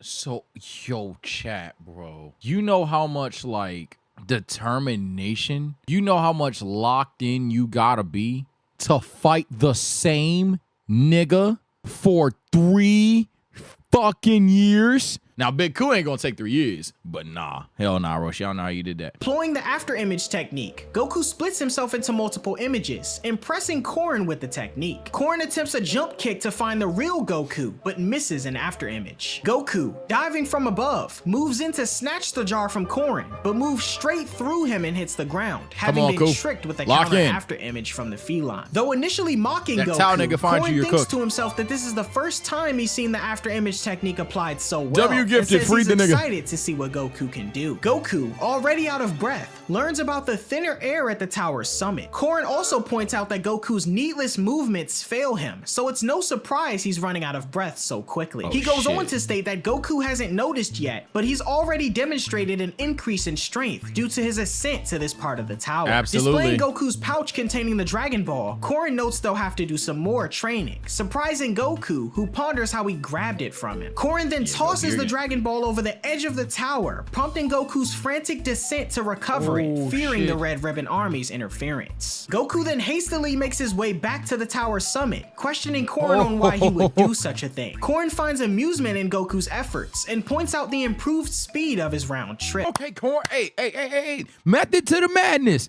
Korin suggests they continue with their training. Korin is astounded that it only took Goku 3 days to grab the jar, and I'm tired of telling y'all, I'm not. Nobody's shocked that my glorious king did this in 3 days. Goku drinks the water, and though expecting immediate changes, the boy feels nothing, only to discover that the super holy water is just ordinary water. This revelation shocks Goku, but Korin clarifies that his strength has already increased exponentially as the real power came from Goku's training on the tower. Oh no, he's killing assassin, George. having returned, stands in front of the boy as he vows revenge for his father's death. Disregarding this, Tao demands the remaining Dragon Ball from Upa, There you go, George. who W-Axe throw. retaliates by throwing his tomahawk. Seizing him by the neck, Oh my Tao God. interrogates Upa about the Dragon Ball, but Upa refuses to clue him in. Convinced that Oh Upa my desires God. death, Tao hurls him toward the tower. Suddenly, Goku, diving toward the ground, Glorious king calls shit. for the flying Nimbus and catches Upa before he collides with the tower. Ecstatic to see Goku, Upa cheers as Tao sits in awe, curious on how Goku managed to survive. Demands Goku to hand over the Dragon Ball quietly, but Goku refuses, confidently stating that Tao won't be able to beat him again. Hell Laughing yeah. at the remark, the assassin warns Goku that he'll finish him in a mere 3 seconds. All right, bet, let's count, fuck nigga. And charges in. 1, However, Goku leans backward, avoiding Tao's punch 3, and counterattacks, 4, 5, 6, 7, 8. Fuck nigga. sending him airborne. Goku stands up, leaps into the air, and kicks Tao toward the tower mid-flight, sending him slamming into it. As Bum Tao ass nigga. lands, Goku mocks him, stating that his 3 seconds are already up. Ah, Tao wonders womp how womp. Goku could have grown so strong in such a short period of time, but Goku reveals he was training at the top of the tower. But Goku adeptly blocks all his strikes and delivers a powerful kick to the assassin's face. Hell yeah. Undeterred, Tao launches another assault, prompting Goku to leap into the air. Yes, in sir. response, Tao follows suit and punches Goku toward the tower. Cheap However, Goku, using the tower as a springboard, retaliates with a punch of his own and Come on. sends Tao head first into the ground. Yes, sir. Emerging with tattered clothes once again, Tao claims he was holding back due to Goku's age and proceeds to remove his shirt. He then exclaims that he's going all out now and launches a Dodon Pa, but this time, That Goku nigga- extends his hand. That nigga said he was dead ass 5 seconds ago. Now he dead asser. He sound like a nigga that's getting cooked in 2K. All right, bro. Let me sit up real quick, bro. Like, no, bro. You can't handle my glorious king, and that's fine. Nobody can, nigga. And catches it without fuck. much difficulty. The blast pushes him back slightly as he only experiences mild soreness in his hands. Tao is astonished, questioning how the boy was able to do such a thing, and Goku points out the reversal of effectiveness, noting that Tao's attack failed this time. Upa expresses delight at the turn of events, and Tao retrieves a capsule from his pants, unleashing a sword. He swings the blade at that Goku, weak-ass who sword. narrowly evades each strike. Tao slices through a tree and cuts some of Goku's hair in the process, reveling in fine. the It'll grow back. efficiency of the sword. The mercenary continues his assault on Goku, but Upa, reacting to the situation, leaps from the flying Nimbus and provides Goku with his power pole. Oh, Midair, shit. Goku leaps from the tower Oh, and catches the shit. weapon as Tao charges George got in the once gangster. more. Tao continues his assault, but a single strike from the power pole is enough to cleave his sword in half. Having removed the obstacle, Goku then dismisses the power pole and declares his intent to defeat the mercenary with his bare hands. Tao questions Goku Yo, Yo, that nigga broke the sword and said, all right, let's go back to boxing, pussy nigga. On if he truly believes he can beat him with just his bare hands, and Goku affirms, urging the assassin to make his move. Tao then charges at Goku, landing a punch to his face cooked. and following it up with a forceful That's kick fine, we that tank sends those. Goku backward. We tank those. Unrelenting, Tao delivers a powerful blow to tank those. Goku's gut, initiating a relentless pummel. We tank all as of that. Tao lifts Goku by the neck, We tank all of Upa that. observes in bewilderment as the assassin kicks Goku into the air We tank and all of that. slams him down to the ground. We tank all of In that. a final move, Tao dives in to finish Goku and knees him in the stomach. Tank. Confident in his impending victory, Tao laughs, only to be surprised when Goku stands up with a smile, praising Tao's efforts. I ain't doing shit. Goku then declares his counterattack and charges at Tao, delivering yeah. a powerful gut punch, Hell chopping yeah. at the sides of Tao's neck Hell and yeah. finishing it off with a kick to the face. Aw, your Perplexed, tooth Tao gone. marvels at Goku's speed as the boy prepares himself for his next attack. Yeah. Contemplating his next move though, Tao decides to surrender. He drops to his knees, begs for forgiveness, and vows to abandon his evil ways, much to Goku. Goku's surprise. Caught in uncertainty, Goku looks to Goku. No. Upa for what to do next, but seizing the opportunity, Tao cunningly throws a grenade at Goku, then leaps into the air to avoid. This nigga threw holy fire at him. Goku adeptly kicks the grenade Oh, and the counter, smoke by the clears. way. Goku and Upa rejoice in Tao's defeat. Goku Easy. secures his power pole on his back and assures Upa that he'll gather all the Dragon Balls to Easy. revive his father, much to the boy's satisfaction. Easy. Examining the Dragon Radar, Goku wonders about the close proximity of the next two Dragon Balls, deducing that they must be located at the Red Ribbon Army's headquarters. You see how we just fodderized that nigga? Like now we moving on. Weak ass nigga, man. Determined to retrieve the Dragon Balls, Goku decides to confront and defeat everyone there, despite Upa's concerns. Upa urges Goku to flee if the situation gets dangerous, and undeterred, Goku summons the Flying Nimbus. At Red Ribbon headquarters, Colonel Violet returns with the 5-star ball and reports its easy Oh shit, Trunks is a woman? Huh. retrieval using the enemy's radar. Commander Red then instructs Officer Black to hand over the radar to General Copper for Don't assume locating gender, the chat. final Dragon Ball. The movement of the 4 Dragon Balls then catches the group's attention, and Red suspects that mercenary Tao is on his way back. Meanwhile, Goku continues on Nimbus when a small robot plane approaches him. At Kame House, Bulma has set up radar satellite equipment and informs Master Roshi and Launch that Goku is on the TV, which is to a radar feed, noting Goku's direction toward 2 other Dragon Balls in the distance. You better Launch box. speculates if Goku is headed toward Red Ribbon headquarters, prompting Bulma to send the surveillance robot. Hovers over Red Ribbon headquarters, displaying the base's image on Bulma's screen. However, it gets destroyed by a Red Ribbon plane, Okay, leaving the you'd see control that room to coming. dismiss it as a mere surveillance device. Spotting the base, Goku brandishes the power pole, exclaiming he's ready for action. Master Roshi decides they should help him. However, lacking transportation, the group ponder their options. Bulma decides to call Yamcha for help, agrees to help Goku upon learning about the Red Ribbon Army. Yamcha rallies Oolong and Puar, noting he was planning to leave the city anyway out of boredom. A Red Ribbon soldier then informs Commander Red that the possessor of the 4 Dragon Balls isn't mercenary Tao, but Son Goku. Goku soars into action, initiating his assault on Red Ribbon headquarters, delivering powerful kicks along the way. Progressing Yeah, through y'all the are cooked. facility, Goku reaches a balcony, checks the radar, Killed and like leaps 5 across bodies right there. rooftops. Spotting him, some soldiers Probably open 10. fire, but Goku skillfully evades the bullets and reaches a tower. 3 small air tanks appear, firing at him, but Goku quickly incapacitates one by knocking out the pilot. Yo. Jumping off, he lets it crash into a roof and proceeds to use a Kamehameha to obliterate the second, causing Goku!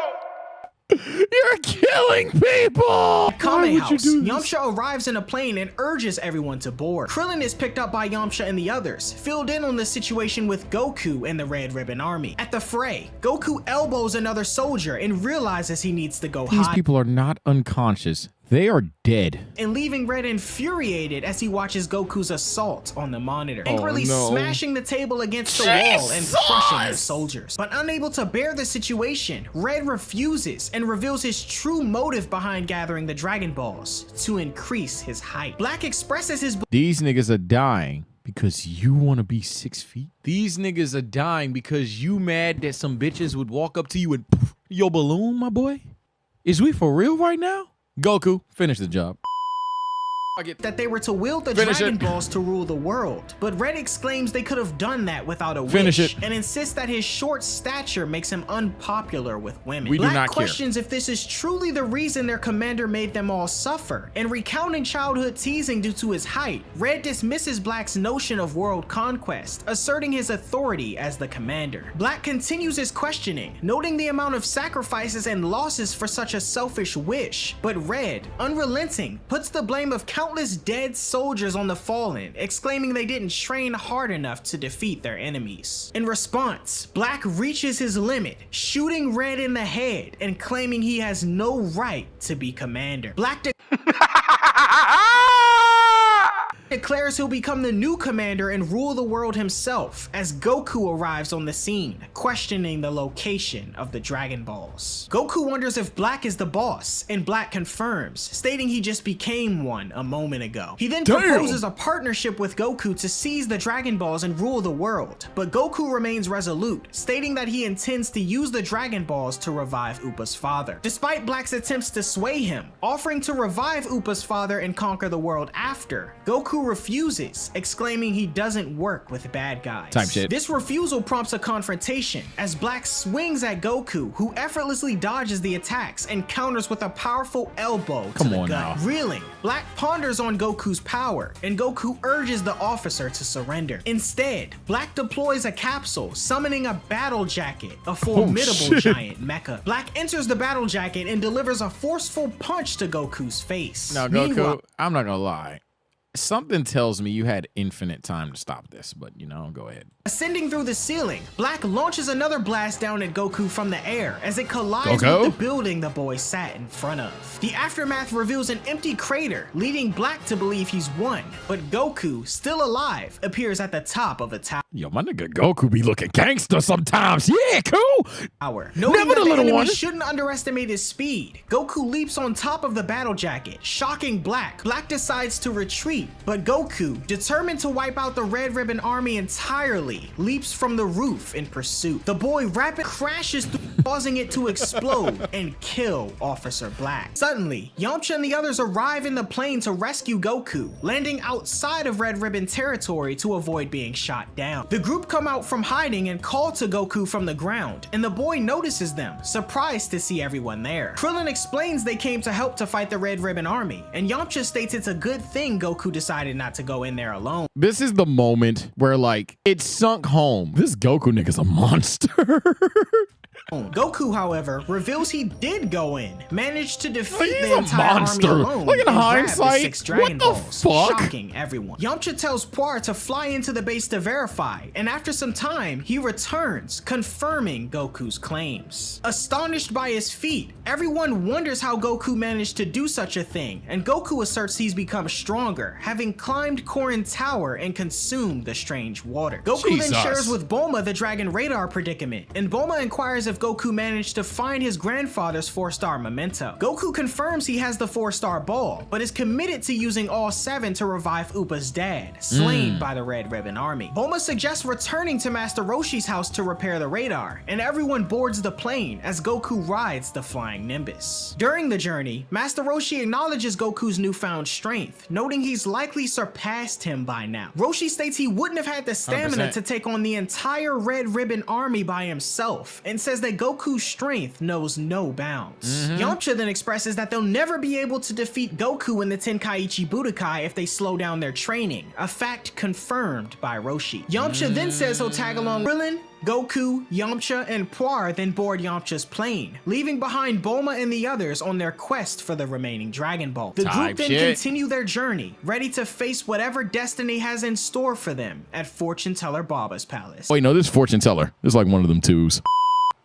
Arc takes place after the events of the Red Ribbon Army. Continuing Sorry, no, their journey Fortune Teller's from very Master Roshi's emotional. house, points out Goku's It's a soft smelly spot arc. clothes after his battle with the Red Ribbon Army. For Deciding one scene, to remedy yes, this but before it is having what it their is. fortunes told, the group venture into a nearby town. Goku, disapproving of the late 19th century schoolboy attire suggested by the tailor, and Look, Goku Jaeger over here. I ain't gonna lie. Goku Psycho over here. Yeah, honestly, nah. He looked more like an Attack on Titan character than anything else. But then Goku, you gotta get that shit on. You know, take off the hat though. You don't need the hat. You don't need the hat. The hat and change the color of the socks. Cites laughter from his friend. Despite Yamcha's comedic insistence that it suits him well, Goku opts for a similar outfit with a Kame symbol and a hole for his tail. The tailor estimates an hour for completion, and Yamcha discreetly requests the use of the cheapest fabric. Leaving the store, the group ponder their next move. Goku decides to fetch Upa in the meantime, and riding on Nimbus, returns to Korin Tower. Goku calls out to Upa, and reuniting with him, Goku shares his victory over the Red Ribbon Army and possession of 6 Dragon Balls. He tells Upa that he can come with him while they search for the remaining Dragon Ball. That little and the nigga two savage. take off. Goku asserting that he knows someone who can find it for him. Returning to town on Nimbus, Goku introduces Upa to the others. Yamcha informs Goku that his clothes are ready, prompting Krillin to cheekily inquire if Upa is a cute girl. Goku, confidently asserting that Upa's a boy, prompts disappointment from Krillin. Goku and the team take flight. After some searching,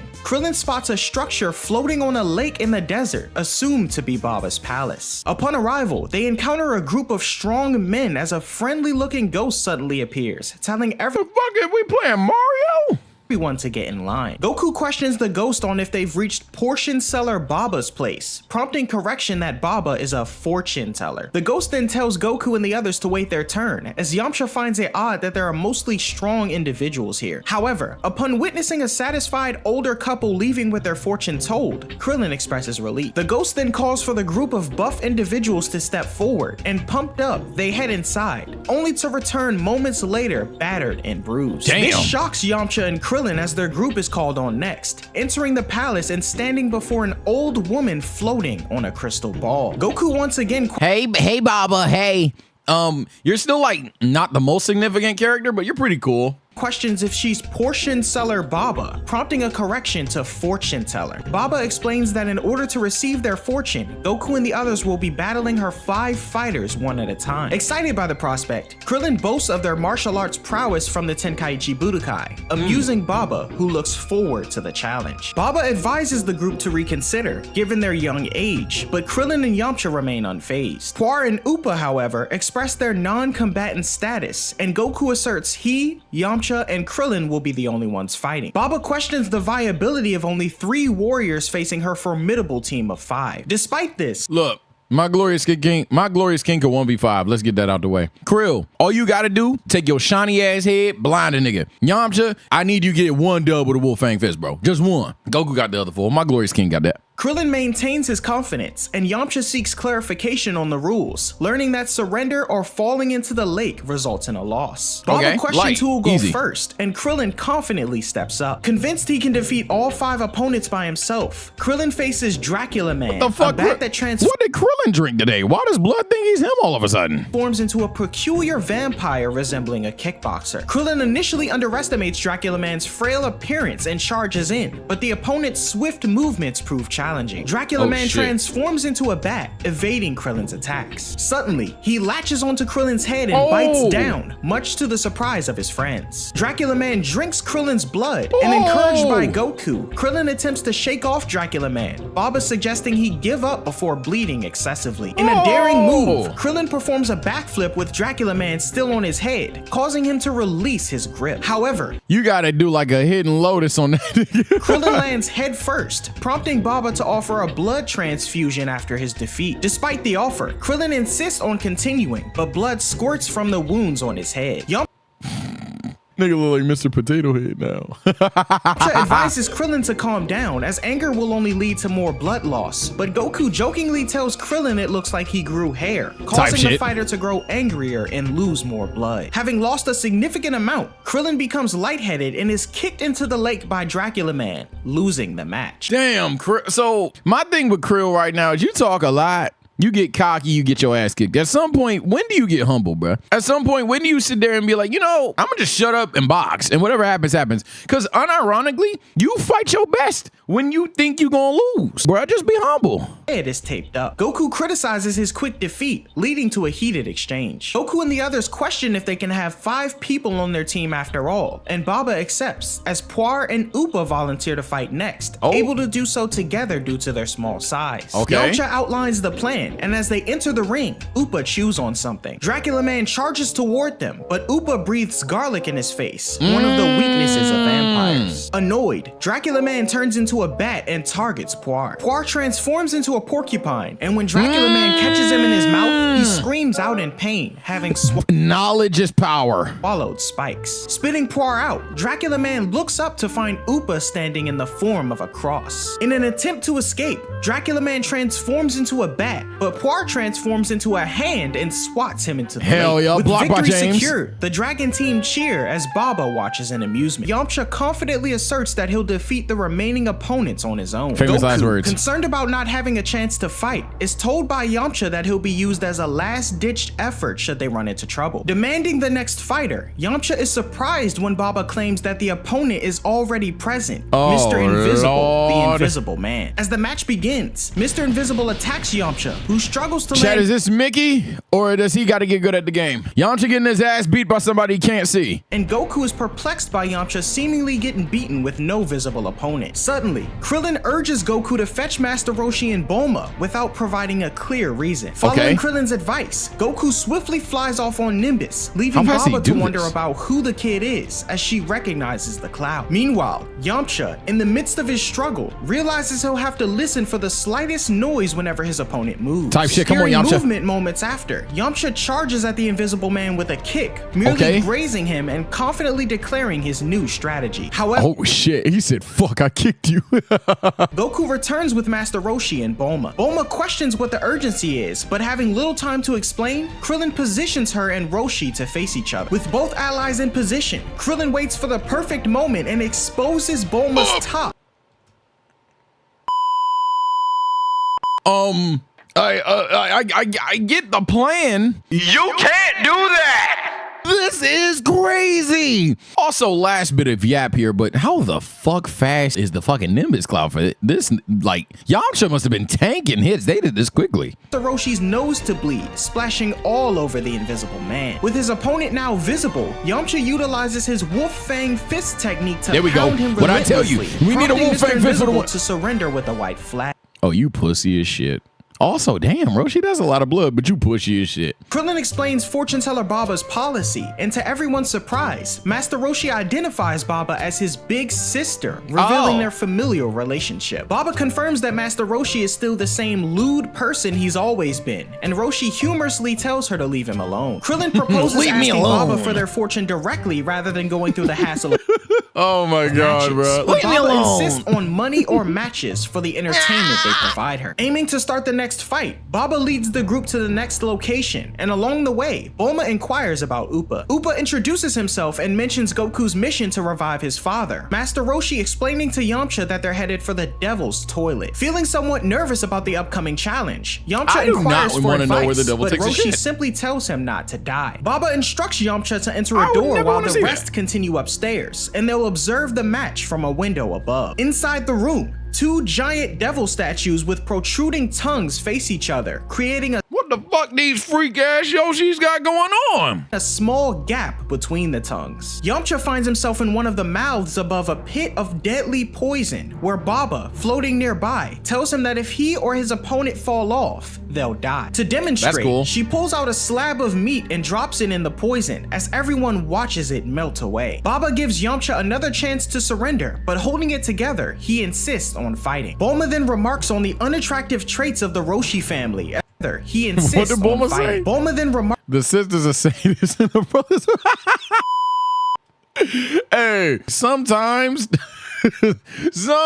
the unhinged humor is hilarious, and this is one of those moments. Nah, Bulma, that's funny as fuck. Baba calls out her third warrior, the dried-up gladiator, Mummy Man. Upon explaining that a surrender or death results in a loss, Baba starts the match. Yamcha plans to use his speed and technique in the confined space, assuming Mummy Man will be slow. But as he runs across, Mummy Man does the same. Fang Fist, Yamcha charges in, but finds Mummy Man elusive, deftly evading all attacks. Mummy Man executes a swift sweep kick, toppling Yamcha, followed by a jump and a knee to the stomach. Standing over Yamcha, Mummy Man deems him boring and suggests quitting. Seizing the moment, Yamcha retaliates, knocking Mummy Man off the platform, much to everyone's surprise. However, Mummy Man launches a bandage, latches onto the statue's tongue, swings to the wall, and propels himself back up. Determined to conclude the match, Mummy Man swiftly punches Yamcha's face, knees his gut, pounds the back of his neck, and holds him over the lake of poison, prompting Yamcha to concede defeat. Yamcha ascends the stairs to the skybox where everyone was watching. The young warrior volunteers to fight next, despite Baba's attempt to dishearten him. Mummy Man remains intrigued by Goku, but Baba urges him to proceed. Charging at Goku, Mummy Man lands a gut punch followed by an uppercut. A powerful kick propels Goku into one of the statue's faces, cracking it, and he lands face first back on the tongue. Concern sweeps through the onlookers, while Mummy Man and Baba find amusement in the situation. To their surprise though, Goku rises, declaring it's his turn. As he calmly walks toward Mummy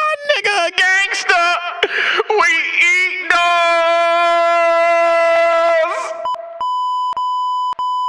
We eat those, nigga. Man, Roshi notes that Goku hasn't taken any damage from any I see of why his you in that attacks. toilet paper, all them shitty Mummy ass Man punches. faces Goku, And you look like a turd, nigga. Goku Let's box. deftly ducks the attack Let's do it. and retaliates with a What's wrong powerful with you? gut punch, knocking Mummy Man unconscious. Oh, This man. development shocks that's it. out of sight. The other two fighters observe, the blue-looking individual marveling at Goku's power. The other fighter wearing a cat-like mask laughs, but when questioned on his thoughts toward Goku, Okay, so that's probably his toilet. So if that's the devil man and this is the devil's toilet, so you take shits here? same time, Master Roshi reflects on the increasing strength of each opponent and wonders about the final one, as Devilman is usually Baba's trump card in the lineup. Baba initiates the match, and Devilman takes flight with his wings, declaring that he'll send Goku to hell. Despite Devilman descending rapidly, Goku effortlessly kicks him, leaving everyone astonished by the kick boy's his fucking incredible ass. He speed. sucks. Goku perceives Devilman as weak. Devilman places 2 index and middle fingers to his head, explaining how this technique And then he screams, Change now. all along, it's fucking getting you in there. He just screams, change now. Goku's in this body. One tap, Dragon Ball's over. can cause someone's heart to explode if there's even a hint of evil within. Threatening Goku with imminent death, Devilman unleashes the attack. Despite Baba's plea to stop, the wave emanating from Devilman's fingers reaches Goku and makes contact. Devilman anticipates Goku's explosion, causing concern among the onlookers. However, Goku remains unfazed, perplexed by the peculiar light surrounding him. The light vanishes. Nigga, you just got aura diffed. Nigga, stop. Bro, y'all gotta stop playing with Big Cool, bro. He ain't a bad guy. He ain't a bad guy, buddy. Womp womp. Didn't prompting work. surprise from Try Devilman again. and Baba, as they know Goku doesn't have any evil in his heart at all. Relieved that Goku is unharmed, the spectators celebrate, Bulma noting that if the technique had been used on Master Roshi, it probably would have worked. Yeah. Infuriated with the ineffectiveness of his best attack, Devilman conjures a pitchfork and swipes at Goku, who expresses displeasure at the use of a weapon. Growing serious, Goku lunges and kicks Devilman with intense force, so impactful that Baba and the others are left in awe. When the attack ends, Devilman is seen head first through the wall, Goku acknowledging that he might have overdone it a little. Baba is at a loss for words, and Master Roshi, having missed the attack connect, is astonished by Goku's remarkable speed. Everyone except Baba is delighted for Goku's success, and Goku urges her to bring out the next fighter. Despite Baba's belief that Goku won't get any further, she calls out the remaining challenger, Krillin whispering to Goku that he'll definitely win this battle. Noticing Goku's silence though, Krillin wonders if he's tired, to which Goku responds that the man he's about to fight smells nice. It's Goku one of them won't moments, lose. Chad, I However, can't Roshi even lie, senses bro. familiarity in the fighter's voice and considers him a remarkable presence. The others are skeptical, stating he doesn't look like much, and Baba is intrigued by the unknown information the fighter shared, as Goku questions if they can begin the match. Baba then explains the rules, as the match will end when one of the contestants cries uncle. She asserts that she'll reveal the location of the Dragon Ball should Goku emerge victorious, and his friends wish him good luck before the match begins. Let's do The it. stranger urges Goku to do a pre-match bow before the fight, and Goku obliges. Baba initiates the match, and Let's the do two it. combatants engage in a prolonged face-off. Goku senses the fighter's uniqueness and intensity, and the stranger urges the boy to attack him, prompting Goku Let's to do it. charge Come on, in. Goku. The fighter attempts a swipe, beef. but Goku dodges and attempts a punch. Yeah. The fighter catches the punch, and the two engage in a struggle, and as they break apart, the fighter leaps behind Goku, lunges from the arena floor, and knocks Goku away. Okay. Goku, however, He can't, breaks he his can't. fall, charges in, and Keep kicks up. the fighter Yes, in his sir. face, Knock his fucking leaving chin out. everyone Old astonished. ass nigga. Master Roshi is thoroughly Yeah, I seen that impressed weak by the ass intense stash. confrontation unfolding before him. The fighter resumes his attack on Goku, throwing punches, but Goku adeptly blocks and and counters with a kick. Seizing Goku's foot, the fighter slams him face first and hurls him into the air. In a remarkable display of agility, the fighter leaps and catches up with Goku, kicking him back down to the ring. Goku descends rapidly and crashes, the fighter stating that even someone as amazing as Goku won't be able to just brush that off. Goku, however, rebounds swiftly and retaliates by kicking the fighter into a nearby building. Undeterred, the fighter launches off the building, descending toward Goku with a kick. In an unusual move, Goku chooses to confront the impending attack head-on as he clenches his body. The fighter's kick lands, but doesn't affect Goku as he begins to chant the Kamehameha. This development surprises everyone as the fighter unleashes the attack, the beam headed for Goku at super speed. Goku, however, skillfully avoids the Kamehameha by leaving an after image, leaving the real Goku soaring in the air. The fighter is surprised that Goku is familiar with the after image technique, and Master Roshi finds the Kamehameha from a stranger hard to believe as he continues to ponder his identity. Goku descends, preparing for his own attack, and perceiving the boy is vulnerable in midair, the fighter readies another Kamehameha. Unexpectedly though, Goku prepares his own blast, surprising the fighter as the boy is familiar with that technique as well. As Goku unleashes the Kamehameha, it shatters tiles and propels the fighter backward. Goku descends and, capitalizing on the opportunity, delivers a knee to the downed fighter's gut, shocking Baba and initially appearing victorious. Goku's triumph is short-lived as the fighter laughs and seizes Goku's tail. Goku's strength diminishes as the fighter stands up, and Yamcha reveals Goku's weakness, emphasizing how grabbing his tail saps his strength, recalling a previous encounter when the Ox King's daughter exploited this vulnerability. Yamcha figures that the fighter must be really amazing to have figured this out on his own, as he holds Goku by the tail, with Baba expressing delight. Master Roshi, however, deduces the fighter's identity, noting that he didn't spot Goku's weak point, but knew it all along. The fighter continues to slam Goku around. Meanwhile, in space, the Pilaf gang observes the events on a satellite monitor, and Master Roshi drops a bombshell, revealing the fighter as Goku's grandfather, son Gohan. This revelation shocks everyone, and just before being slammed again, Goku's tail unexpectedly rips off, remaining in Gohan's grasp. Goku is in considerable pain, and it appears that the fighter didn't intend to sever his tail. The group, however, is more concerned about the presence of Goku's deceased grandfather. Despite Goku's frustration over losing his tail, he readies himself for an attack, only for the fighter to surrender. Bruh doesn't know that that's a buff. Much to his confusion, the fighter admires Goku's strength, prompting Goku to question how he knows his name. The fighter merely suggests Goku should have been more cautious with his tail, and as he removes his mask, he reveals himself as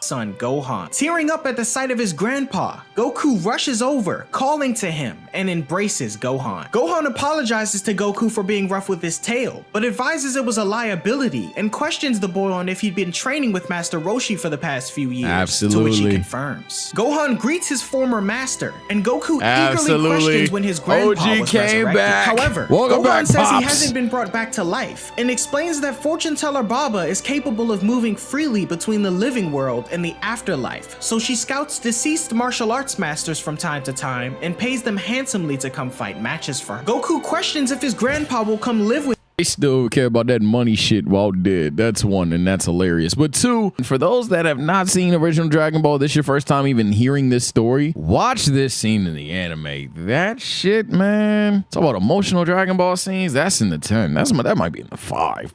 Gohan says he's only able to return for one day. Bulma questions if he and Goku's meeting today was pure coincidence, but Roshi cuts in, noting that Baba can see the future and foresaw the arrival of the Dragon Team. Gohan expresses gratitude to Master Roshi for training Goku and discreetly mentions the Great Ape transformation within him, but Roshi notes there's no need to worry. That nigga said, hey, by the way, he still ain't turning into that goddamn ape, is he? yo, let it go, Unc. It's a different time, man. It's bigger than black and white.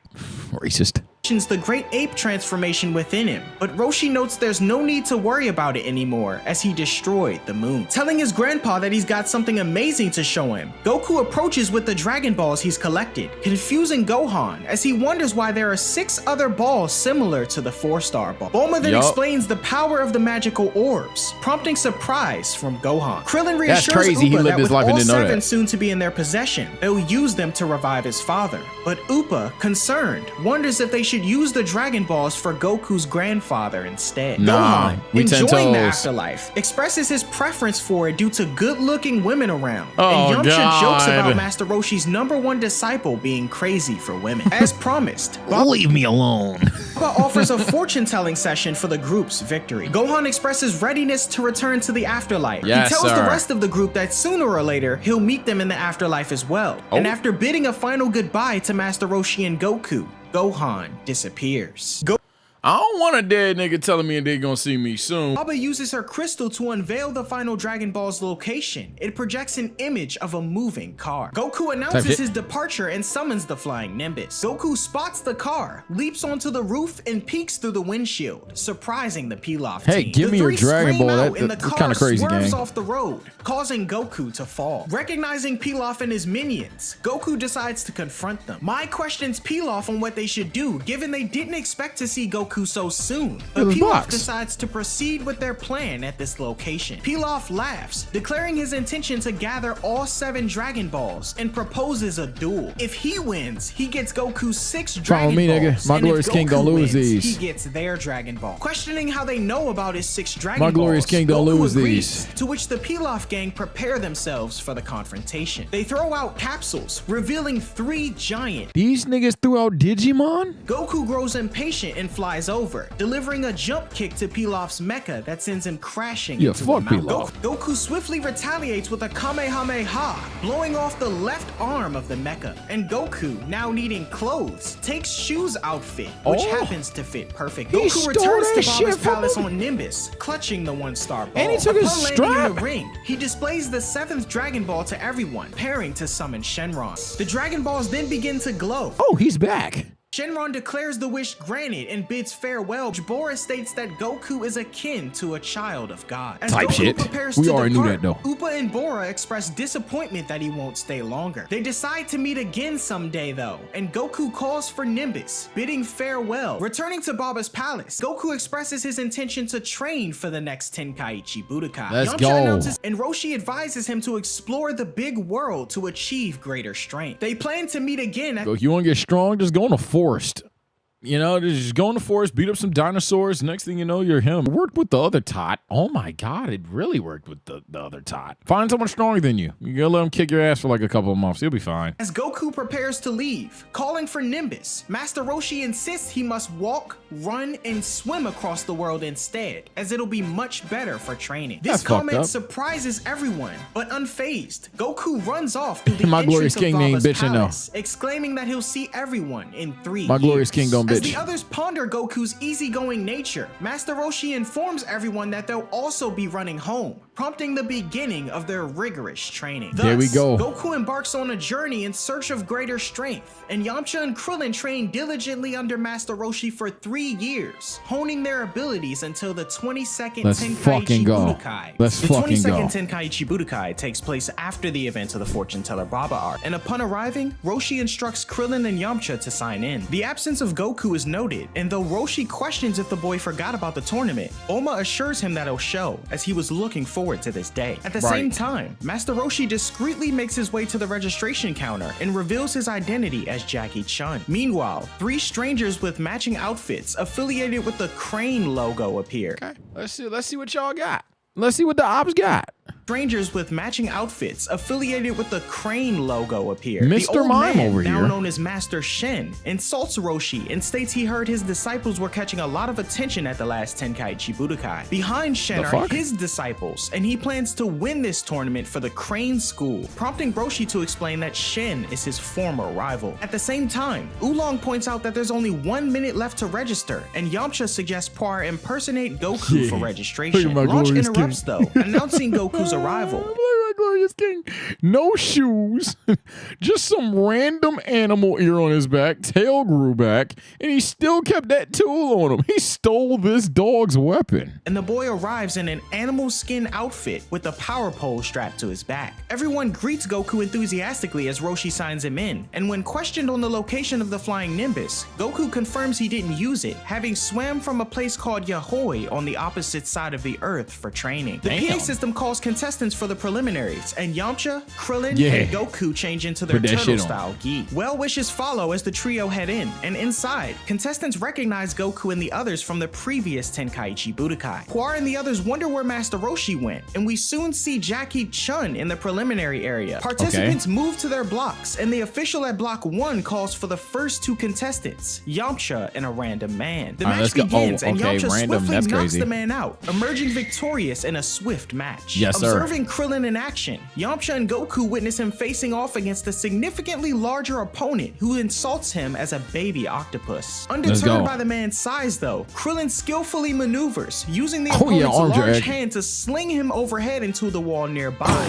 winning the match. As his match begins, the three-eyed guy quickly dispatches a sumo wrestler, much to the surprise of the audience who couldn't see a thing. It's Goku, who faces a confident-looking man. Having heard this name before, Yamcha explains to Krillin that Choppa is a skilled master in martial arts, having entered the Tenkaichi Budokai before and won without being touched by his opponent. And Choppa take their stances. Don't give a fuck. My glorious king Jackie is familiar with King Choppa as well and anticipates a challenging match for Goku. Goku charges at Choppa, delivering a punch to his face, but it doesn't bring Choppa down. Choppa attacks, but Goku adeptly dodges each strike, executing a sweep kick that sends Choppa sprawling. Rising to his feet, Choppa attempts a swing, but Goku, having leaped into the air, evades it. Goku then takes the opportunity to deliver a powerful kick that knocks Choppa off the platform, and the official declares Goku as the winner. Yamcha and Jackie are astounded at how effortlessly Goku defeated Choppa. The preliminaries continue, with Master Roshi's 3 students and Jackie Chun final 8. Excited, the gongs sound, and the announcer enters the stage, officially commencing the 22nd Tenkaichi Budokai with a 500,000 Zeni prize. The first match is announced, Yamcha versus Tien,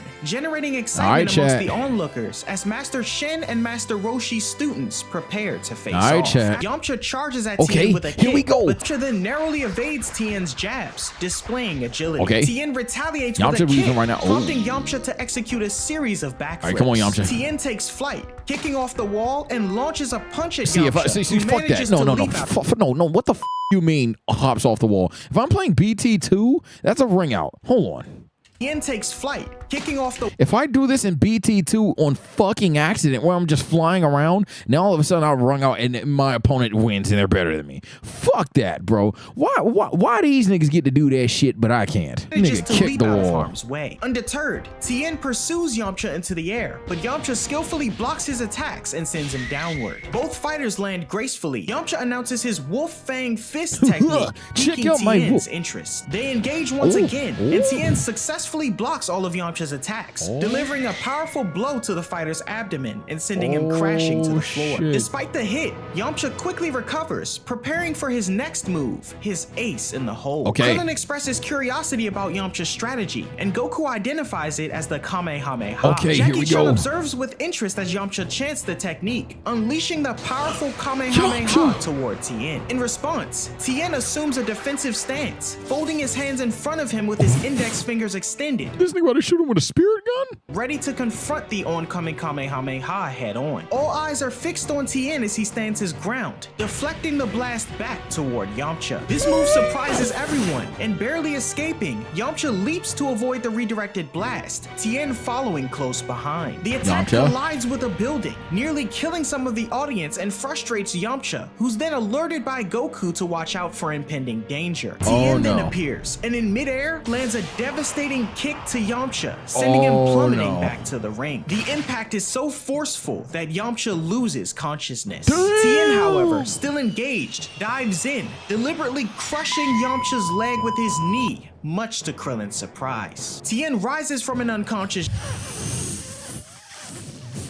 and Goku rushes into the ring along with the announcer. And the announcer declares Tien the winner as Yamcha is unable to continue in his injured state. The announcer introduces Krillin as a student of the Turtle Hermit School and Chaozu as a pupil of his rival, Master Shen. Goku wishes Krillin good luck, and with the stage set, the announcer signals the start of the match. Krillin assumes a fighting stance, while Chaozu remains motionless, wearing an expressionless face. Confused by Chaozu's lack of movement, Krillin is taken by surprise as Chaozu suddenly slides forward, delivering a kick that propels Krillin into the air. Seizing the advantage, Chaozu ascends and swings at Krillin, who expertly backflips to the ground. Krillin then kicks off the ground, launching a counterattack on Chaozu. Chaozu dodges, allowing Krillin to fly over him, and Chaozu gracefully descends to the ground. Krillin descends, kicks off the ring, and charges at Chaozu, momentarily disappearing. Tien warns of an attack from the left, but Chaozu struggles to identify the direction. Swiftly reappearing, Krillin lands a punch on Chaozu, and capitalizing on the advantage, beat the shit out of this goddamn Pokemon, bro. The battle intensifies as Chaozu unveils a surprise attack, holding up one finger, which ignites before unleashing a Dodon Pa at Krillin. Krillin evades the energy blasts, wondering what the attack is, and on the sidelines, Goku exclaims the attack originated from Mercenary Tao. This catches Tien's attention as he confronts Goku, questioning how he knows that name, and Goku states he killed Mercenary Tao, sparking a mixture of fury and realization in Tien. As the fighter walks away, Jackie Chun questions Goku on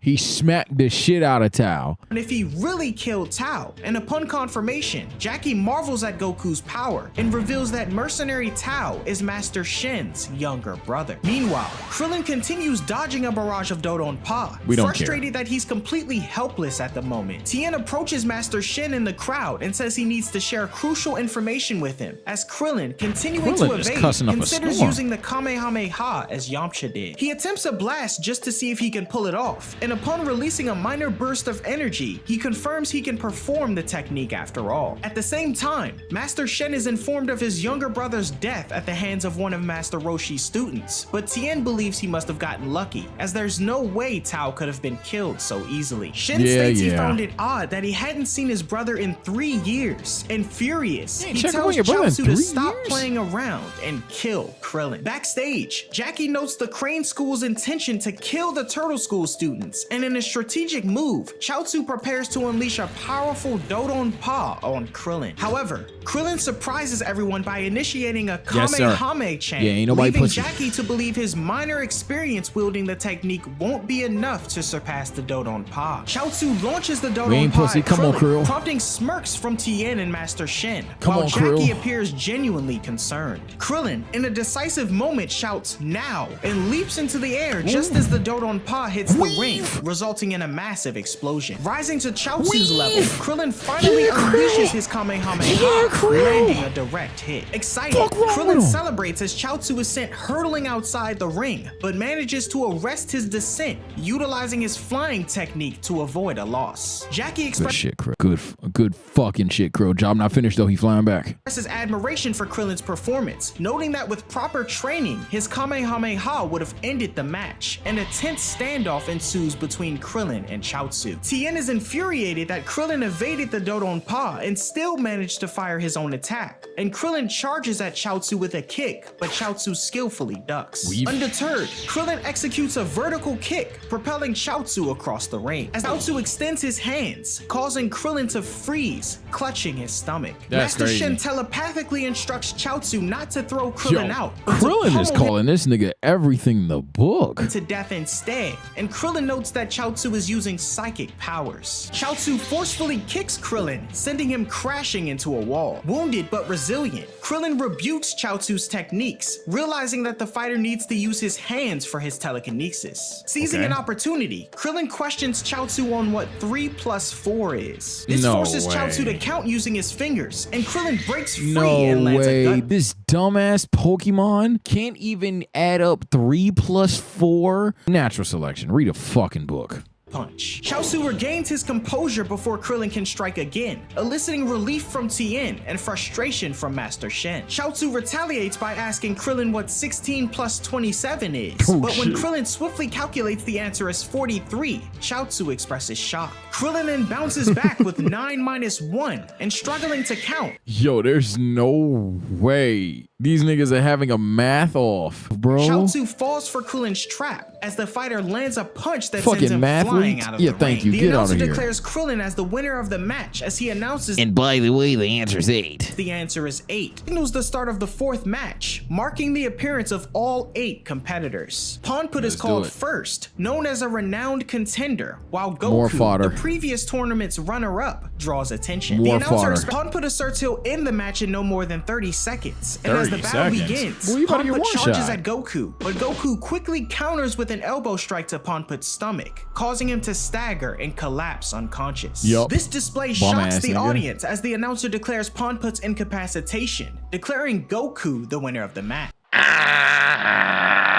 Stop feeding Goku this trash, bro. This ain't the good eats. This ain't the good we eat those right there. Nah, this ain't the good eats, bro. The announcer then proceeds to announce the start of the semifinals 5th match, pitting Tien, the victor of the first match, against Jackie Chun, who won the second match. Let's do it. The announcer Yup. anticipates an intriguing match and signals for it to commence. Tien initiates with Okay. a punch toward Jackie, who adeptly blocks it. In response, Jackie counters Okay. with a kick, which Come Tien on, Jackie. skillfully deflects. Jackie effortlessly jumps over him, and the two Nah, they engage weaving. in There it mid-air is. There it exchanges is. of Yeah, stop that punches. dodging shit. Upon Uh-huh. landing with their backs turned, Jackie swiftly maneuvers, Here we go. creating Get numerous mad. after images to encircle Tien. Despite Tien's Shadow identification clone of the jutsu? technique, he manages to identify the real Jackie and kicks him into the wall, asserting his immunity to such tricks Third eye with sees 3 bullshit. eyes. Determined to escalate the fight, His third eye Jackie sees discards bullshit. his jacket as Tien charges toward him, flaunting erratic hand movements. Jackie, however, discerns the movements and seizes Tien's wrists, delivering a knee to his gut, followed by a kick that propels Tien into the air. Although visibly angered upon landing, Tien regains momentum, delivering a knee to Jackie's chest shit. and a punch to his face. He fighting so good, he got this nigga thinking, oh yeah, Sonny, this next generation. Nigga, focus on winning this fight.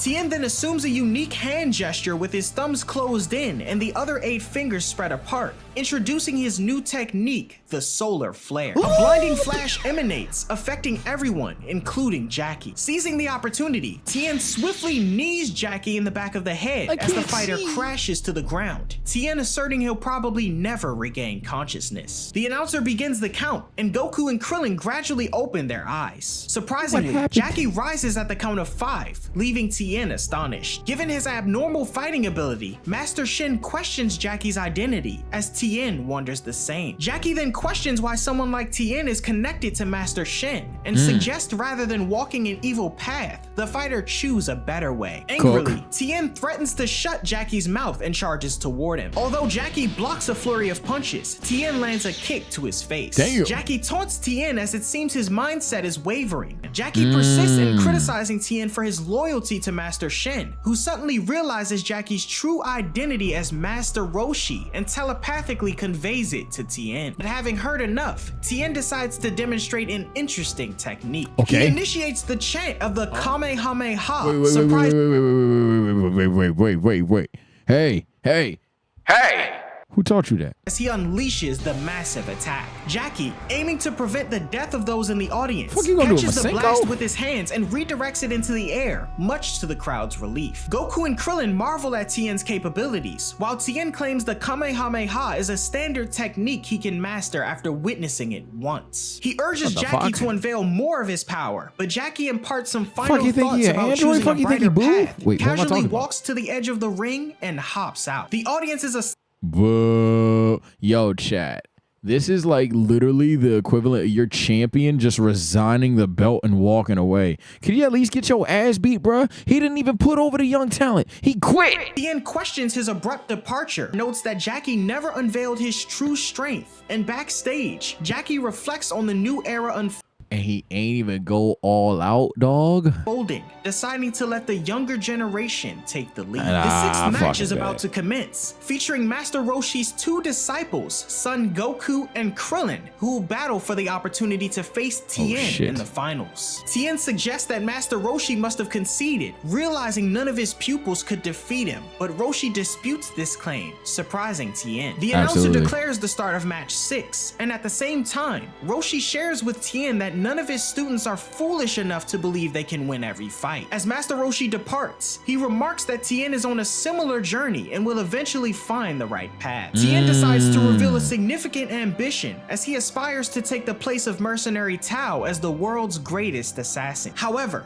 Roshi dismisses the statement and wishes Tien a good match, noting that he likely would have lost if the two had finished their battle. Tien then reflects on the old man's apparent lack of pride, but sits in silence. In the ring, Krillin initiates a kick, but Goku skillfully blocks it. Goku effortlessly intercepts Krillin's punch, retaliating with a kick. Krillin, displaying agility, evades Goku's kick mid-air and counters with a strike. Goku rushes in, pushing Krillin back with a swipe, and disappearing momentarily, he delivers a surprise kick to Krillin, who barely manages to evade. Roshi, observing from the back of the audience, stands on his staff for a better view. In a sudden rush, Goku charges at Krillin, chanting the Kamehameha along the way. Just before reaching Krillin, Goku jumps into the air and unleashes the blast, directing the Kamehameha upward instead of at his opponent. The force propels Goku toward Krillin, enabling him to deliver a punch to the face that sends Krillin flying. Goku in his bag.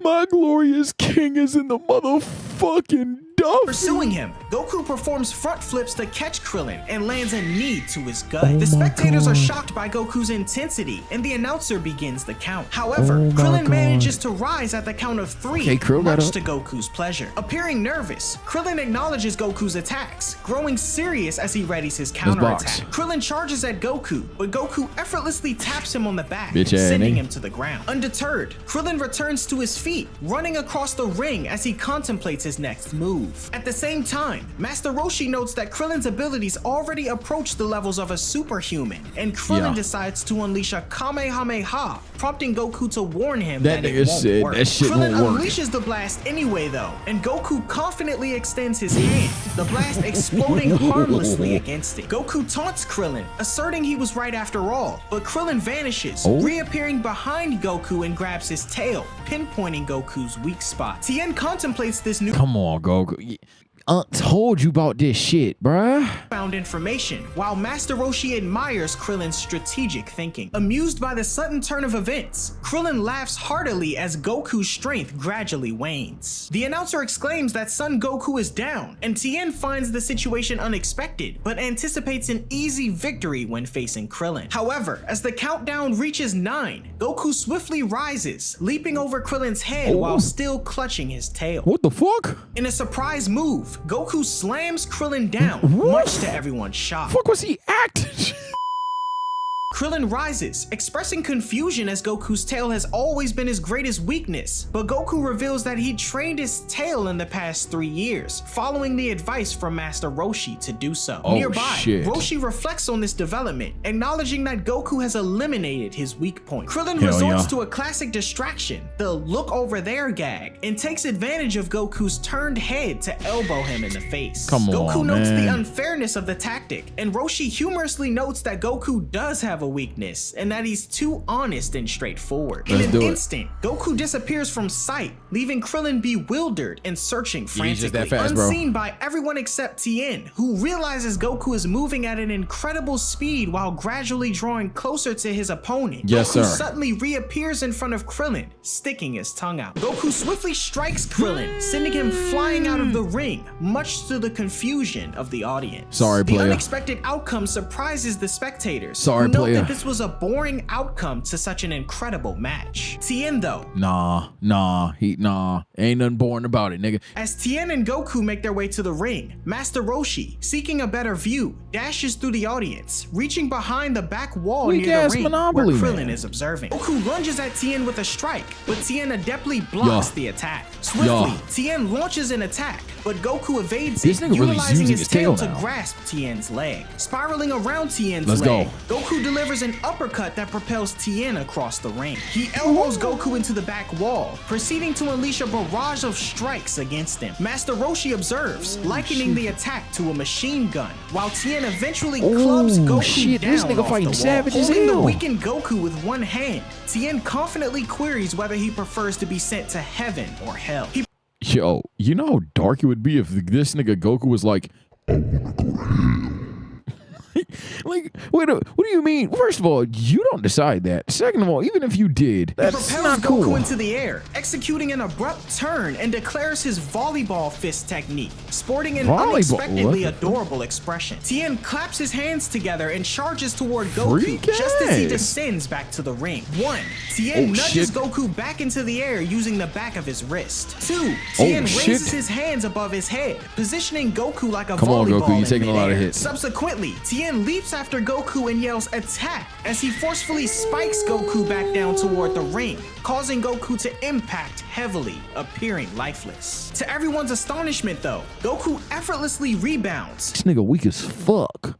leaving Weak ass Tien nigga. amazed at his resilience. Weak ass Goku nigga. asserts that he's ready to go Weak all out, ass as he nigga. knows now that Tien won't die Fuck if he wrong with pushes his him. power to the limit. Weak Tien ass assumes nigga. Goku No, is Goku bluffing, smack the dog believing shit he's out been this using nigga. his full power the entire time, and Goku says he has been, but only his full power for matches. He goes on to say that because Tien's trying to kill him, he can finally unleash the power he uses for combat, prompting Tien's skepticism. Goku initiates his combat strength, and in a swift motion, he charges at Tien, delivering a punch to the face, a blow to the gut, and then kicks Tien across the ring. This is Goku what I continues mean.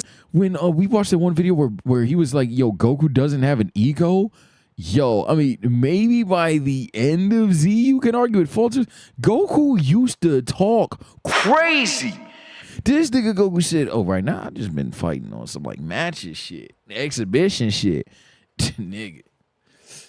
This is how I fight when I'm trying life or death. Now it's life or death. Let's go to work, soaring nigga. beneath Tien, delivering a kick to his back from below, propelling Tien high into He the gonna hit air. him with his own Opting for a motherfuckers? Kamehameha, Goku pauses just before releasing it and changes his mind. Tien lands, taking a moment to collect himself, and expresses his appreciation for the intense fight, exclaiming he never thought he'd ever fight someone as strong as Goku. He exclaims he'll win the fight no matter what though, prompting dismissal from Goku. On the sidelines, Krillin believes Goku is foolish for not completing the Kamehameha, but Master Roshi explains to him that Goku is thinking ahead, as it would have been wasteful to use the attack at this point in the battle. At the same time, the battle between Goku and Tien intensifies. Nah, they boxing, The two engage chat. in a rapid exchange of strikes, too swift for the spectators to They're follow. boxing, Dodging a kick chat. from Tien, Goku performs a backflip and creates numerous after images, leaving Tien excited by the sudden use of the technique. Descending from above,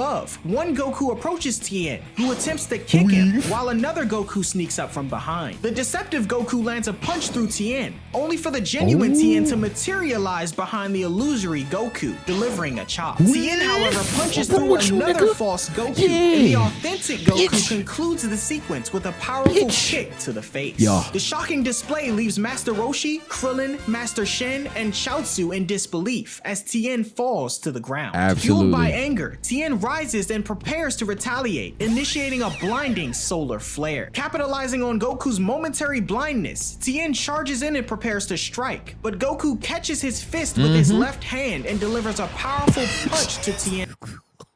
That shit don't work on him. That doesn't work on my glorious king. You bald fuck. You cycloptic bitch. Attempting to Or Triclops. gather himself, Tien questions how this happened, only to find Goku wearing Master Roshi's sunglasses. Tien remains down, providing Goku with an opportunity to return the sunglasses to Master Roshi as the announcer begins the count. However, Tien unexpectedly rises at the count of 7, kneeing Goku in the face against the wall. Goku retreats behind Tien, nursing his throbbing face. Tien claims his previous fall was due to being unprepared scared, while Master Roshi mourns the damage to his sunglasses. Damn. At the same time, Krillin notes that Roshi looks oddly familiar without his glasses, and aiming to keep his identity as Jackie Chun a secret, Roshi urges his student to focus on the match. Yeah, shut up. Determined to secure a genuine victory, Goku and Tien charge at each other. As Goku leaps to attack from above, an unexpected freeze occurs, allowing Tien to land a forceful strike, sending Goku back to the ring. Master Roshi expresses surprise, while Goku, recovering slowly, denounces the tactic as dirty, leaving Tien to ponder his words as Master Shin smiles deviously. Perplexed, Tien questions what Goku is talking about, and silently, Master Roshi curses Master Shin. Goku challenges Tien to try his move again and retaliates by rushing at him, but Master Shin instructs Chaozu to intervene. Upon Chaozu's command, Goku freezes, allowing Tien to deliver a forceful kick to his face. This y'all man, bro.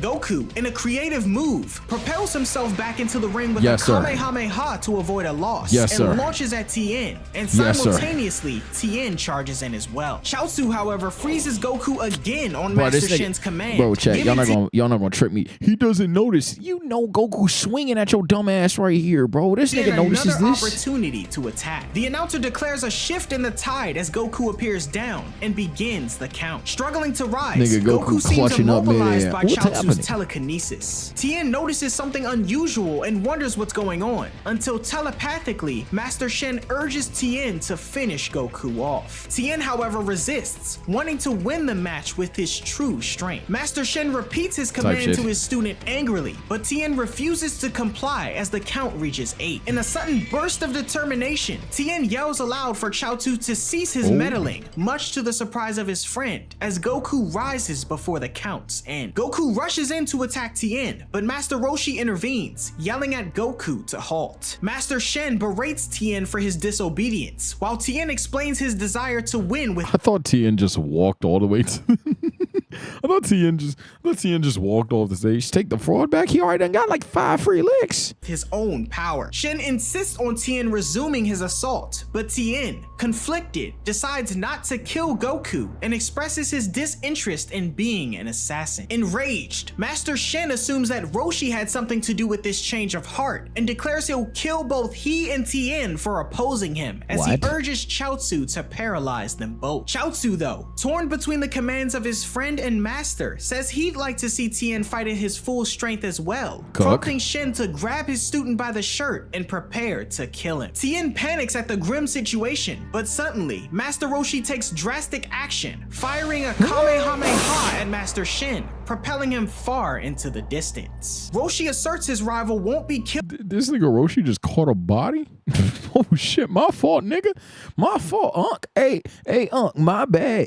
This nigga Roshi is quick with it. By an attack like that, and urges Tien and Goku to finish their battle, prompting an apology from Goku, as he notes Tien's not as bad as he thought. Grappling with the weight of betraying his teacher, though, Tien resolves to win the match. With determination, he warns Goku to prepare for his next formidable attack. As Goku readies himself, Tien stretches his arms outward, beginning to power up. Spectators wonder about Tien's actions, and Chaozu excitedly identifies the technique as the 4 supernatural fists, and not a technique known as the tri-beam. To everyone's shock, 2 humps emerge on Tien's back, and 2 additional arms protrude. The bizarre sight causes a collective reaction of astonishment, and Tien boasts to Goku about doubling his punching power with the additional arms. Tien launches an attack, and although Goku manages to block the strikes from Tien's front arms, the fighter surprises him by delivering powerful blows with his back arms. Goku retreats, nursing his back, as Tien resumes his assault. Seizing one of Goku's limbs with each of his 4 hands, Tien lifts Goku overhead and slams him down with a forceful headbutt to the abdomen. Goku counters by striking Tien in the face with his tail and swiftly evades. Demonstrating his agility, Goku playfully— This nigga Goku said, I've still got my tail. Claims to counter Tien's 4 arms with 8 and rapidly demonstrates them, much to the fighter's shock. However, on the sidelines, Master Roshi sees through this technique, noting Goku's arms are only appearing as 8 given he's moving them incredibly fast. Goku charges in and assaults Tien with a flurry of punches, leaving Tien struggling to defend. After delivering a punch and kick combo, Goku sends Tien into the air. Landing with frustration, Tien wonders why he's having so much trouble defeating Goku, but concludes that fighting him head-on leaves him vulnerable to attacks. Acknowledging Goku's incredible power, Tien retracts his additional limbs. He then issues a stern warning to Goku, emphasizing the lethality of his next technique. He insists that he doesn't want to kill Goku though, and urges him to avoid it. Goku expresses confusion as Master Roshi shows concern, Chaozu then exclaiming that Tien plans to use the deadly technique known as the Tri-Beam. Confirming his suspicions, Roshi informs Krillin You think we worried about a Tri-Beam, nigga? of the Tri-Beam, surpassing even the Kamehameha. He goes on to say that the technique is so extreme that it uses up a large amount of energy and has even been rumored to kill its user or shorten their lifespan. Roshi curses Master Shen for teaching Tien such a dangerous technique, and Chaozu pleads for his friend to refrain from doing such a thing. However, Tien asserts that he won't die and ascends into the air, instructing Goku once more to dodge. As Tien positions himself above, Goku refuses to run away, prompting urgency from Master Roshi as his student plans to confront whatever's coming. Krillin questions what Tien's plan is, and Roshi explains that he's likely aiming for Goku to lose by ring out. Tien puts his hands together with raised index fingers, initiating his power-up process. Forming his hands into a triangular shape, Tien announces that the target is the ring. Convinced that ass triangle, that's a fucking circle. He'll deplete all his ki and drain most of his strength, Tien unleashes the Tri-Beam with a resounding cry. A colossal flash and explosion follow, leaving Tien panting as he observes the damage to the ring. Krillin and Master Roshi, along with the announcer, are shocked at the disappearance of the ring. Okay. Now, I'm not the brightest kid, but I know I had that baby little shaped thing. And I know what happens when you put the triangle in the square block. It doesn't work. How the absolute did this nigga's triangle make a fat ass square? You know what? Placed by a massive hole in the ground. Goku, seemingly obliterated along with the ring, is cause for concern. While Master Roshi is impressed with the power of the Tri-Beam, Krillin anxiously worries about Goku's fate. Roshi remains optimistic that Goku isn't dead, and Tien detects something and ascends into the air. Discovering Goku miraculously unharmed, Tien applauds Goku's ability to jump this high in an instant. Goku commends Tien's technique, emphasizing that he truly would have died had he not evaded.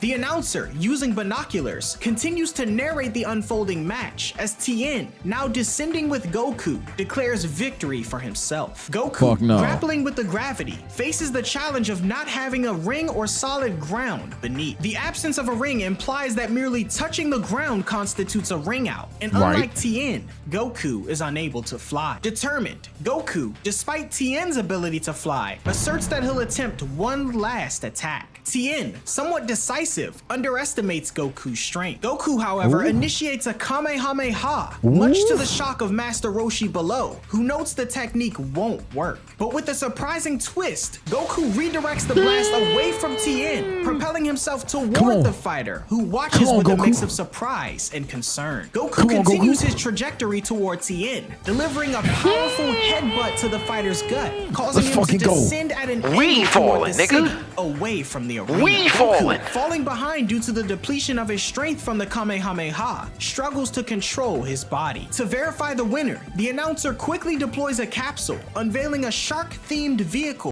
Hey, W fucking announcer. And speeds away to continue commentating. As Goku and Tien approach the ground, Goku manages a small Kamehameha to slightly increase his altitude. The announcer relays this development on the radio, reaching Yamcha, Puar, Bulma, and Lunch at the hospital, bringing excitement. However, a truck obstructs Goku's path, leading to a collision and subsequent crash into the street, with Tien crashing shortly afterward. Automatic interference, Goku wins, bro. This nigga Goku got frozen 4 times and then got hit by a fucking truck. And when the dust settles, the announcer declares Tien the winner of the MICKEYMOUSE.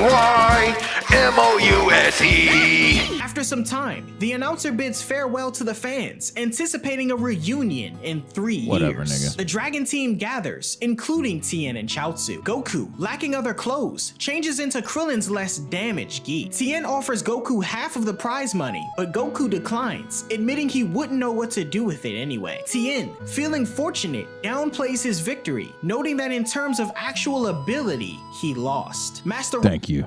As long as you know your shit mick as fuck. Roshi, however, notes that luck is a part of one's abilities too, and asserts that Goku's learned a lot from fighting someone like him. He then says they should all go eat a celebratory meal, with Krillin warning Tien about treating, as Goku has an immense appetite. Concerned about his missing Dragon Ball and Power Pole though, Goku prompts Krillin to volunteer and retrieve them from the backstage house. Yamcha, on crutches due to his leg injury, and Tien begin to reconcile. Master Roshi extends an invitation for Tien and Chaozu to join him at his place, supported by Launch's enthusiastic agreement as she's fallen for Tien's brutal side. However, Tien, still Master Shen's student, declines, opting to live elsewhere with Chaozu. Suddenly, a loud scream emanates from the backstage house, recognized as Krillin's voice. Everyone rushes in to find Krillin toppled over, and the announcer weakly explaining that a monster stole a peculiar ball in the Budokai name registration list. Master Roshi wonders what this could mean, but Goku cuts in,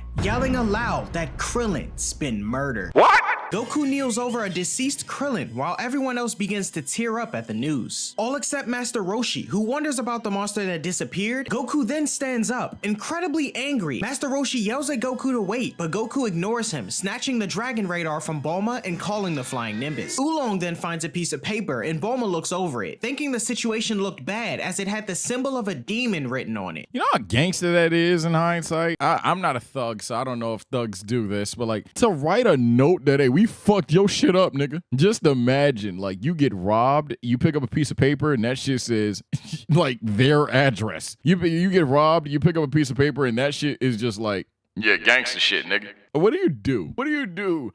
Like, you pick up a piece of paper, that shit says demon home. What the fuck do you do? I ain't gonna lie, I'm moving out. Cause like, this nigga was so bold that he gave me evidence that he was here. I'm good, bruh. Fear washes over the Turtle Hermit as he cryptically explains that the mark belongs to the Demon King Piccolo. He was a monster with overwhelming strength, and he turned peaceful worlds into worlds of death. Roshi then explains the story of his youth, as his master Mutaito used a secret technique known as the Evil Containment Wave to trap Piccolo in an electric jar long ago. Using the wave cost Mutaito his life. Damn. How strong was Mutaito? Master Roshi personally threw the jar at the bottom of the ocean, and no one had heard of Piccolo again until today. Chaozu worries that maybe Roshi... Okay, why didn't you keep it? I know that's hindsight, but no, why didn't you keep it? It takes one person that's curious about the whereabouts of Demon King Piccolo. Just saying, why didn't you keep it? You're like the strongest guy on Earth, ain't it? Fuck it. His old friend Shen brought Piccolo back, but Roshi insists he'd never do something that foolish. Scene shifts to a grand airship. Aboard is an aged green figure with pointed ears, adorned in clothing bearing the distinct demon emblem. This formidable presence is none other than the infamous Demon King Piccolo. Aboard the airship is the Pilaf gang as well, as their leader questions Piccolo on if he plans to wish for world domination. Piccolo, however, laughs, explaining that world domination for him doesn't require a wish, and what he truly desires is eternal youth. Pilaf then brings up how he found Piccolo, freed him from the electric jar, and told him the secret of the Dragon Balls. Piccolo questions what Pilaf is getting at, and the Emperor inquires for half of the world to dominate in return, and also mentions how he explained the greatest martial arts gathering at the Tenkaichi Budokai. Piccolo sits in silence, so Pilaf retracts his request to a third or maybe just a fourth of the world, and Piccolo says he'll think about it. He plans to eliminate any martial artist with even a little bit of power. Back at the Budokai, Master Roshi realizes why Piccolo wanted the red. So like, Chad, is that weak sauce or is that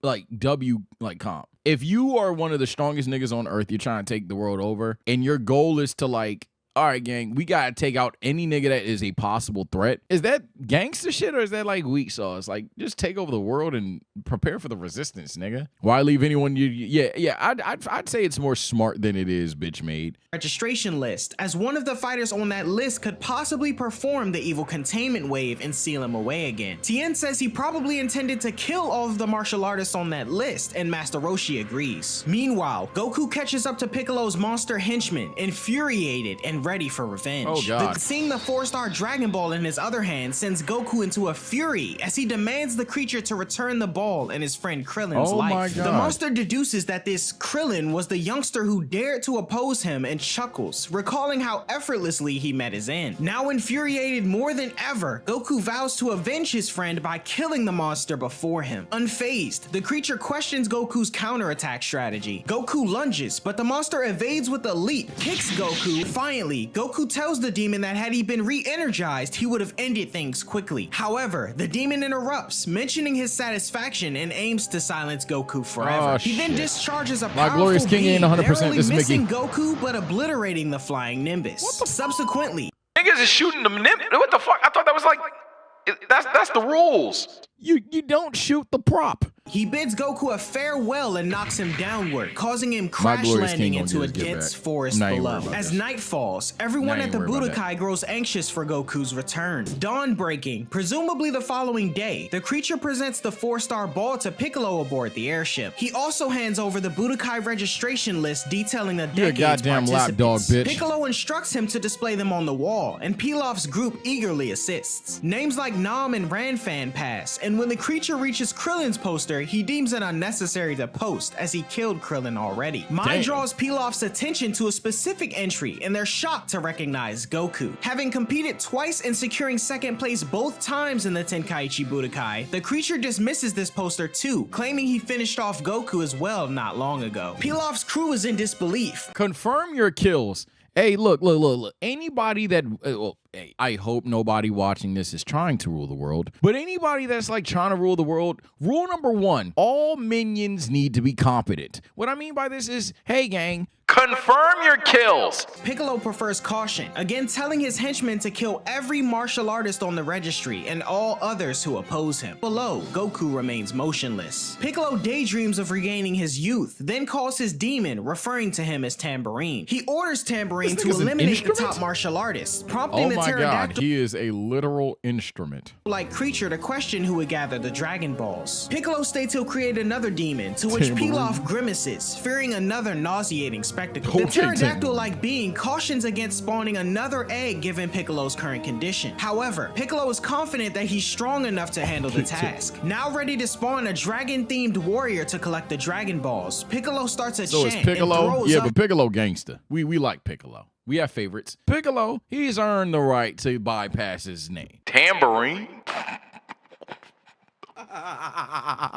Look at him. His head shaped like a tambourine. You just want to...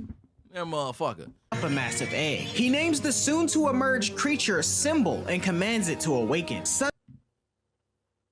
Suddenly, a chubby dragon with wings resembling Nigga loves tambourines band emerges, camp. and Nigga, Piccolo instructs you just launched Littlefoot. What the fuck? Symbol to retrieve the 6 remaining Dragon Balls. Piccolo questions Pilaf about the next Dragon Ball's location, and Pilaf indicates it on a massive radar display. As Symbol notes the location, Tambourine sets his sights on his next target of the tournament, Nam. Both Symbol and Tambourine then take flight, and while Shu is apprehensive about trusting Demon King Piccolo, Pilaf comforts him and Mai, expressing confidence in acquiring half of the world. Back at Kame House, Tien and Chaozu seem to have been briefed on the Dragon Balls. The group depart in an aircraft, seemingly leaving Bulma behind. Elsewhere in the jungle, Goku gradually regains consciousness, wondering how long he's been out. He's then enticed by the aroma of food and discovers a large fish roasting over an open flame. Goku thinks this incredible looking fish must be a dream. He leaps onto it and devours it, leaving only its skeleton behind and his stomach bulging like a balloon. Damn,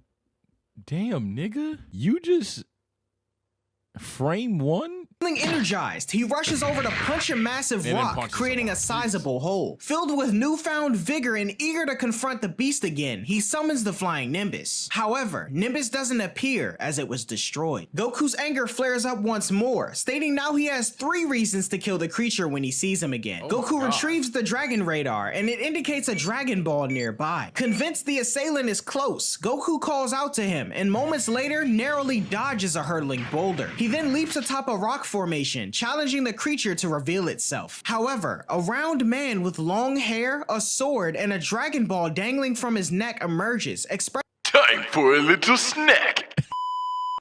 And I've just triggered 90% of you watching this video. You can do all that ass whooping you want. Time for a little snack.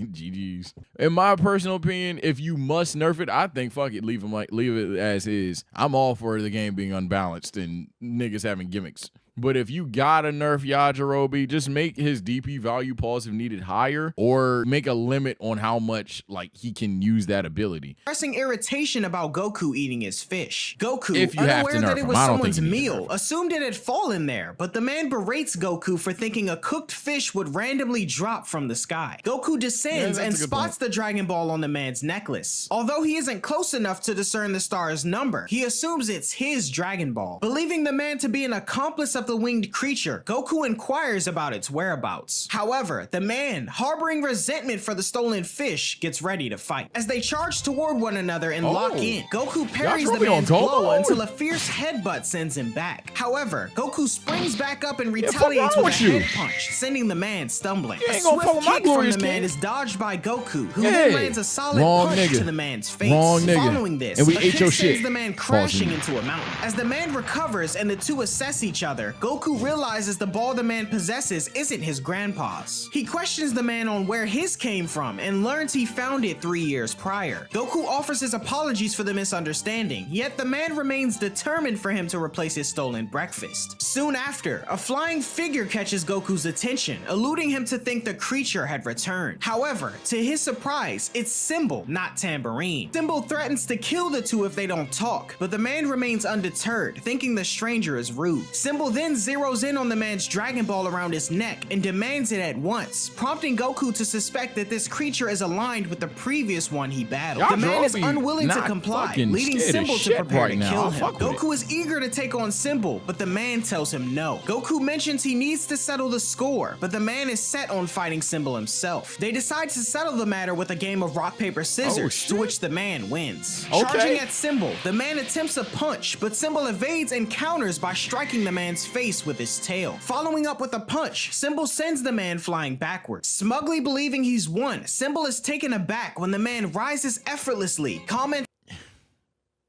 "You don't not confirm the kill on Yajirobe. You've knocked him back and you chose to charge. No, if you knock back Yajirobe, Follow up, nigga. because now he's about to stand up and hit you with the time for a little snack. And it's over with, nigga. Now he got the health lead. On how he keeps running into strong guys. Determined to win though, the man delivers a powerful kick to Symbol's face. In retaliation, Symbol releases a surge of electricity from his hand, trying multiple times to hit the man, but he evades. Frustrated, the man lunges at Symbol, draws his sword, and with a swift motion, slices the demon in half, surprising Goku. Elsewhere, high above in the airship, Piccolo jolts as he senses Symbol's demise. He states it's surprising that anyone could stand up to his demons, and the Pilaf gang remains silent. Meanwhile, the man proceeds to roast Symbol's remains over a fire before tasting it and finding it delicious. After his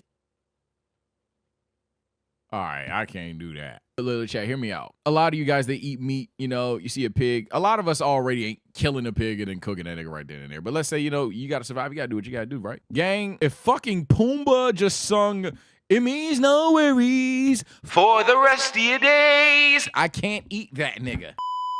I can't eat an animal that just talked to me. I say, you know what I'm saying? I ain't had chicken in a long time, and there's a little cluck walking down the street or whatever, you know, without his head, easy kill, right? If that nigga says, I said, I don't want to die today, no. I don't want chicken no more. I can't kill an animal that just talked to me. This nigga's a sick man. His meal, Goku inquires about his name, but the man requests Goku's name first. He introduces himself, and the man identifies himself as Yajirobe. Piccolo is seething with anger at the death of Symbol, although his assistant exclaims that he was weak, which led to his downfall. The Pilaf gang agree out of fear, but Piccolo lashes out, demanding to know who was responsible. The demon then swears to have revenge on the one who killed his creation, and decides to summon Tambourine to avenge Symbol's death. With 6 targets down, the next on his list is Yamcha. Hey, watch out. That ain't no human. That's a wolf. That's a Yamcha! Woo! Fang fist! You You better be careful, nigga. Piccolo communicates telepathically. Tambourine updates Piccolo about the 6 martial artists he's killed, but Piccolo redirects him. He informs Tambourine of Symbol's death and instructs him to head to the specific coordinates to confront the killer. Thus, Tambourine changes his course, heading toward Goku and Yajirobe. Yajirobe mentions he's still hungry, but Goku warns him that the enemy will likely return for his Dragon Ball. Goku is certain this time. Tambourine, the one who killed Krillin and the Flying Nimbus, is headed their way. He challenges Tambourine and tells him to land, who does so and instantly recognizes the infuriated Goku. Tambourine is shocked to see Goku still breathing, although Goku exclaims he would have never been killed by someone like him, and now it's Tambourine's time to die. Yajirobe tells Goku to hurry up so he can eat the creature, but Tambourine remains confident that this time Goku will meet his end, just like his Cloud. Goku tells the creature to shut up and fight, and Tambourine declares death to Goku once more before comparing him to his dead friend Krillin. He trying to instigate and it ain't really working for real. Goku just want to throw hands already, my nigga. There ain't nothing else to instigate. You getting bronze. Bronze performance. I've seen stronger. Angering him. Goku launches at Tambourine and confuses him using an after image technique. Goku lands a solid elbow on Tambourine's face and relentlessly assaults him, then sends Tambourine flying with a powerful punch. Pursuing his foe, Goku propels himself upward, back down using a rock, and crashes down to the back of Tambourine's neck, driving the creature head first into the ground. As Goku confidently flashes a peace sign, no, Goku, bro. Goku can't stun on him like that now. You can't knock a nigga out. Yeah, that's peace, gang. Like, be easy, my nigga. over the fallen enemy, Tambourine rises, severely injured. Unable to accept that a member of the Demon Clan would be bested by a human, he releases a powerful blast from his mouth directed at Goku. As the flash dissipates, the spot where Goku stood is now vacant, leading Tambourine to believe he's won. However, Goku appears behind him, declaring he'll avenge his friend Krillin. In a panic, Tambourine... He's still Yo, this nigga spamming emotes. Yo, this nigga Goku does not take him seriously. Attempts to flee. However, seizing the power pole, Goku extends it to elevate himself high above. Approaching Tambourine, he releases a Kamehameha wave and a bright flash surrounds the creature. On board the airship, Piccolo jolts once more as he senses Tambourine's death, demanding Pilaf to take the airship to his creature's last location. My dog was just hungry. Stop playing with my glorious king. As he decides he'll personally identify and defeat the killer himself. Piccolo seethes with rage as the airship heads toward the location of the one-star ball. However, Pilaf spots on their radar that 4 Dragon Balls are clustered together and in motion, indicating someone else is also collecting them. Tien, Chaozu, and Master Roshi are the ones in question, flying around in a small plane. Tien contemplates if the 5th Dragon Ball they're heading for might be the one taken by Piccolo's minion after Krillin's death. Master Roshi then states if what he's saying is true, they'll likely have no choice but to fight the demon themselves. Roshi then states that confronting Piccolo is futile, and they should use the Dragon Balls to command Shenron to annihilate the Demon King, then resurrect Krillin and the others in a year's time. Tien brings up the possibility of using the evil containment wave, but Master Roshi dismisses the idea, stating that if they proceeded, their lives would be lost. Tien says he understands, although he thinks to himself that he's sure Roshi knows the secret to the technique. In the midst of this, Pilaf is distressed over competition for the Dragon Balls, but Piccolo remains unfazed, stating that his only priority at the moment is punishing the killer of his creations. Meanwhile, Goku examines the radar, and Yajirobe says he'll give Goku the one-star ball if he can kill another monster and give it to him to eat. Suddenly, the radar indicates the next ball is nearby, and the two look up and spot a hovering airship. An announcement declares the arrival of Demon King Piccolo, and recognizing the title, Goku deduces that this must be the leader of the monster that killed Krillin. You're going against the final boss, Goku. Name, hastily hands Goku the one-star ball and plans his exit. Goku finds this sudden change of heart strange, but now wears the one-star ball necklace, bracing himself for the Demon King's descent. This not even glazed this time, Chad. That nigga doing some gangster shit. The nigga is literally repping exactly what bro was looking for on his neck after killing 2 of his fucking blood brothers. Nigga's a thug. Piccolo finally meets Goku face to face. When questioned, Piccolo confirms he's the mastermind behind Krillin's death and the theft of the Dragon Ball. He commends Goku for overcoming 2 of his elite warriors, and in retaliation, Goku vows to defeat Piccolo just like he did the others. Amused, Piccolo belittles Goku, stating he must not understand the gravity of the situation. However, infuriated, Goku lunges at Piccolo, insulting him as Yajirobe hides behind a tree. Goku, watch your profanity. Goku lands a swift punch on Piccolo's face, pushing him back with the sheer surprise and force of the attack. He propels himself from the ground, charging at Piccolo once more. Yes, sir. Piccolo tries to block him, Goku uses his tail to latch onto Piccolo's arm, attempting another face punch. However, Piccolo's quick reflexes prevail, intercepting Goku and slamming him toward the ground. Yet Goku, unfazed, uses his hands to spring back into action, delivering a solid kick to Piccolo's chest and oh my god, he really did it, sending him airborne and hitting the ground. From the airship, Pilaf cautions the group to consider an escape. However, Piccolo's henchman urges them to stay composed, expressing confidence in his king. It's clear Piccolo intends to ramp up the intensity as he discards his cape, revealing a basic gi underneath. Asserting his might, Piccolo charges headlong. He took the drip off and it was just the most basic shit I've ever seen in my life. Goku, propelling him high with a kick. Ascending rapidly, Piccolo lands a fierce punch, driving Goku into and through I hate old niggas, below. bro. Come on. Descending, Piccolo grabs Goku from the resulting crater, hoisting him up effortlessly and dealing another brutal blow to his face. Despite his injuries, Goku's resilience shines as he bites Piccolo's thumb, leading the Demon King to cast him aside. Goku barely regains his footing, visibly in awe of Piccolo's prowess. With a smirk, Piccolo mentions Goku should consider escape, as Goku thinks to himself that his power and speed don't even begin to compare to Piccolo's. Amused, Piccolo admires Goku's strength, but states once more his intent to kill him. Goku then positions his hands in the iconic Kamehameha stance, which Piccolo assumes to be the evil containment wave at first glance. However, Goku releases the energy blast, and as the dust settles, Piccolo stands untouched. A concerned Goku looks on in awe, while a mocking Piccolo declares that the time has come for the boy to face his end. Goku is taken aback by the sheer power before him, while Yajirobe is grateful for his decision to stay hidden. Piccolo then prepares a formidable attack. This nigga said, yeah, he did. I was right to hide.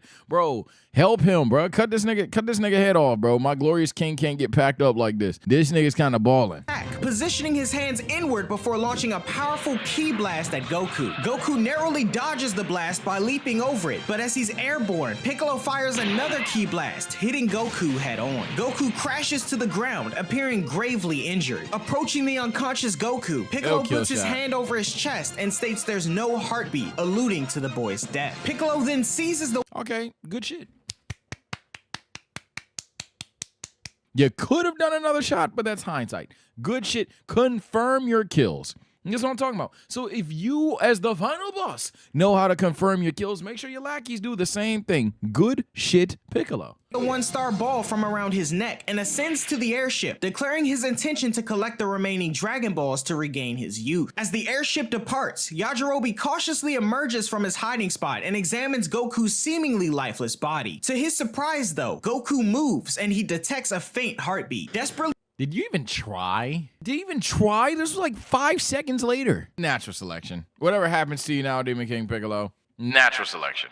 Trying to wake him, Yajirobe grabs Goku and dunks him into a nearby river to wake him up and drink water. A drenched and irate Goku emerges, defeated him as if he were nothing. This prompts Yajirobe to state that Goku was bound to come across someone stronger than him one day and emphasize the unparalleled threat of Demon King Piccolo. Meanwhile, Master Roshi and the others land their plane amidst a landscape dotted with rock formations. After safely storing their plane in a capsule, Roshi crafts a hiding spot by punching a hole in the ground, directing Chaozu to secure the Dragon Balls there. Roshi then details their strategy. Chaozu will stay hidden, while he and Tien will attempt to snatch the remaining Dragon Balls from Piccolo. The ultimate aim is to combine all 7 and summon Shenron swiftly. Upon checking the radar, Master Roshi realizes Piccolo is closing in, prompting everyone to hide. As Pilaf informs Piccolo they're near the other Dragon Balls, Piccolo senses an ambush in the group's plan and ingests his 2 Dragon Balls, ensuring they can't be taken unless he's slain.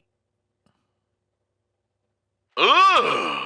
Witnessing this, Tien and Master Roshi conclude that they have no choice but to battle Piccolo. However, Roshi insists on facing the threat solo, claiming he drank from the Fountain of Youth, which gives him eternal life. Tien protests, but is silenced when Master Roshi immobilizes him with a spray. Admitting the Eternal Youth tale was a lie, Master Roshi expresses he's the only one who stands a chance against Piccolo. He states that should he fail, Tien would be the last line of defense against the Demon King. He sprayed that nigga with Reed. Your third eye, dirty nigga. Psst. After communicating a revised plan to Chaozu, Master Roshi boldly reveals himself and challenges Piccolo. As Piccolo descends from the airship, admiring Roshi's courage, Roshi reveals the location of the buried Dragon Balls and says that Piccolo will have to kill him to get them. Piccolo seems intrigued by this brave elder, all while a fearful Chaozu and incapacitated Tien observe anxiously. Piccolo chuckles at the audacity of the elderly man daring to face him, to which Master Roshi responds that their paths have crossed before. Roshi mentions being present during Piccolo's confrontation with his mentor named Mutaito, causing visible fear in Piccolo's expression. Master Roshi then unveils an electric jar from a capsule, intensifying Piccolo's alarm. Recognizing the situation, Tien senses the impending move, while Master Roshi reminds Piccolo of the fateful technique that once sealed him away.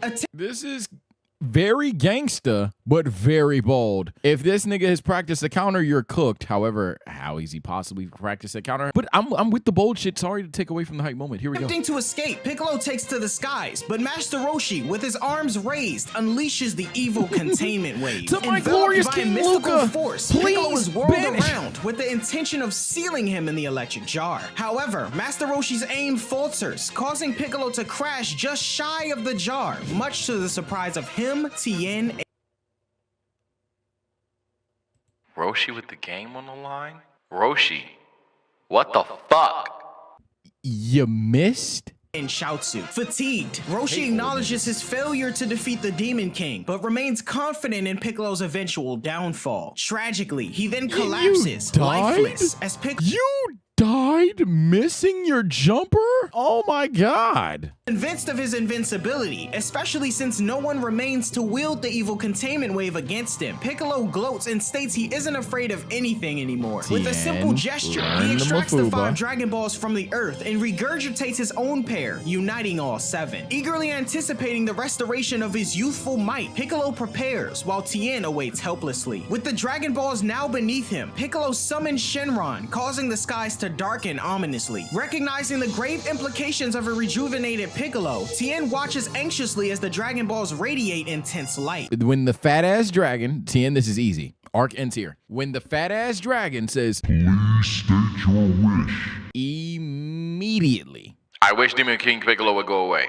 I wish I was stronger than Demon King Piccolo. I wish Demon King Piccolo was sealed. Just instantly. Majestically, Shenron astounds everyone, including Piccolo. Using telepathy, Tien urgently instructs Chaozu to voice his wish before Piccolo can. Shenron tells the one before him to state their wish, and as Piccolo begins to articulate his request, Chaozu dashes forward, attempting to ask Shenron to destroy Piccolo as the Demon King snaps his gaze toward him in surprise. However, before Chaozu could finish his plea, a lethal blast from Piccolo sends him flying backward, killing him. Enraged yet powerless to react, Tien watches helplessly as Piccolo states he should be more careful as Roshi wasn't alone. Impatient, Tien, get your shit together and scream, "Destroy Demon King Piccolo. Destroy Piccolo." This is sad, 100%, but get your shit together. You should have said it at the same time. Cry later. There's an easy way out of this. Other than that, you're gonna die anyway. Shenron prompts Piccolo to make his wish, and without hesitation, the Demon King demands his youth to be restored. Acknowledging the simplicity of the request, Shenron commences the transformation, smoothing out Piccolo's aged features and granting him power beyond imagination. Elated, Piccolo feels the raw might of his newfound youth coursing within him, and observing the darkened skies from afar, Goku deduces that Shenron has been summoned, all while Korin Tower emerges on the horizon. Piccolo revels in his triumph, much to the delight of his villainous companions. Shenron decides to now take his leave, but Piccolo, defiant, unleashes a powerful blast from his mouth toward the mighty dragon. A tremendous explosion ensues, leading to Shenron's destruction and dissipation. As the— You can do that? Oh. Nigga Pat Shenron. You probably were better off making yourself immortal before doing this. Because when you get old again, You're gonna die. unless you plan on going to Namek one day, I don't know. The Dragon Balls transform into lifeless stones. Piccolo exalts over Shenron's demise. Maybe he just wants to confident have that no one one life can of challenge him. domination, I Witnessing the suppose. Piccolo then tells the You're getting Pilaf hoed. gang to get off the ship as they serve no purpose to him anymore. But the monster threatens to kill them if they don't leave. The trio of Pilaf, Mai, and Shu are then got hoed. forcibly ejected from the vessel, and back at Korin's tower, Goku fills Bora in on the current predicament and expresses his desire to meet Korin to enhance his ability. The mighty nigga a throw quarterback. Oh my sends them God. soaring through the clouds until Yajirobe manages to grip onto the tower, commencing their climb. Meanwhile, at King's Castle, Piccolo makes his appearance and informs his henchman Piano that he plans to claim it as his own, delivering a fatal blow to the guard when he doesn't get the answer he wants. The other guards attempt to flee, but Piccolo uses his speed to stop them and inquire about the king's whereabouts. Piccolo notices the king attempting to flee in a small aircraft. Piccolo leaps on the escaping king's aircraft, surprising. So this your king, right? Because there's a pilot that. You niggas is led by a dog? Piccolo forcefully shatters the protective glass bubble, confronting the king, a fancy dog dressed in a suit complete with glasses and a mustache. The king is startled and questions the intruder's identity, to which he reveals he's Piccolo. The anxious king inquires about Piccolo's demands, and unwavering, Piccolo states his ambition to become the new king and wants the current king to publicly announce it to the world. The king hesitates, refusing to comply. In response, Piccolo powers up immensely and annihilates a vast section of the adjacent city. Threatened in seeing the magnitude of Piccolo's power and realizing Piccolo could destroy the earth if he wanted to, the king finally agrees. Atop Korin's tower, Goku and Yajirobe have reached their destination. Before Goku can relay his purpose for the visit, Korin interrupts, mentioning he's already aware of Demon King Piccolo's reign of terror. Intrigued, Goku wonders how Korin could possibly know, to which Korin replies he often watches the world below out of sheer boredom. Sharing his intention to train to defeat Piccolo,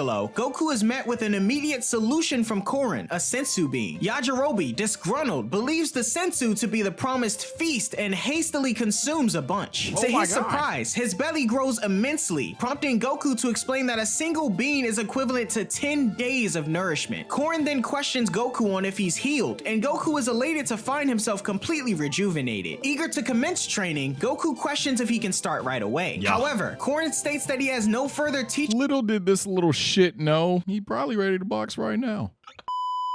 That's all he needed was a little bit of perks. Drugs, ladies and gentlemen. ESOH is not actually approved drugs. This is for content. To offer Goku. He grimly notes that it seems no one can defeat Piccolo, not even Master Roshi, who died fighting the monster. Distraught over Master Roshi's fate, Goku attempts to take off prematurely, but before he can do so, Korin interjects, suggesting that there might be one potential solution, the Divine Water. Goku inquires if the Divine Water can enhance his strength, but Korin clarifies it's not that simple. He explains that this water can reveal a person's hidden strength, making them more powerful than before. However, if you've already harnessed all your innate strength, the Divine Water won't further amplify it. Goku contemplates whether he still possesses untapped power, while Yajirobe suggests he should give it a try. However, Korin reveals a shocking revelation. The Divine Water can also be a terrible poison. If a person isn't strong both physically and mentally, the drink will kill them. Yajirobe expresses Drink the water, no balls. his reservations about the poisonous nature of the drink and inquires if anyone has ever survived its consumption. Korin then reveals that 14 individuals have tried the Divine Water, but none have lived to tell the tale. Shocked, Goku remains determined, takes a moment to prepare himself, and gulps down the water. He screams in agony and clutches his throat, prompting Yajirobe to urge him to throw up the water. However, Goku defiantly declares he won't give up. Tien is diligently practicing the evil containment wave, but struggles to aim it into the electric jar. Motivated by the sacrifices of Master Roshi and Chaozu, he refuses to give up. Korin, sensing a shift, feels Goku's latent power awakening as he wakes up. The day also greets Tien with success as he finally captures the magic essence within the electric jar. Yajirobe, witnessing Goku's resilience, is in awe of his remarkable fortitude. Oolong points out a broadcast on TV. King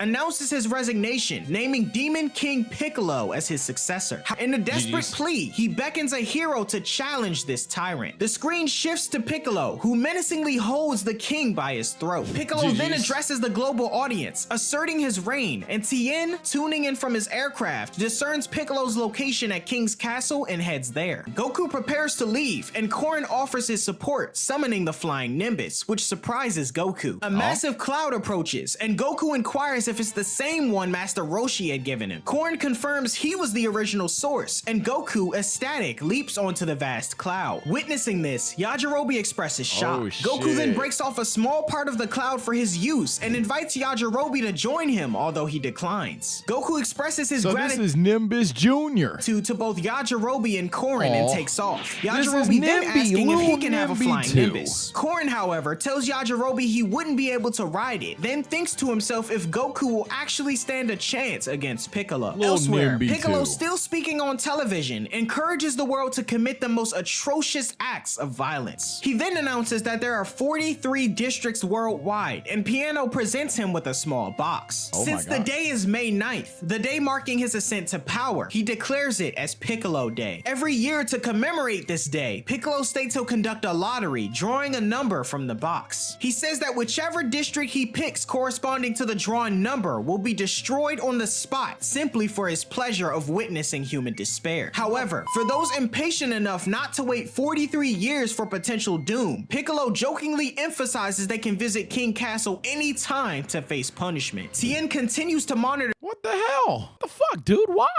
I thought you wanted to rule the world. You just wanted to torture people for 43 years and then die? That way you don't even want to be immortal? Dude, you're a dick! As Piccolo delves into the box for today's unlucky number, even residents of Jingle Village, including Snow and her family, are glued to their screens. The drawn number reveals the target as District 29, West City. Alarmed since her parents reside there, Bulma radios Tien, urging him to use the evil containment wave, promising they'll resurrect him with the Dragon Balls if need be. Tien replies, saying he'll do what's needed. He's set on using the evil containment wave, but warns Bulma that the Dragon Balls are gone. Undeterred, Bulma says they'll regain functionality in a year. However, Tien reveals that Piccolo has slain Shenron and the Dragon Balls are no more. Yeah, by the way, so yeah, him killing the dragon at this point, I mean, if he's this committed to the bit, I guess overall it is a W, but like it's an L because he doesn't need to be this committed to the bit. He can just keep re-wishing for his prime every 43 years. Like, goddamn, dude. Noting Tien's presence, Piccolo remarks on yet another idiot with a death wish. Meanwhile, Goku speeds toward the unfolding drama atop his new flying Nimbus. Piccolo and Piano descend to confront Tien, and as the warrior prepares for the showdown, he notices the electric jar meant for trapping Piccolo is cracked, likely while he was training. Being goaded further by Piccolo to hurry up and meet his end, Tien decides against using the compromised vessel and opts for a direct confrontation. Descending, he catches— That's not smart.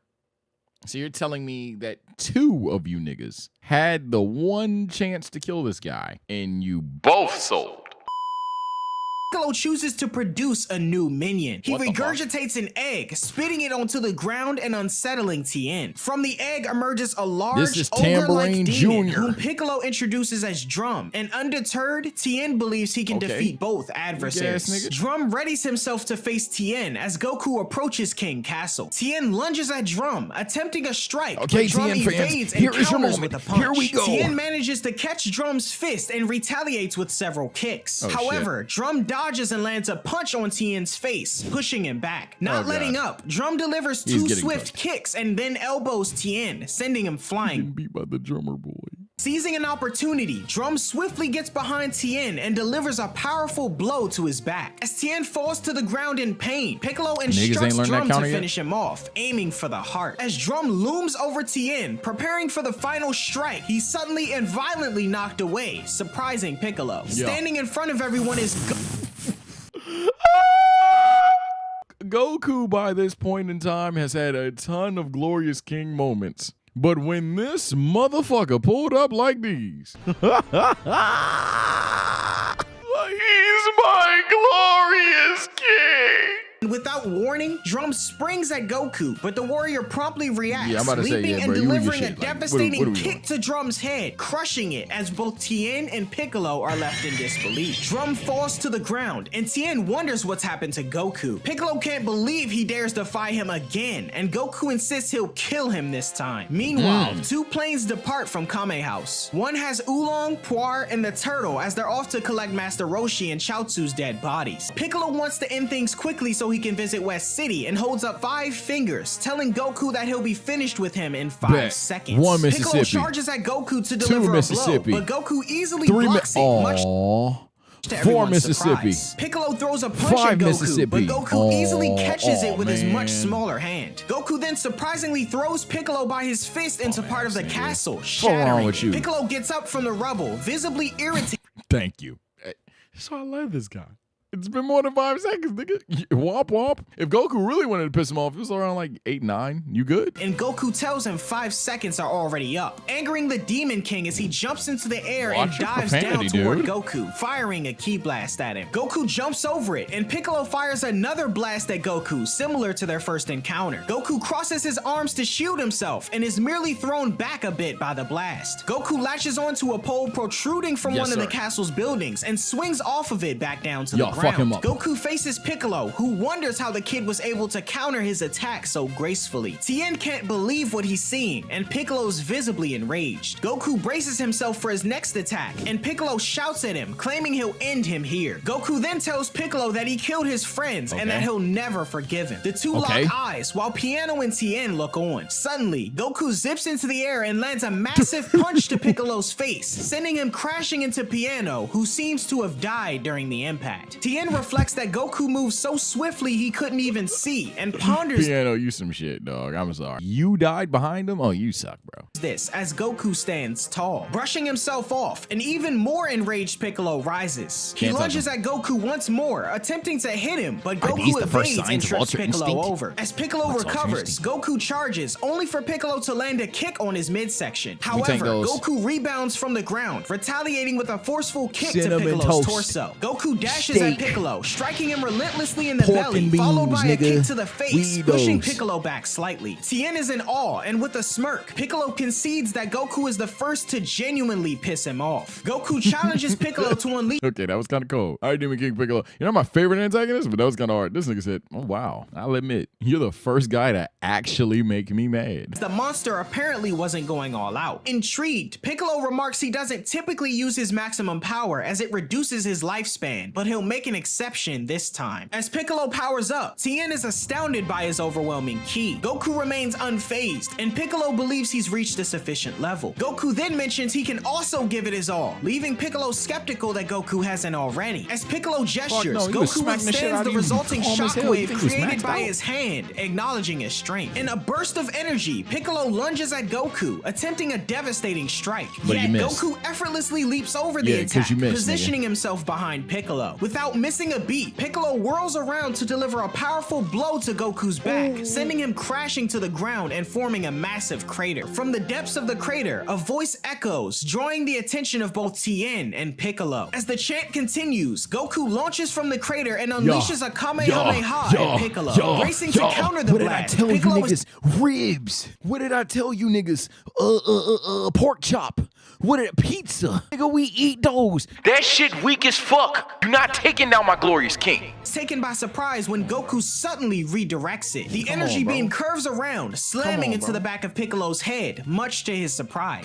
Tien watches in awe, hardly able to believe Goku just manipulated a Kamehameha's trajectory. Shouting at Piccolo to rise, Goku is met with a grumbled remark about him being a monster. Goku, however, retorts, saying they're both cut from the same cloth, and that this battle won't end until one of them dies. Springing into action, Goku lunges with a kick, only for Piccolo to deflect it and counter with a knee strike. Another attempt from Goku hits Piccolo in the face, but the monster retaliates with a punch of his own. As Piccolo pursues, Goku uses the ground to redirect his momentum in a sharp turn. Piccolo matches his movements, but Goku quickly touches down and retaliates with a kick to Piccolo's chest. Let's go. Goku executes a mid-air roundhouse kick, followed up by a few other attacks, and Fucking sends his Piccolo ass flying with a up. final kick. Releases beams from his eyes, one striking Goku's right knee directly. Mockingly, Piccolo claims that Goku stands no chance on a Cheap single shot. leg. Undeterred though, Goku says that one leg is good Hit enough that nigga with the kung fu kick. to defeat him. As Piccolo lunges, Goku unleashes his power pole, extending it to elevate himself, forgot about the then Monster Tool, swiftly nigga. ascends to knee Piccolo from his left side. Yo. Inside, a news broadcast on the aircraft's TV then reports Piccolo's presence at King Castle, suggests one looks like a young man, possibly a child. Bulma speculates if the child might be Goku, but Yamcha initially disputes this, believing that Goku is dead. However, Bulma brings up fortune teller Baba's words in the past, as she stated Goku would save the world someday. Realization dawned. W flashback, W recall, W Storytelling? Meanwhile, an Yeah, infuriated my glorious Piccolo king's gonna says save he'll the world. never We know forgive Goku and begins powering up for a major attack. He unleashes a blast from a single finger, and although it misses its target, another Oh from shit, his I just realized like Team Neji was right, is gonna take this line, take that flashback and say, yeah, Goku was just a prodigy. You know, like, he didn't work hard. He's always the favorite. Oh god. I hate you niggas. other hand disarms Goku of his Oh, power God. pole, declaring victory now that the weapon is gone. Piccolo extends his arm and releases a colossal blast, resulting in Piccolo an kinda enormous boxing, I'll admit explosion. it. The aftermath of the explosion is evident, and Yamcha is concerned He as can't their hang with my plane's glorious TV king, but he goes boxing. dark. Bulma identifies the looming mushroom cloud in the distance, originating from the King Castle. Having narrowly escaped, the king and his guards are airborne in a small aircraft, mourning the devastation of the town and the castle. In the midst of the resulting desolation, Piccolo boasts about his triumph. However, he's soon alarmed, sensing a familiar energy presence. Looking skyward, Piccolo Confirm identifies your Tien fucking floating with kills. Goku in his grasp and becomes irate at the presence of another person that can fly. As Tien descends, Goku expresses his gratitude. However, Tien is exhausted. Goku states Piccolo's energy is too low to pose much of a threat, but gathering energy, Piccolo warns against underestimating the demonic power within him. However, this is exactly what Goku wanted, as Piccolo left himself wide open. He lunges at Piccolo, landing a solid blow to his stomach. He broke the rules. He broke the rules. It's not even Dragon Ball. It's anime. When they're charging up, You let them reach whatever power level, power key, chakra level they want. this nigga broke the rules and immediately punched him, and he's the protagonist. That's why he's my glorious king. I love this guy. And I love OG Dragon Ball. Oh my god. Effect is evident, but Piccolo remains undeterred as Goku acknowledges the diminished strength from his injury. Piccolo then retaliates shit. with a colossal He blast he's once spamming, more, he's forcing spamming, he's Goku to spamming. brace for the impact as he's hit head on. He's A spamming. massive detonation Bro, ensues, spamming leaving ult. Tien incapacitated. As the dust settles, a vast crater appears at Goku's last known location, leading Piccolo to assume his triumph once again. However, Goku's stop voice doing calls that. out to the flying Nimbus, and the cloud swiftly dives into the crater, emerging with Goku clinging onto it. In shit. disbelief, Piccolo watches on as Goku recovers and taunts him about his decreasing power, rejecting the notion that he, Demon King Piccolo, could be challenged by a mere mortal. Goku retorts that his tail suggests he's not entirely human. Acknowledging his own depleted energy, Goku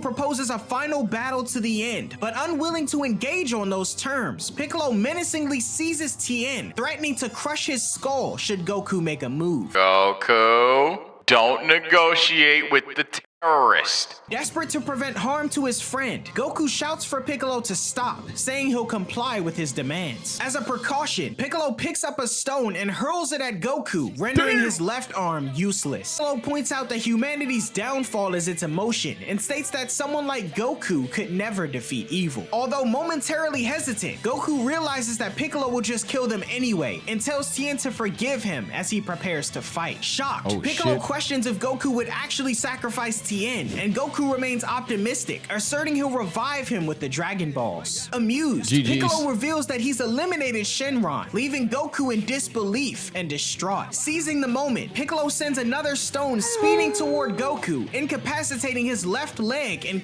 So Goku's a fire type? Not now, my bad. causing him to collapse. Mocking Goku's defenseless state, Piccolo deems Tien unnecessary, casting him aside. He decides he'll deal with him later, but first, he has a score to settle with Goku. Gloating once more over Goku's seeming inability to defend himself, Piccolo believes his victory is imminent. He soars high, ready to Again? finish off the one obstacle preventing him from plunging the For world. the love of God, just shoot him with the rock in his face. The GG's. Like, that attack has clearly worked for you. Why are you giving him distance? Why are you giving him time? World into darkness. As Piccolo descends rapidly toward Goku, Goku calls him out, highlighting his one functional arm. Channeling Good his shit. energy into said arm, Goku aims it downwards and releases a powerful Kamehameha, Good shit, propelling Glorious himself King. skyward towards the oncoming Piccolo. With everything at stake, Goku readies his fist while Piccolo gears up to counter with a block. Goku rockets towards Piccolo, and in an unexpected twist, his fist punches right through the demon, leaving a gaping hole. As Dramatic finish! That nigga hit him with the Ozaru fist. Now, if he had named that the Dragon Fist, that'd have been gangsta. Hot take of hell. If he had named it right then and there in honor of Shenron, I call that the Dragon Fist. Oh, shit. Goku descends, emotional over finally avenging Krillin and the Yes, others. sir. Piccolo reflects on his impending doom, but acknowledges Goku's ability to overcome him. In a final act to ensure the survival of the Demon Clan, Piccolo regurgitates an egg and shoots it far into the distance. Pussy. With his last breath, he instructs the being within to avenge him, and a massive explosion emanates from Piccolo, propelling Goku downwards. It Pending became more like a but to hoe. everyone's surprise, Yajirobe swoops in to the rescue. As they depart, Goku inquires about the fate of Master Roshi, to which Tien confirms that he and Chaozu are dead. The news about Damn. Shenron is equally grim, and Goku falls silent. Eager to move forward, Tien expresses his intent to train for the next Tenkaichi Budokai and challenges Goku to do the same. As Yajirobe drives away a now sleeping Goku, Tien contemplates Goku's remarkable fighting spirit. He then discovers the discarded power you pole, gotta get him realizing strapped. an exhausted The blicky. Goku overlooked it. Upon Yamcha and the group's arrival, they're briefed about Dragon Ball at this Piccolo's point in downfall. time, especially when you like I've always said that Dragon Ball Z, even Super sometimes get downgraded because we've rewatched them several times and have the power of hindsight. But at this moment in time, like if you turn your brain off and try to react to this for the first time, or for somebody actually is watching this for the first time, yeah, this shit was pretty fucking grim, dog. Niggas were dead. And it was like, holy shit, we just lost Master Roshi. Like, that's a thing now. We just lost Krillin.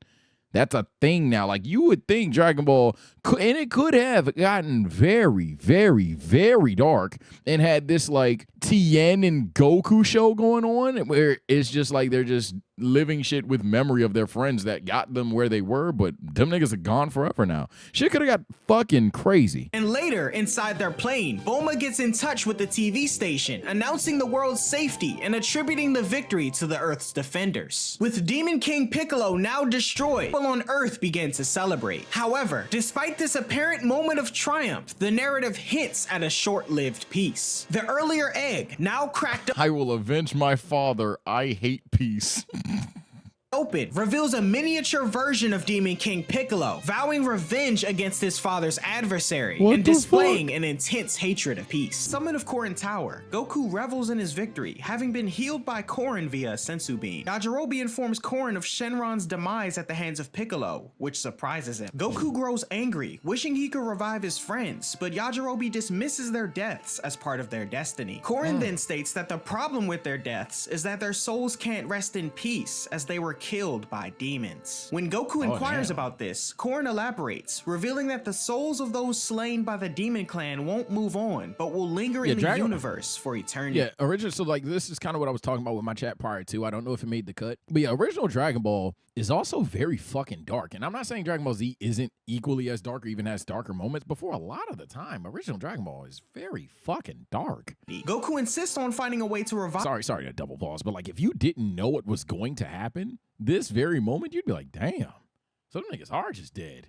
everyone, but Korin deems it impossible without Shenron. Suddenly, Korin recalls a crucial detail he'd forgotten, contacting the creator of the Dragon Balls to revive Shenron. Goku seeks the identity of the creator, and Korin discloses that it's none other than Kami, otherwise known as God. Goku is unfamiliar with this entity, prompting Korin to explain only sees those who are strong, brave, and pure of heart. This makes Goku eligible to meet him. Goku learns that his palace is situated above Korin Tower, and clarifies that they can't see the palace because it's too high to be seen from their vantage point. Goku suggests using the flying Nimbus to get there, but Korin dismisses the idea, stating that it can only fly as far as his tower. Yajirobe proposes stealing a rocket, but Korin says it won't work as it would be rejected mid-flight. Korin then insists that the only way to reach Kami's palace is by using the power pole to get there. Goku wonders about this, and Korin explains that the power pole was originally created to connect the Earth to Kami's sanctuary. He states that he lent it to Master Roshi a while back, not thinking that anyone would actually need it. Realizing it was passed down to him from his grandpa Gohan, Goku reaches for the power pole to get started, but discovers it's missing. Panicking, and reminded that he misplaced his pole after his battle with Piccolo, Goku calls on the flying Nimbus, leaving quickly to find it. Soon after, Goku arrives at Kame House, rushes in, and is greeted by his remaining friends. In a hurry, he grabs the power pole and excitedly announces his plan to visit God and restore life to his friends as he takes off, leaving everyone confused at what he just said. Back at Korin Tower, Goku, with the power pole in hand, catches his breath. Korin is Hey, I ain't gonna lie. Any of my real life friends watching this video, if y'all tell me, hey, I'm gonna just go talk to God real quick, just understand. While I do think 90% of you mean prayer,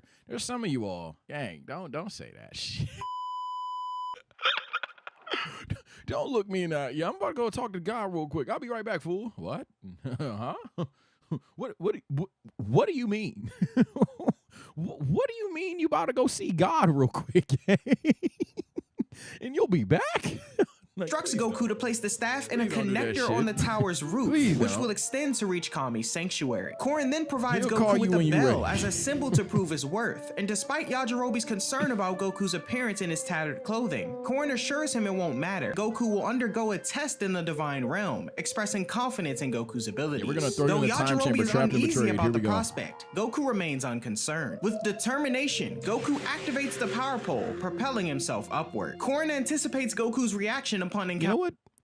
It isn't the answer. For some of you, maybe it is. What is like the coolest weapon / gadget in like mainstream ass anime? Because obviously like shit like Pokeballs, and in terms of just like a weapon, what is like the coolest shit that you could have? Because the power pole's up there, I just don't know if it wins. To a large fixture with a small hole at its tip. Goku notices a ladder above him. Hey, I ain't gonna lie, this is skilled as fuck. First try is crazy. Like if you have to connect 2 items from this far apart first try, this nigga Goku should be like one hell of a mechanic or a plumber or even an electrician. This is skilled as shit. Fully uses his tail to reach it and ascends from the power pole to reach the sanctuary. He finally arrives at his destination, the tiled floor lacking walls or a ceiling, featuring meticulously maintained trees and a temple on the opposite side. In the center of it all, though, stands a figure with distinct... Remember that time they turned Popo blue? This is on TV. They turned Mr. Popo blue. Like, oh my goodness. Features, black skin, large eyes, and lips. Greetings exchanged. Goku queries if the figure is Kami, only to discover he's Mr. Popo, Kami's servant. Mr. Popo wonders how Goku managed to defeat Piccolo, surprising Goku of his knowledge of the battle, but Mr. Popo claims that Kami knows all. Goku expresses curiosity about Kami's dwelling and expresses his desire to visit. To gain entry though, Mr. Popo demands proof of Korin's approval. Goku presents the bell, prompting Mr. Popo to initiate a test, a match against himself. He states that if Goku wins, he'll earn the privilege of meeting Kami. Confident, Goku raises himself and begins with an after-image technique, but Mr. Popo effortlessly lands a punch, surprising Goku. Unfazed, My glorious king. Tighten up. asserting the match will end with one powerful hit. However, Mr. Popo casually delivers another successful punch to Goku's face. This is Popo Mr. jokes Popo. about him There's no being shame in lucky this. again and calls Goku weak, wondering again how he ever managed to defeat Piccolo. Irritated by being labeled weak, Goku intensifies his efforts. He launches a kick, but Mr. Popo dodges, surprising Goku as he's kicked away. Jesus Goku manages Christ. to use the terrain to launch himself back at Mr. Popo, but the figure blocks his attack once more, grabs his leg, and tosses him across the sanctuary with ease. Disappointed, Mr. Popo dismisses the test as futile, advising Goku to quit and return home as he sits in awe. Oh, fuck Goku no. can't believe what's happening as Mr. Popo informs him that defeating You thought you were the strongest after killing Piccolo. You forgot that there's always someone better. Your power alone isn't enough. Jesus. Piccolo doesn't make him the strongest in the world. Despite Popo urging him to return home, Goku insists on meeting with Kami to revive everyone. Goku then proposes using the location for special training, to which Popo grants permission, although he expresses skepticism about its effectiveness. Goku thanks him as Mr. Popo notes he's pretty cool, and as Goku attempts to run laps around the sanctuary, he succumbs to dizziness due to the thin oxygen level at such high altitudes. Mr. Popo imparts wisdom on Goku, stating his wasted movements work against him, and says he needs to stay as calm as the sky and move faster than lightning. Encouraged by Mr. Popo to continue training until he can surpass him, Goku is unfazed by the potential years it may take, and excitedly says he'll stay as long as he needs to in order to revive his friends. Suddenly, a voice calls out, revealing Kami's presence. Kami says he's pleased with Goku and will see him right away, exciting the boy as he and Mr. Popo walk toward the temple. As the two stand in front of the temple's entrance, a figure peeks from around the corner and Kami emerges. Goku,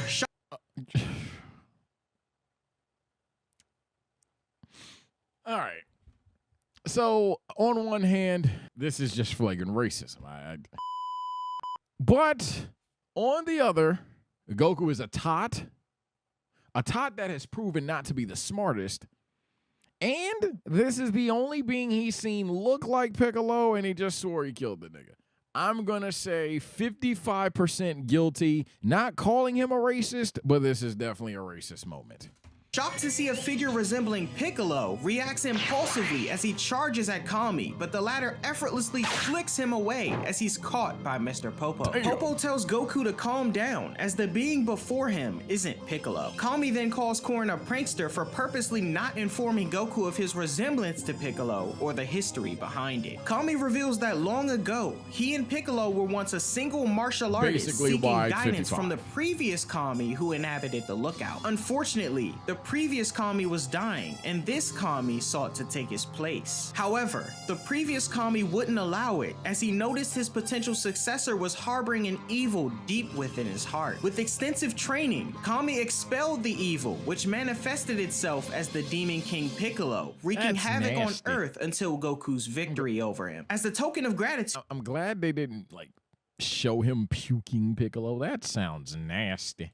Kami offers to grant Goku's wish to revive his friends under the condition that he stay with him to train a bit longer, to which Goku states he wanted to do that anyway. Kami then reveals that he can resurrect Shenron to grant the wish for Goku, but warns him that once it's fulfilled, this will be the last time he does it. Kami says that Goku and the Earthlings need to be able to depend on their own strength, and moves to reactivate the Dragon Balls as Goku thanks him for his help. Kami instructs Mr. Popo to fetch Shenron, and he returns with a glass encased Shenron's statue in pieces, mirroring the real Shenron's state. Kami requests Popo to repair it, and as Popo meticulously reassembles the statue, Goku inquires about its origin. Popo reveals that he crafted it, and Kami has the ability to bring it to life. Kami then says that in truth, he didn't plan on reviving This nigga is only using glue. Nigga, a 5-year-old could do this. Magical blast from Kami rejuvenates the Shenron statue, and the dragon's energy emerges, descending toward Earth. Kami explains that he's returning to the Dragon Balls, and unlike the usual year of dormancy, a wish can be granted immediately. Goku is eager to reunite with everyone, but Kami reminds him that he promised to stay behind and train. He says that after 3 years of perseverance, Goku can see his friends at the next Tenkaichi Budokai, as Piccolo will be there too, looking to take his life. Shocked, Goku questions questions Piccolo's resurrection, prompting Kami to reveal that Piccolo, having left behind an offspring, is alive and growing stronger, seeking revenge on Goku. Only Goku can confront this threat, as neither Kami nor Mr. Popo can engage him in battle, and Kami instructs Goku to kill Piccolo once and for all after his 3 years of training has ended. Goku. Well, that's dark. It's kind of cheating. So, like, you can never kill this guy. He can just birth another one. You have to, like, speed blitz the guy. Yeah, fuck Piccolo. Sorry, no, he's not. Expresses a desire to start training immediately. Kame House. The Dragon Balls are gathered, learning that Goku asked Kami to revive him and is training at the sanctuary for the next Tenkaichi Budokai. And Yamcha and Krillin intensively train, anticipating their reunion with Goku. 3 years come and go, and outside of the Tenkaichi Budokai grounds, rain pours as Master Roshi and Launch stand One of under y'all favorite an umbrella, scenes in Dragon Ball awaiting history. the arrival of the others. That A doesn't taxi include a fight, pulls 'cause up, my and God. Bulma, Oolong, and Puar emerge. Bulma greets Master Roshi and Launch, and grown-up Roshi Bulma. admires Bulma's transformation over the years, prompting an elbow to the face for his inner. This nigga frame one scene Bulma and he said, I gotta squeeze it. This nigga frame one said, I gotta squeeze it. Yo, what's appropriate up with touching. this? Inquiring about Yamcha's Jesus absence, Christ. Master Roshi learns that he left West City for solitary training. Roshi then states that Krillin followed suit, influenced by Goku's absence. Suddenly, a familiar voice greets the group, though they don't recognize the individual. The man then says he's happy to see everyone looking healthy and inquires about the whereabouts of Krillin, Tien, and Yamcha. This inquiry then prompts surprise from everyone as they realize it's Goku, all grown up. Removing his turban after the rain stops, Goku is excited to reunite, noting his perception may be affected by the headgear. Goku My wonders. glorious king. Sometimes, chat, you gotta work on yourself. You gotta get away from the hoes. You gotta get away from your niggas. You gotta get away from all distractions. Sometimes you gotta isolate yourself. You feel me? Cause the hoes gonna be there at some point. You know, your bros, if they really your bros, they gonna be there. My dog had to go upstairs, had to train with God, had to be with God for a little bit. You feel me? Sometimes you just gotta strengthen your bond with God. Stay in solitude for a little bit. Then when you pop out, everybody like, oh shit, who the fuck is that? Just saying. Dragon Ball tried to tell you. Y'all ain't want to listen. As if everyone shrank, crazy. but That's stunned, crazy. they tell him he's gotten Put God taller. first. Goku then teases Bulma. I'm just saying, it's what happens when you put God first. Can I get an amen? 4 more fighters join. Yamcha, with long hair and scars. Krillin, taller but not as imposing as Yamcha or Tien. And Tien and Chaozu in their familiar outfits with new symbol. Wait. Cool drip, none changed. All right. This is actually solid. I was going to say this is ass, but this is growing on me. Now this, I'm hot take. I think this is poo-poo. I ain't going to lie. I mean, I could see it. This look like some shit that one of y'all favorite rappers will wear. It's not just me that don't like Yamcha shit. Oh, thank God. I was about to say, yo, y'all gonna say that this nigga iced out with shoulder pads, bro? Thank God. Yeah, Krillin, the fit growing on me. I can give it that, Krill. I can give it that, Krill. Especially the type of nigga Krillin is. I can fuck with that. These niggas, they wearing the same drip. Ain't nothing new. My dog back there, he chilling. The group reacts with a mixture of surprise and awe, and Yamcha says he hoped for more of a reaction, but Krillin says it's probably due to their major changes. Goku then confronts Krillin, telling him he looks great, and a long silence falls between everyone in the group. Krillin wonders if this is really Goku, and when his friend confirms, the two share a heartfelt moment as the others express their astonishment at Goku's change in appearance. As time passes, a megaphone announces participants to head to the competition hall, as elimination rounds will begin soon. Goku inquires about Master Roshi providing them with gi this time around, but he declines, stating they're all walking their own paths and will have no need to wear his uniform anymore. The group They would go on to wear his uniform several times. prepare to leave, and Tien privately questions Master Roshi if he plans to compete this time. Roshi, however, declines, realizing he doesn't stand a chance against his former students anymore, as Bulma admires how good Goku looks, stating he's become quite a man. Inside, Krillin, Yamcha, I'm sorry, what?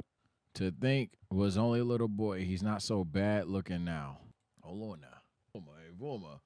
What you trying to say? Bulma, what you got going on, Bulma? Goku, you gotta put a 5-star class up. I ain't gonna lie. Now you gotta go crazy. Goku, you gotta put a 5-star performance tonight. Yamcha and Goku don outfits similar to Master Roshi's, each having It's the thought same, alike but before the tournament. Yamcha then points out Goku's missing tail, and Goku explains that Kami removed it, mentioning something in the past about wanting to put the moon back together, and that Goku's tail was getting in the way of that. Suddenly, Goku senses something, and everyone wonders. He then spots a green guy with pointy ears, a turban, and a mantle staring Kami. menacingly at him. Yamcha and Krillin are oblivious to this figure, but Tien knows the face all too well. Goku privately acknowledges Piccolo's offspring, now grown to adult size. Piccolo and Goku exchange smirks before he walks away with a cold demeanor. Tien then inquires if one of Demon King Piccolo's family members survived, and Goku tells him that's one way of explaining it, but urges Tien to keep it quiet to avoid causing a panic. Soon after, a girl taps Goku on the shoulder, recognizing him as Son Goku. Yo, chat, you see what I'm saying? If you focus on yourself, The hoes gonna be there.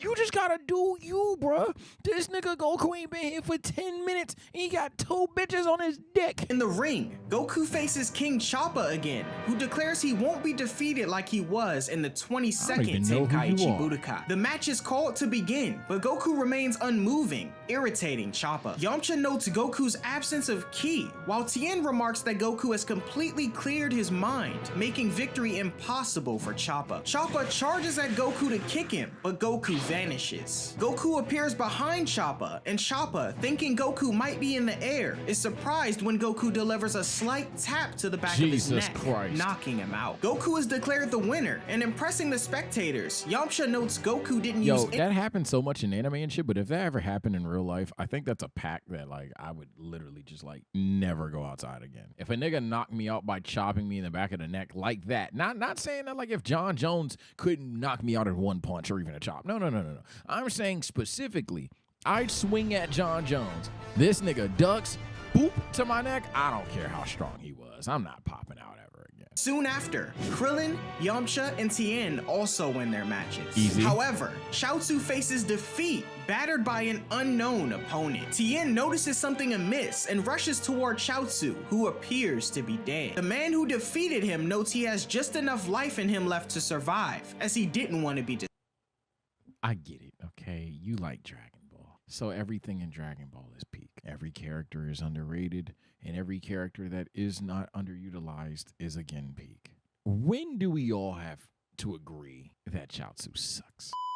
Like, what does it take? Like, he fucking stinks. He got beat by a villain from like 3-4 arcs ago. recognize him as Mercenary Tao. Goku can't believe this, and Tien notes that Mercenary Tao is We already got people caping for him in chat. Oh, God. supposed to be Not dead. arguing Tao, with y'all. however, claims he doesn't Comment die and type easily, below. revealing that he was in bad shape and had to be healed, though the process took some time. Krillin questions Goku about who this person is, leading Goku to explain that he's Mercenary Tao, an assassin and Master Shin's younger brother, technically making him the mentor of Tien and Chaozu. Goku believed that he'd killed Tao in the past, but the hitman reveals he used his earnings to be revived as a cyborg.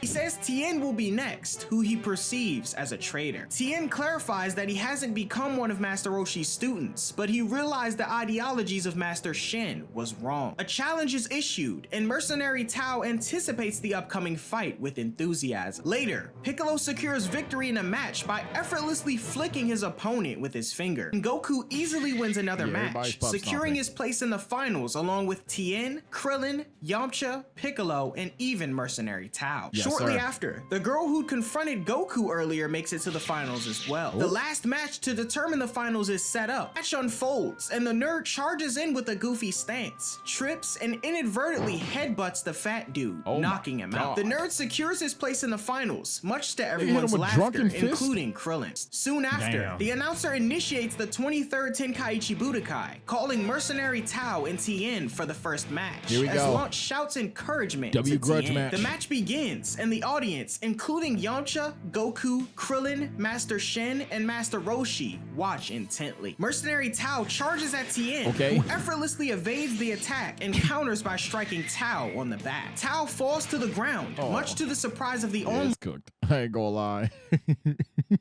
That's how the fight starts? Yeah, it's cooked. lookers, but rises and notes Tien's gotten better over the years. That nigga breathing hard after noting one he already punch and forgave dodge. Tao It's for what he over. did to Chaozu, tells him to forfeit, Next. but Tao refuses. Tien then swiftly maneuvers, reappearing behind Tao, asserting his newfound strength. Tao expresses irritation at talking to Tien's this sudden nigga, not even appearance and the swinging. assertion that he's gotten too strong for him to handle. Tien, however, unfazed, remarks that he knew he was stronger as soon as Tao tried to attack him. Despite the mercenary's angry advances, Tien effortlessly evades strikes, kicks, and eventually catches Tao's fist, shocking Master Shen. Influenced by the teachings of his former master, Tien expresses reluctance in defeating Tao in such a humiliating manner and urges him to withdraw. Tao, however, pulls away, leaving his Jesus mechanical fist in Christ. Tien's grasp. A sharp blade then emerges from the socket, and Tao slashes Tien across the chest. This leaves a noticeable cut on the fighter, surprising Goku and the others. The announcer protests the See, now you're asking for it, bro. foul play, asserting that Tien wins the match by default, but Tao disregards the rules, driven solely by his intent to kill Tien. Master Shen then screams out, encouraging his younger brother to eliminate all affiliates of the Turtle School. Tien then you asking for discards this. his slashed shirt, furious as his former master has lost all his pride as a martial artist. Mercenary Tao then removes his other hand, revealing a gun that he plans to use on Tien. Yamcha and Krillin shit. offer to step in to help, but Tien declines any assistance, opting to handle the situation himself. Talk to Tao him. targets Tien, introducing him to his secret weapon. Super Doran Pa.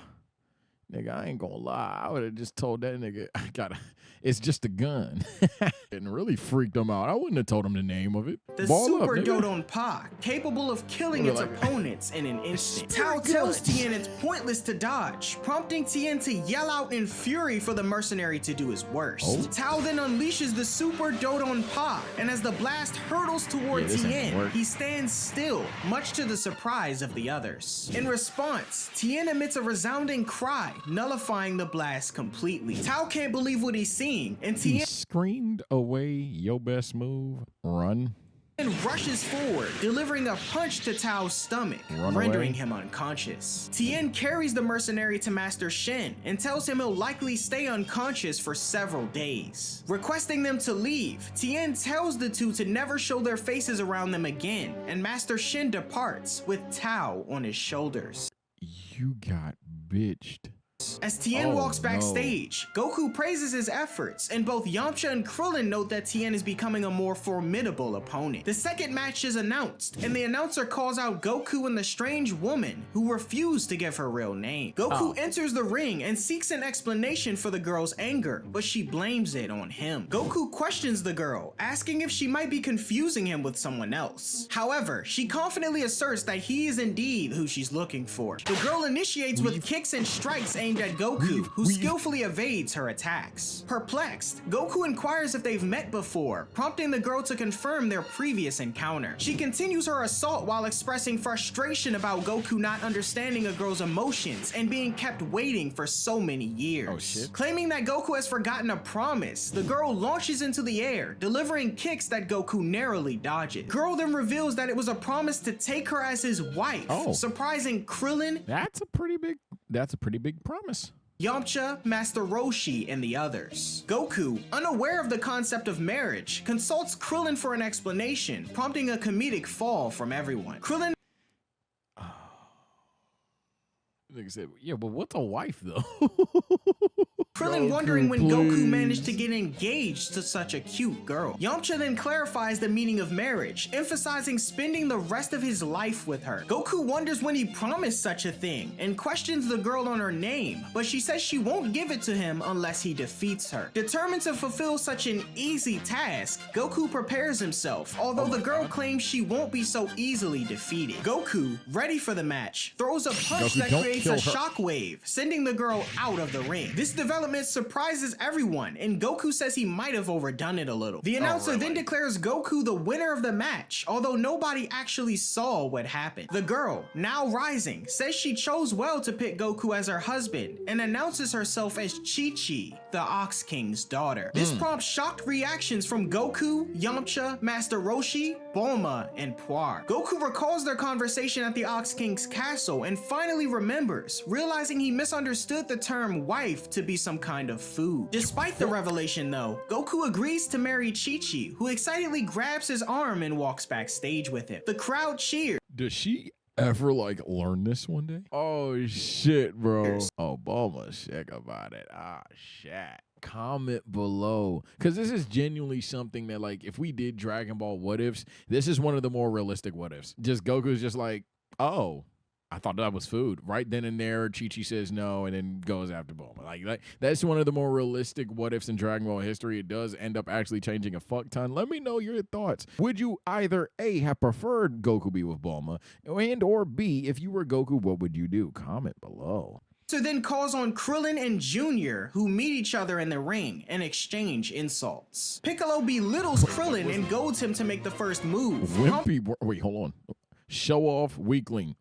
I'm gonna go 1-0 Piccolo. Exchange insults. Piccolo belittles Krillin and goads him to make the first move, prompting Krillin to acknowledge the insult and vow not to hold back. Anticipating the upcoming exchange, Krillin readies his fists and lowers them to his waist as a silence falls on the arena. Krillin then thrusts them forward, releasing a blast from each hand aimed at Piccolo. Evading the blast and ascending, Piccolo finds the projectiles persistently following him, prompting him to neutralize them with I-beams. Unexpectedly, Krillin leaps into the air and delivers a punch to Piccolo's face, propelling him into the distance. Halting himself mid-air, Piccolo notes that Krillin isn't as weak as he looks as he descends back into the ring. Krillin charges toward Piccolo, who skillfully sidesteps the attack. Undeterred, Krillin jumps sideways, launching a series of punches at Piccolo. Despite Piccolo's successful blocks, Krillin persists, prompting Piccolo to ascend once again. Following suit, Krillin, this Piccolo nigga think that this shit easy, that he got a free ticket to the finals. Nah, fuck that. You gonna respect the Krillin today. Jumps after him, only to be kicked down toward the ring's perimeter. Goku and the others believe the match to be over, but in a surprising twist, Krillin halts himself mid-air, revealing his newfound mastery of flying, much to the realization of Master Roshi, Tien, and Goku. Krillin lands back in the ring, and impressed, Piccolo states that Krillin's movements and endurance aren't to be underestimated. As a show of good faith, Piccolo decides to unveil a glimpse of his true power. Bulma encourages Krillin, dismissing Piccolo's display as a bluff and urges him to defeat the adversary. However, Goku issues a word of caution, acknowledging the validity of Piccolo's statements. Piccolo questions if Krillin is prepared, but Krillin tells him to hurry up, as he wouldn't have waited even if he wasn't. Reassuring him, Piccolo declares that he has no intention of killing Krillin, but thinks to himself that he will, eventually, in addition to Goku and the rest of his friends. Piccolo pulls back his arm and extends it across the ring, seizing Krillin's leg. This move shocks the others, and effortlessly retracting his arm, Piccolo yanks Krillin back. Yes, I'm the Demon King Piccolo, and I ate the gum fruit. And delivers a powerful punch, sending him hurtling towards the rear wall. Undeterred, Krillin rebounds off the wall and charges at Piccolo with a punch. However, Piccolo evades the attack, responding by kicking Krillin high into the air. In pursuit, Piccolo ascends after Krillin, who recognizes that this is his final opportunity to win the battle. Initiating the Kamehameha technique, Krillin starts the chant, but Piccolo swiftly appears behind him. Krillin abruptly turns around and releases the energy blast with a resounding cry, and although the attack connects, Krillin realizes that Piccolo utilized the after image technique to avoid it. Goku urgently warns Krillin to look behind him, and the real Piccolo bids Krillin a farewell as he forcefully smashes the fighter down toward the ring before he can react. Forcefully, Krillin collides with the ring's surface, lying motionless, surprising the onlookers. Landing beside him, Piccolo assumes he's killed Krillin with just an ounce of his true power and says he'll be disqualified. However, Krillin slowly rises to his feet, much to Piccolo's astonishment. The warrior ultimately collapses though, stating he can't fight anymore and gives up. The announcer declares Piccolo the victor. You know what, Krillin? I usually hate the words "I give up," but I give you that. I give you that. I give you that. I give you that. I give. You wanna know why? You wanna know why I give you that, Krillin? Because everybody going into this fight would have looked at you, looked at Piccolo, and been like, anyway. And what you go out there and do? You done shocked his dumb ass about 3-4 times. The nigga literally apologized for calling you weak, then thought he killed you when he tryharded, and then it was shocked again. I'm gonna say overall, this is bigger of a W for Krillin than an L. Commencing the fourth match, Yamcha, not taking things seriously, encourages Shen to make the first move. In a blend of nervousness and jolliness, Shen flails his arms and charges at Yamcha in a comical manner. Yamcha easily avoids his swipe, but Shen stumbles and inadvertently kicks Yamcha in the stomach. Having felt the brunt of the attack, Yamcha lets out a yell, prompting laughter from the audience as Shen rises to his feet. Yamcha, laughing nervously, brushes off the accident while Shen expresses regret. Growing irritated though, Yamcha decides to end the match quickly. Yamcha, reverting from a serious demeanor, declares his intention to attack, urging Shen to prepare himself. Shen then assumes a goofy stance, prompting Yamcha to plan a swift knockout. However, as Yamcha lunges with a kick, Shen deftly ducks in what appears to be fear, causing Yamcha to collide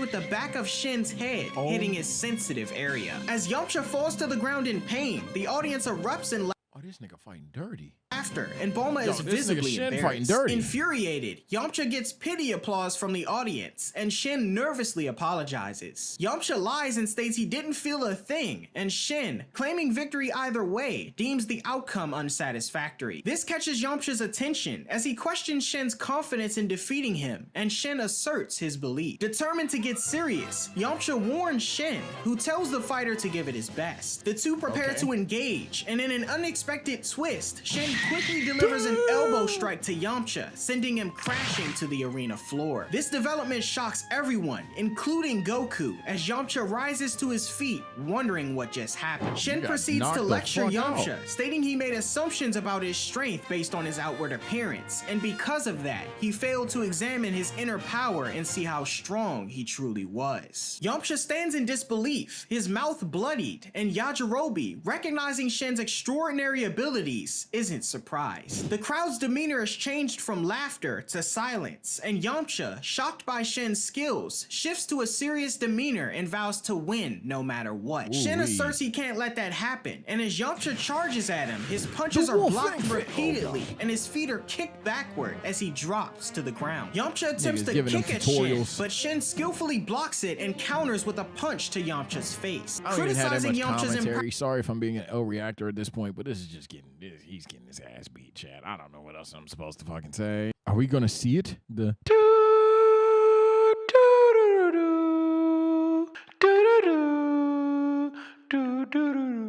is Yamcha gonna do what I think he's gonna do? I mean, a fat ass Rasengan. Lose. Focusing his energy to a greater extent, Yamcha generates a sizable ki ball, readying himself to attack. He launches what he declares the spirit. Oh, my bad. Sorry. I confused my anime. Throw the Rasengan at him. Throw the Rasengan. You launch that Rasengan. I hate my dad. My editors, they're conspiring for the day that the Boruto hits the channel. Let us know what you think about that. Ball at Shen, but it misses initially. Undeterred, Yamcha demonstrates control over the energy sphere, guiding it back towards Shen. Shen, however, adeptly dodges, causing the spirit ball to crash through the ring. Yamcha acknowledges Shen's speed, but maneuvers the energy ball back up, successfully hitting Shen in the face and knocking off his glasses. This move surprises the onlookers as Yamcha revels in his presumed victory. Unexpectedly though, Shen recovers and swiftly advances toward Yamcha, delivering a powerful strike to the fighter's chest. Yamcha staggers backward and eventually tumbles out of the ring, much to the surprise of Goku and the others. As Shen is declared the winner of the match, Yamcha climbs back into the ring disappointed, and suddenly, Goku has a realization. He realizes that the name Shen closely resembles Shenron, and given the only person he knows to have created Shenron is God, Goku correctly deduces that Shen is Kami. Tien, Son Goku, Piccolo, and and Shin have advanced to the semifinals. Good In the good first four, good four. semifinal showdown, Tien, the victor from the previous Tenkaichi Budokai, faces Goku. After a brief exchange, Goku questions if Tien will go all out from the start, and the fighter agrees. With a rematch. stylish flip, they rematch. both enter the arena, locking eyes with determination. Tien challenges Goku to reveal the results of his divine training, and the announcer signals the commencement of the match. As the two engage, Goku skillfully counters Tien's attack, blocking an elbow with his knee. Part two, Tien nigga. attempts several strikes, two, but who's boxing Goku for real? evades with backflips and aerial maneuvers. A blast from Tien is deflected by Goku, leading Get to an that shit outta intense here. mid-air Come on, Glorious confrontation. King. The two We can't go continue to 0-2. exchange blows in the We air, can't go and 0-2. descending to roof level, they break apart and propel themselves off the ground, continuing their battle at a blistering they pace, boxing, too man. swift for most spectators to follow. Let me However, say, as crazy as it's looking in the manga, it's just as good of a treat in the anime. These boys was boxing. pursuing Goku, Tien lands behind him and attempts an attack to the back of the head, but is met with the realization of Goku's after image, much to his surprise. Goku points out that Tien fell for such an old trick, and seemingly out of breath, Tien smiles, as does Goku. He asserts that Goku will never be able to win, as there's one thing he hasn't improved on over the years: Oh, shit. his speed. Closing in on Goku, Tien suddenly disappears, prompting Goku to vanish as well. The skirmish My Glorious King, he said, hey, you did a lot of push-ups, but you the same speed? Goku. Tien. Returning to view, Tien admires Goku's sight and challenges him to cope when his vision fails. Taking a superior position above He's saying Goku, he Tien can just elbows blitz your him dumb toward ass. the ring. Goku lands safely and executes What's a the few Sharingan front to a nigga flips that to can't strike at move? what's revealed to be an after image with an elbow attack. Ready Shit. to resume, Tien After image reappears and strike. kicks Goku away from that's the actually ring. more However, nonsense. Goku swiftly spins back like a tornado and lands, praising Tien's speed. Tien asserts his confidence in winning due to his speed, prompting Goku to request a minute to change his clothes. Goku removes his top, shreds his undershirt, and drops it with a hefty thud, much to Tien's surprise. Upon moving himself to examine Goku's clothing, Tien is astounded as it's extremely Tien, if you had said no, you might have gotten away with some shit here. Just saying. heavy. When questioned if Goku was fighting with this weight on, Goku confirms, stating it was a part of Kami's training. Tien then realizes the weight extends to Goku's wristbands and boots as well, which the fighter also removed. Krillin and Yamcha assist Goku by carrying his heavy gear backstage, expressing shock at their weight, as Goku notes each piece is 50 pounds. You know what's fucked up? You know how bad, like, I was tapped in as a kid? I wanted this. I ain't gonna lie. Between Rock Lee and then Goku, I wanted some weights. If I just knew I could master running around with 50 pounds all day, every day, that at some point, oh yeah, I'm speed blitzing niggas, I'm boxing. Man, 8 years old. Let me find out. Don't do that shit. I did this. Yeah. Get Chad. Anybody that thinks that's a good idea, don't do that shit. 250 pounds, causing a stir amongst the announcer and Scoliosis, no, audience. literally. Goku, now feeling much lighter, Tien charges at Goku, who disappears, reappearing Yeah, I as ain't gonna lie, Tien you shouldn't targets have said him with nothing. an elbow. Goku successfully blocks the attack, leading Tien to believe Goku's speed is unimpressive. He's However, sorry. Goku reveals he has Tien's belt, causing the fighter's pants to fall down. Tien gazes down in disbelief as Goku holds his belt, and even Piccolo, observing from the roof, acknowledges Goku's Hey, speed. nah. While Tien admits that Goku moves so swiftly that Goku, even his you ain't own had to do eyes my couldn't dog track him, like he that. asserts that the match isn't over yet. Tien proceeds to reveal a formidable technique, a sure-to-win move. But before explaining further, Goku returns his belt as Tien hastily pulls up his pants. Goku inquires if the technique is the tri-beam again, and Tien expresses the danger of the tri-beam for both of them and introduces an alternate technique that requires less power but is absolutely unavoidable. He explains that his 3 eyes are insufficient to perceive Goku's movements, but with 12 eyes, nothing can escape his so sight. Sugiyami. Shocked, Got it. Goku questions the concept of 12 eyes, and Tien folds his arms, declaring victory for himself. Okay, talk to me. Suddenly, Tien splits into 2, and those 2 split again, resulting in a total of 4 Tien. Shocked,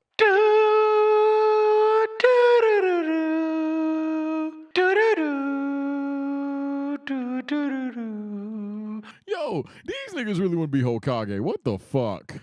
Goku clarifies that this isn't an after image, as all 4 are real entities. Each of the 4 declares this technique as multi-form and immediately charges in, taking each corner of the ring. Goku ponders his next move as all Tien simultaneously unleash blast towards him. With no other choice, Goku leaps into the air, prompting the Tiens to notice and shoot eye blasts at him, all of which connect head on. Mid-air, Goku is left visibly stunned, eliciting shock from the onlookers. Despite the barrage, Goku refuses to yield, stating he won't be hit again anyway, prompting the fighter to claim to have discovered 2 weaknesses in Tien's attack. In separate corners once more, unleashing a barrage of blasts towards Goku in unison. Once again, Goku effortlessly leaps over the projectiles, prompting a Tien to declare that escaping their 12 eyes is impossible. However, before the Tiens can utilize their eye beams once more, Goku employs the solar flare, leaving everyone blinded except for the sunglasses wearing announcer and Master Roshi. Descending back to the ring, Goku points out the first weakness of the Tiens, their reliance on their superior eyesight. As the Tiens attempt to attack Goku blinded, Goku explains that their ability to perceive an opponent's movements with their eyesight alone becomes a vulnerability when deprived of their eyes. While one Tien argues that Goku faces the same limitation, Goku playfully disagrees, revealing that he can anticipate an attack without relying on his eyes, a skill. Oh yeah, you're getting cooked. Oh, Tien fans, Tien fans.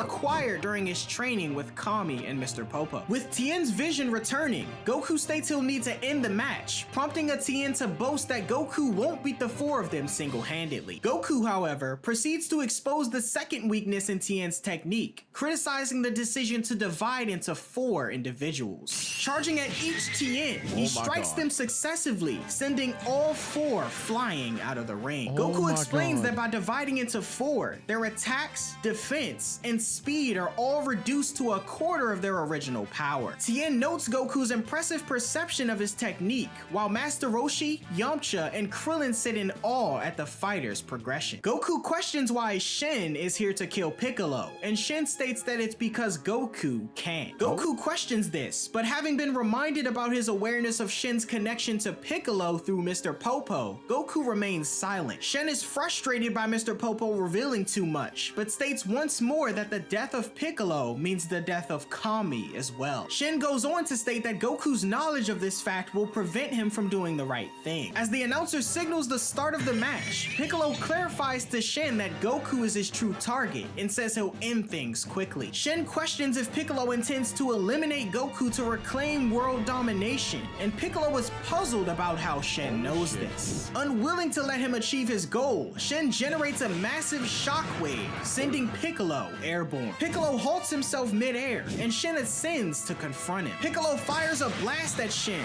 questioning his identity, but Shen manages to dodge, causing the blast to crash into the ocean. Suddenly, Piccolo knocks Shen back down toward the ring. Upon landing, Shen finds Piccolo behind him, but when Piccolo attacks, Shen vanishes. Shen reappears above Piccolo, smashing him down into the arena floor. However, Piccolo emerges on the opposite side of the ring, and the 2 adversaries lock eyes, leaving Krillin puzzled about their mysterious maneuvers. Contemplating the borrowed human form, Shen privately reflects on its apparent weakness. Piccolo, having read his mind, vocalizes the idea of borrowing a human body, prompting Shen to reveal in a strange language that Piccolo possesses telepathic abilities. This shocks Piccolo, and responding in the same language, Piccolo claims to have unraveled Shen's true identity. Now realizing his adversary is Kami, Piccolo demands to know why he's come to the tournament. Shen then states that there's no use in explaining, as Piccolo already knows. It's just me versus me out here, chat. Do you think if you had to box your evil self, you'd win?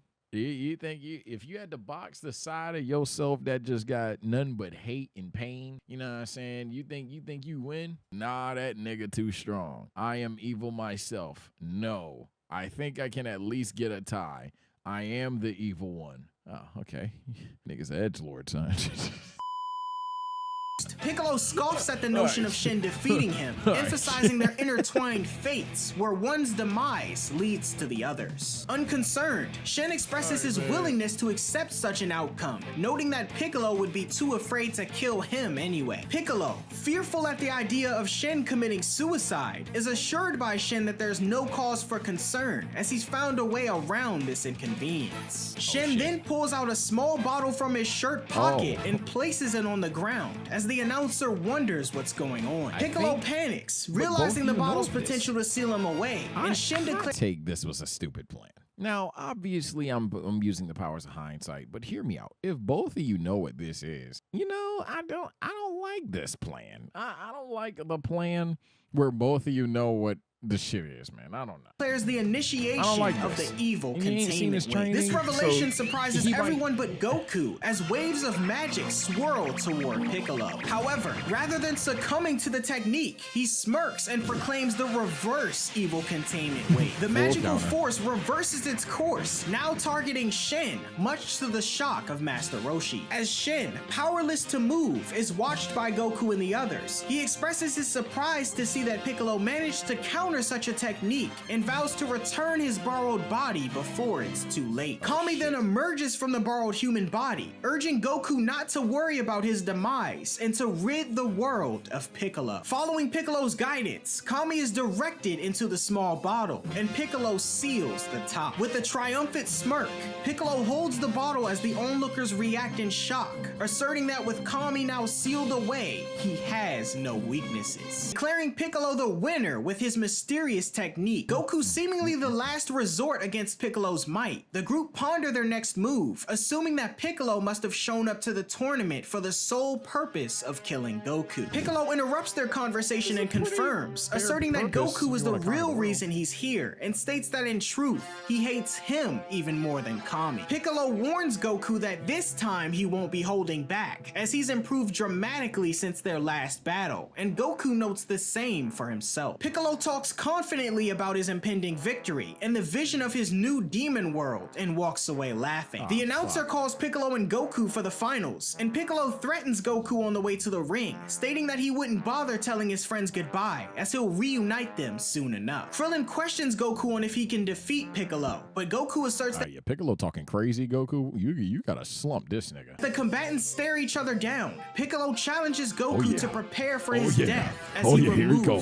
Goku Piccolo, the fate of the universe on the line. My glorious king's first major fight post-time skip. Sorry, TN, that wasn't no major fight. You got stomped. Here we go. Mantle. The announcer declares the commencement of the finals of the Tenkaichi Budokai, and Goku and Piccolo charge toward one another. The explosive final round begins as Goku and Piccolo skillfully block each other's strikes. In a swift move, Piccolo delivers a powerful headbutt, sending Goku flying across the ring. Despite the force of the impact, Goku manages to land on his feet. Piccolo, seizing the opportunity, flies over to attack from behind, but Goku counters with a well-placed kick, causing them to disengage momentarily. As the battle continues, Piccolo extends his arm, only for Goku to catch it and toss him into the air. Piccolo attempts to slow himself down mid-air, but Goku skillfully unleashes a shockwave attack, pushing Piccolo backward. Goku leaps over him, and Piccolo cunningly clenches his fist. Suddenly stopping himself, Piccolo fires a blast downward, hitting Goku with a devastating attack head-on. This sends Goku plummeting toward the ring, and Piccolo quickly follows suit, shooting another blast with his other hand and unleashing a barrage that connects as Goku collides with the ring. The impact leaves a substantial hole in the ring, with Goku lying at its center. The announcer begins the countdown, but Piccolo demands him to stop.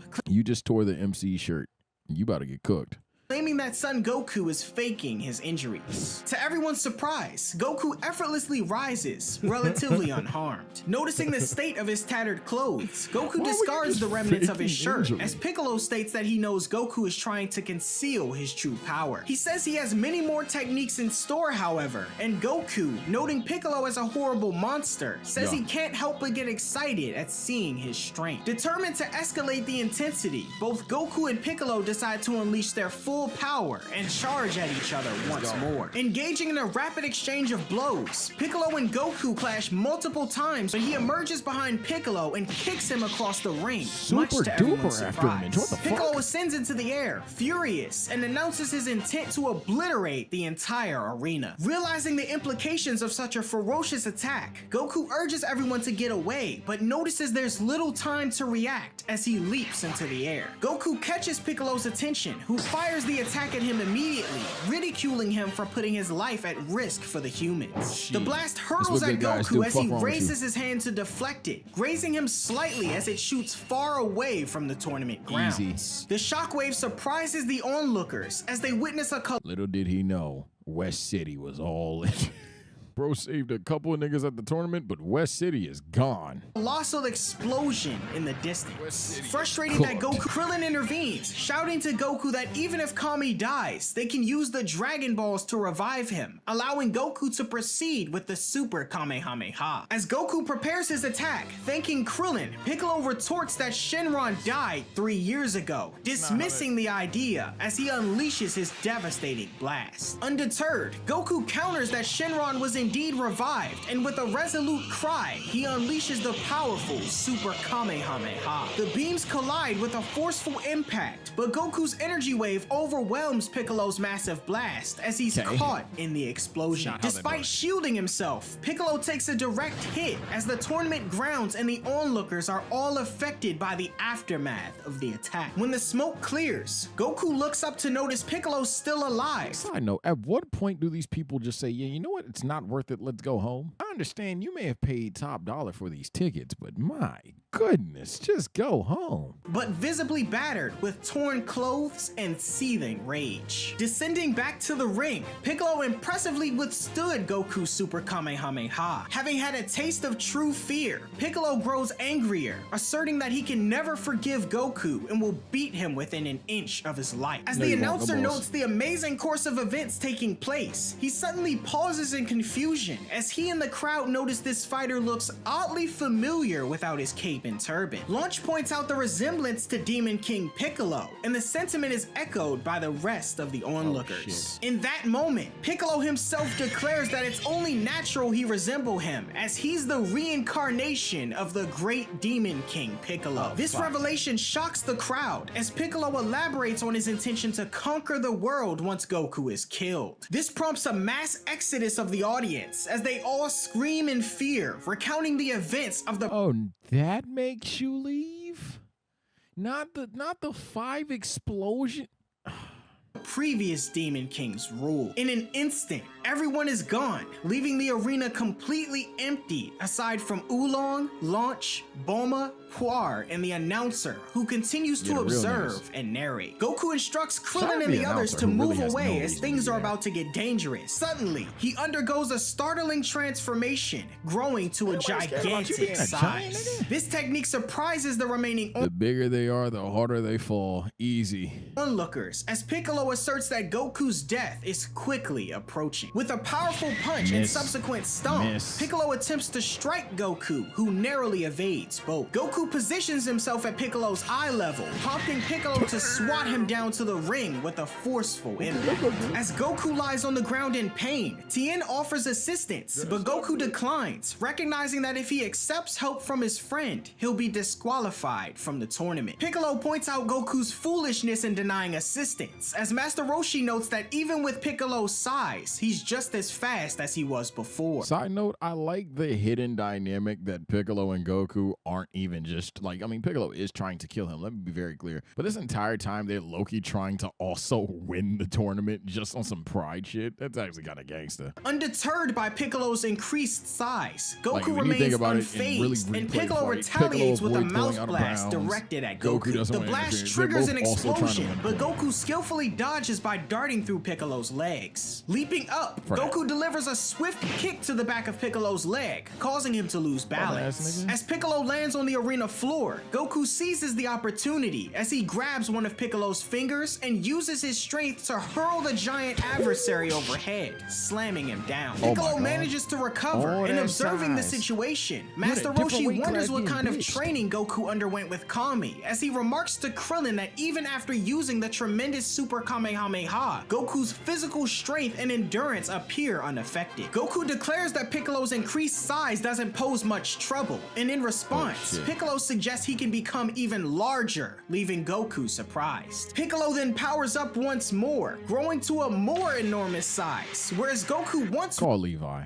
I'm not afraid. Call Captain Levi. You're cooked. reached Piccolo's ankles. Now he barely reaches his toes as the monster laughs maniacally, confident in his imminent victory. Yamcha tells Goku to get away immediately, but Goku sees an opportunity and jumps up to Piccolo's face, unleashing a Kamehameha away from the fighter and launches himself into his mouth. Piccolo chokes and gags, eventually spitting Goku out. In a strategic move, Goku tosses something over to Tien, revealed to be the bottle containing Kami. Piccolo curses Goku, and as Tien opens the bottle, Kami is released from his confinement. High risk, high reward. My glorious king did some shit that I would have never tried. This is why you're my glorious king. Annoyed, Piccolo reverts to his normal size, glaring angrily at Goku before he suddenly rushes in to attack as both he and Goku disappear. This development shocks Krillin and the others, including Kami, who notes Goku and Piccolo's movements are too rapid for even his eyes to follow. Piccolo lands a series of rapid strikes on Goku, sending him hurtling back toward the ring. However, Goku counters by propelling himself back up using a Kamehameha fired from his feet. Ascending into the air, Goku delivers a powerful double-fisted blow to Piccolo's face. You thought you knew the bag. You thought you knew the bag. And I'm tired of niggas arguing that Goku ain't got the deepest bag in the game. It ain't just hands, nigga. And retaliates by unleashing electrical blasts from his antenna, severely injuring Goku as he descends to the ring. Piccolo makes his way toward Goku, and as Goku hits the ground, he attempts to rise in pain, noting he let his guard down. Piccolo lands swiftly and prepares to deliver a final blow to the weakened Goku, but just before the punch lands, Kami intervenes, having rushed into the ring and intercepted Piccolo's strike.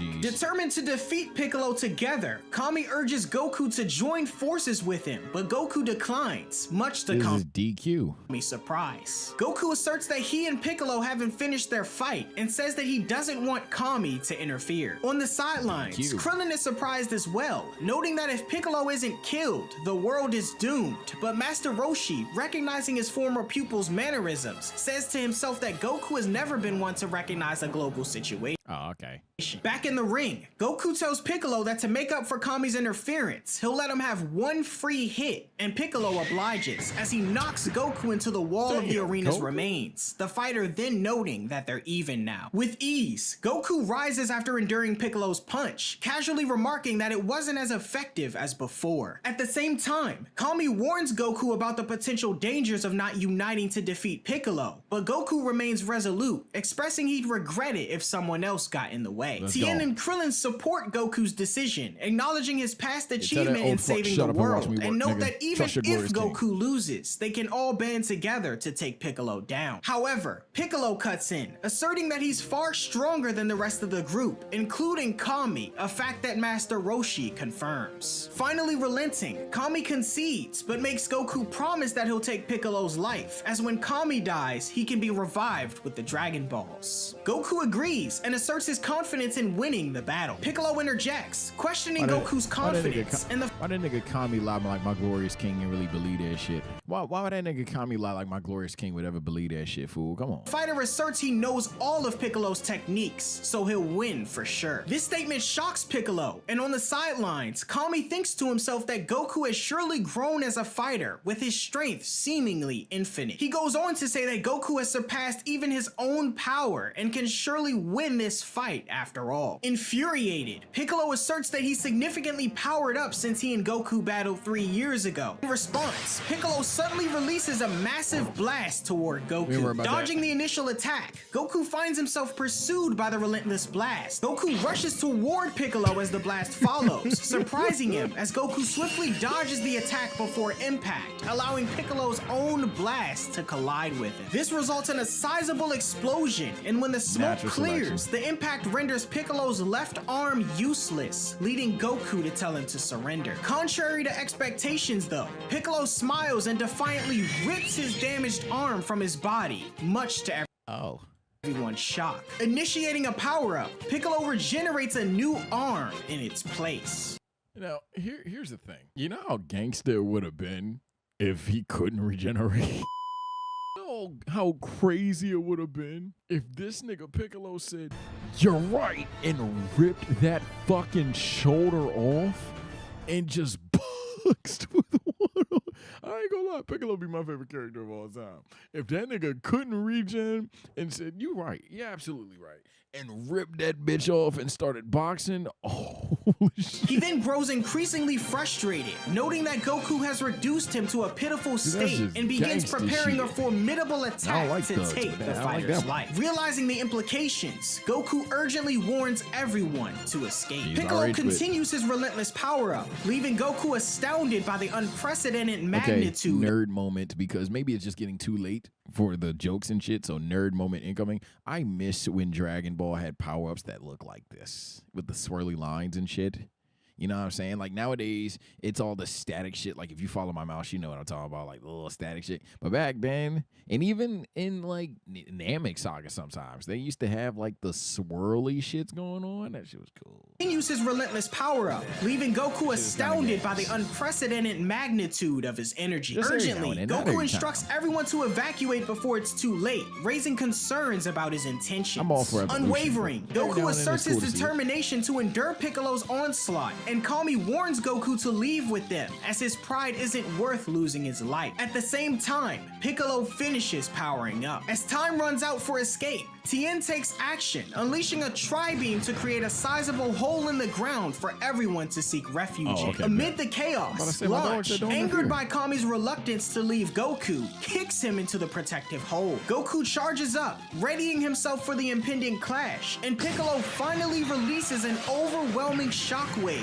triggering a colossal explosion that decimates the entire island. The location is left in ruins, the ring tiles obliterated, and when the smoke clears, Piccolo believes he's emerged victorious. However, to everyone's astonishment, Goku remains standing, remarkably unscathed by the devastation. Climbing out of the protective hole, the onlookers cheer for Goku, defying Piccolo's assumption of victory. Addressing Piccolo, Goku declares that he's depleted. Oh, you're cooked. Oh my God, you're cooked. Oh my God, you're fucked. Oh my God, he just tanked that shit. He ate that shit like breakfast, nigga. You thought I forgot this bit? Cinnamon toast. The fuck wrong with you, nigga? Yams. Can we get to him? You feel me? Steak. Can you get to me? Ribeye specifically. Like, come on, bro. Shit was light as fuck. Completed all of his ki with his massive attack, confidently asserting that victory now belongs to him. Charging up slightly, Goku readies himself for his counterattack as Piccolo nervously questions what the fighter is planning to do. With one of the coolest moves of all time. Little words now exchanged. Goku swiftly advances, elbowing Piccolo in the face and following up with a flurry of powerful kicks that force Piccolo to cough up blood. Goku then charges forward and relentlessly unleashes a powerful punch to the gut that leaves Piccolo writhing in pain. With his opponent now downed, Goku proceeds to ascend into the air, where he charges up a colossal Kamehameha. Realizing the devastation to occur, everyone gets down as Goku lets out a mighty cry and unleashes the massive blast, scoring a direct hit on Piccolo and triggering a massive explosion. As the smoke dissipates, Goku gracefully returns to what's left of the arena as he stands in front of the sizable crater he made, while Piccolo lies in the center unconscious. Urging the announcer to start the count, he rushes over and assumes Piccolo dead, but Goku asserts he's alive, and Kami confirms. The count then begins, with everyone anticipating the match's conclusion. 1, 2, 3, 4, 5, 6, 7, 8, 9. However, to their surprise, Piccolo rises before 10, unleashing a devastating mouth blast that pierces through Goku's shoulder. So shoulder injuries are hereditary. You know what? I'm not gonna play it. My shoulder! With a deep wound and bleeding profusely, Goku falls down, coughing up blood in the process. Piccolo, enraged that Goku remains alive, raises and stands over him, declaring his intent to launch a decisive attack that will finally end his life and avenge the great Demon King Piccolo. Stepping down on Goku's chest, Piccolo asserts his dominance as the fighter screams in pain. Tien, Yamcha, and Krillin rush to Goku's aid, but Piccolo thwarts their intervention by unleashing a blast of electricity, shattering the ground before them. Undeterred, Goku rises, relieved that Piccolo missed his vital areas. Evading Piccolo's punch, Goku retaliates with a blow to Piccolo's gut, and Piccolo kicks him before they both pause to catch their breath. Confident, Piccolo anticipates Goku's eventual demise from the loss of blood and lands an elbow to his face, knocking him down. Leaping over, Piccolo lands on Goku's legs, breaking them both, causing him to cry out in pain. Goku's friends watch the horrible events unfold, and comparing the situation to his father's fight 3 years ago, Piccolo asserts that Goku is left with only his left arm, a mistake his father made and was defeated as a result. Piccolo then directs a blast at Goku's left arm, rendering it useless and leaving him unable to use his limbs to escape. No, last time your father lost, not because he left a left arm, but just because he didn't kill him on the spot. Instead of aiming for the arm, you could have just aimed for the head. I don't know. Piccolo then declares his final attack on Goku and ascends into the air. See, you're doing the exact same thing. You're rising to the air after assuming that Goku can't get up. You're rising to the air versus just killing him right then and there. This is what your father did. Suddenly, Kami urges Tien to kill him to ensure Piccolo's demise, explaining that he can't take his own life. Stressing the urgency, Kami insists that he can be revived with the Dragon Balls. Torn, Tien agrees, but Goku intervenes, urging everyone not to interfere and asserts his determination to win. In a climactic moment, Piccolo finally unleashes his devastating blast directed at Goku as everyone watches, now out of time to assist. Piccolo's formidable blast descends upon the motionless Goku, inducing panic among the few remaining spectators. A resounding explosion accompanies the blast upon impact with the ground, resulting in a large cloud of smoke and a vast crater in the remnants of the ring. The aftermath reveals an empty crater, and Piccolo descends to the ground, convinced of Son Goku's demise, believing him to have turned to dust. Witnessing Goku's apparent defeat, his friends become sad, while Piccolo revels in his proclaimed victory, exclaiming he's finally defeated Son Goku. Can you niggas stop emoting? Confirm the your kills. Disappointment, Piccolo turns his attention to Krillin and the others, telling the group that he'll be uniting them with Goku. Also, look, I understand this is a book for like most of us, but like, I hear victory music. Soon enough. However, Krillin observes something peculiar in the distance and queries Tien about what he sees as well. Tien lets out an air of surprise, and flying behind Piccolo is Goku a distance away, shocking the Demon King. As Goku launches in, closing the gap, his friends let out a resounding affirmation, exclaiming that he's learned to fly. Goku draws closer, screaming to Piccolo that he's lost, and crashes into the Demon King with intense force as he's sent flying and coughing up blood. Piccolo and Goku both crash to the ground, much to everyone's shock. As Piccolo is left unconscious, this family also, I guess headbutts are also hereditary. Think about it. Goku queries the announcer about Piccolo's potential ring out, and upon inspection, it becomes evident. The announcer then declares that Goku has defeated Piccolo and is the winner of the world's 23rd Tenkaichi Budokai. Amidst Goku's battered and bloodied state in the former ring, his friends rush over, happily celebrating his victory. As everyone congratulates, there's no other way to say it. Dramatic finish! Goku, glorious king wins! This is probably man. And this isn't gonna help me beat the Goku Glazer allegations, but this is like one of my favorite pictures in Dragon Ball history. Just seeing Goku finally get the dub, jumping for sheer joy after a hard fought W. This is literally one of my probably 10 favorite Dragon Ball pictures. I can't lie. Kaiichi I love Budokai this and is the picture. new world champion. Surprised that Goku's healed injuries, Krillin states he thought the sensu were just for food, and Yajirobe wonders why he ate one without knowing what it was for. At the same time, Kami hovers over the defeated Piccolo, and Goku rushes in as the god of Earth prepares to land the final blow. Goku intervenes, and Kami insists on the necessity of Piccolo's demise, but Goku counters, suggesting they can merely defeat him Nigga said job not finished. if he causes trouble again. Moreover, if Piccolo dies, Kami would perish too. Tien proposes reviving Kami with Shenron, but Goku reveals Kami's lie, as the demise of Kami would lead to the disappearance of Shenron and the Dragon Balls. The others question if this is true, but Kami falls silent and acknowledges his unsuitability for the role as Earth's guardian. He states that he's the reason Piccolo exists in the first place, and with his counterpart having already surpassed him in strength, he doesn't deserve to live. Master Roshi, however, disagrees, stating that the world is now at peace, and that the existence of relationships between Goku and the others is owed to Kami and the Dragon Ball. Teach him real Unk instead of this fraud Unk. Teach him Unk.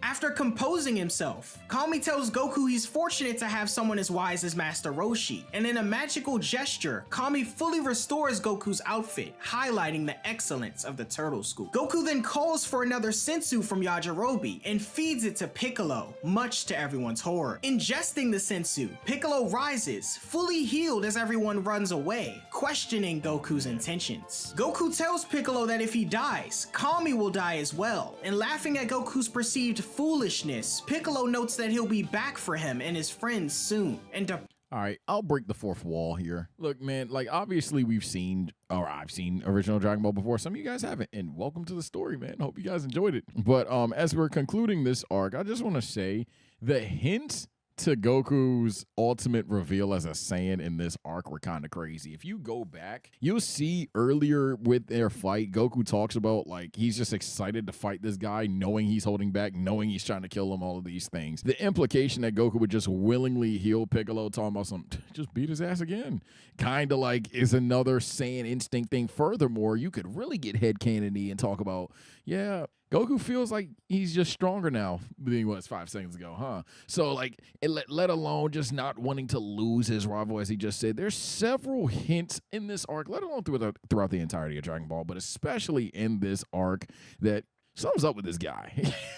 If the monkey tail didn't do it for you, some is up with this guy. Obviously, you would never guess this going, like, you would never fucking guess he's precisely a fucking Saiyan without watching the anime. But you would definitely have a guess that Goku is a guy that gets stronger after every harsh fight. You would definitely have a guess that Goku is a guy that wants to keep around rivals because he wants to continue to push himself. But the explanation of that being in his biology is something that literally was hinted to the entire time, and that's kind of tough. Parts with laughter. Goku, however, thinks to himself that no matter how strong Piccolo gets, he'll always be one step ahead. Bulma reflects on Goku's growth since their first encounter in the mountains, and Chi-Chi rushes over, embracing Goku, who everyone forgotten is newlywed. Kami then offers Goku the position of Earth's guardian, but he declines, stating he'd be completely bored. Chaozu, bandaged but glad to see Tien is okay, joins the scene. Despite Kami's persistent request, Goku playfully sticks out his tongue and calls for the flying Nimbus. And so, with Chi-Chi by his side, the two board and take off, bidding their friends a goodbye for now, and conclude the story of Goku's youth.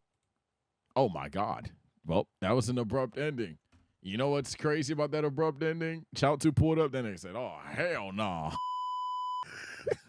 Original Dragon Ball, like I said, I think everyone agrees that it's good. Even the biggest Dragon Ball Z haters admit that Dragon Ball is good.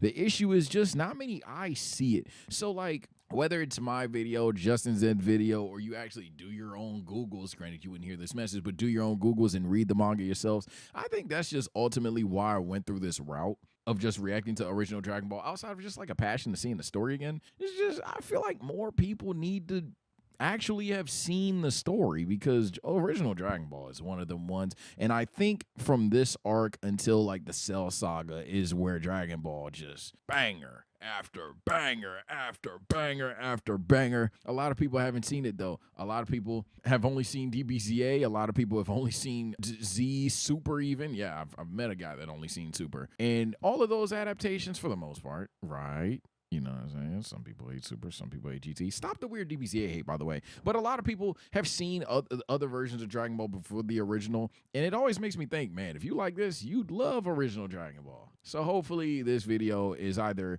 putting someone on or just reminding you how good it is. You guys take care and stay blessed.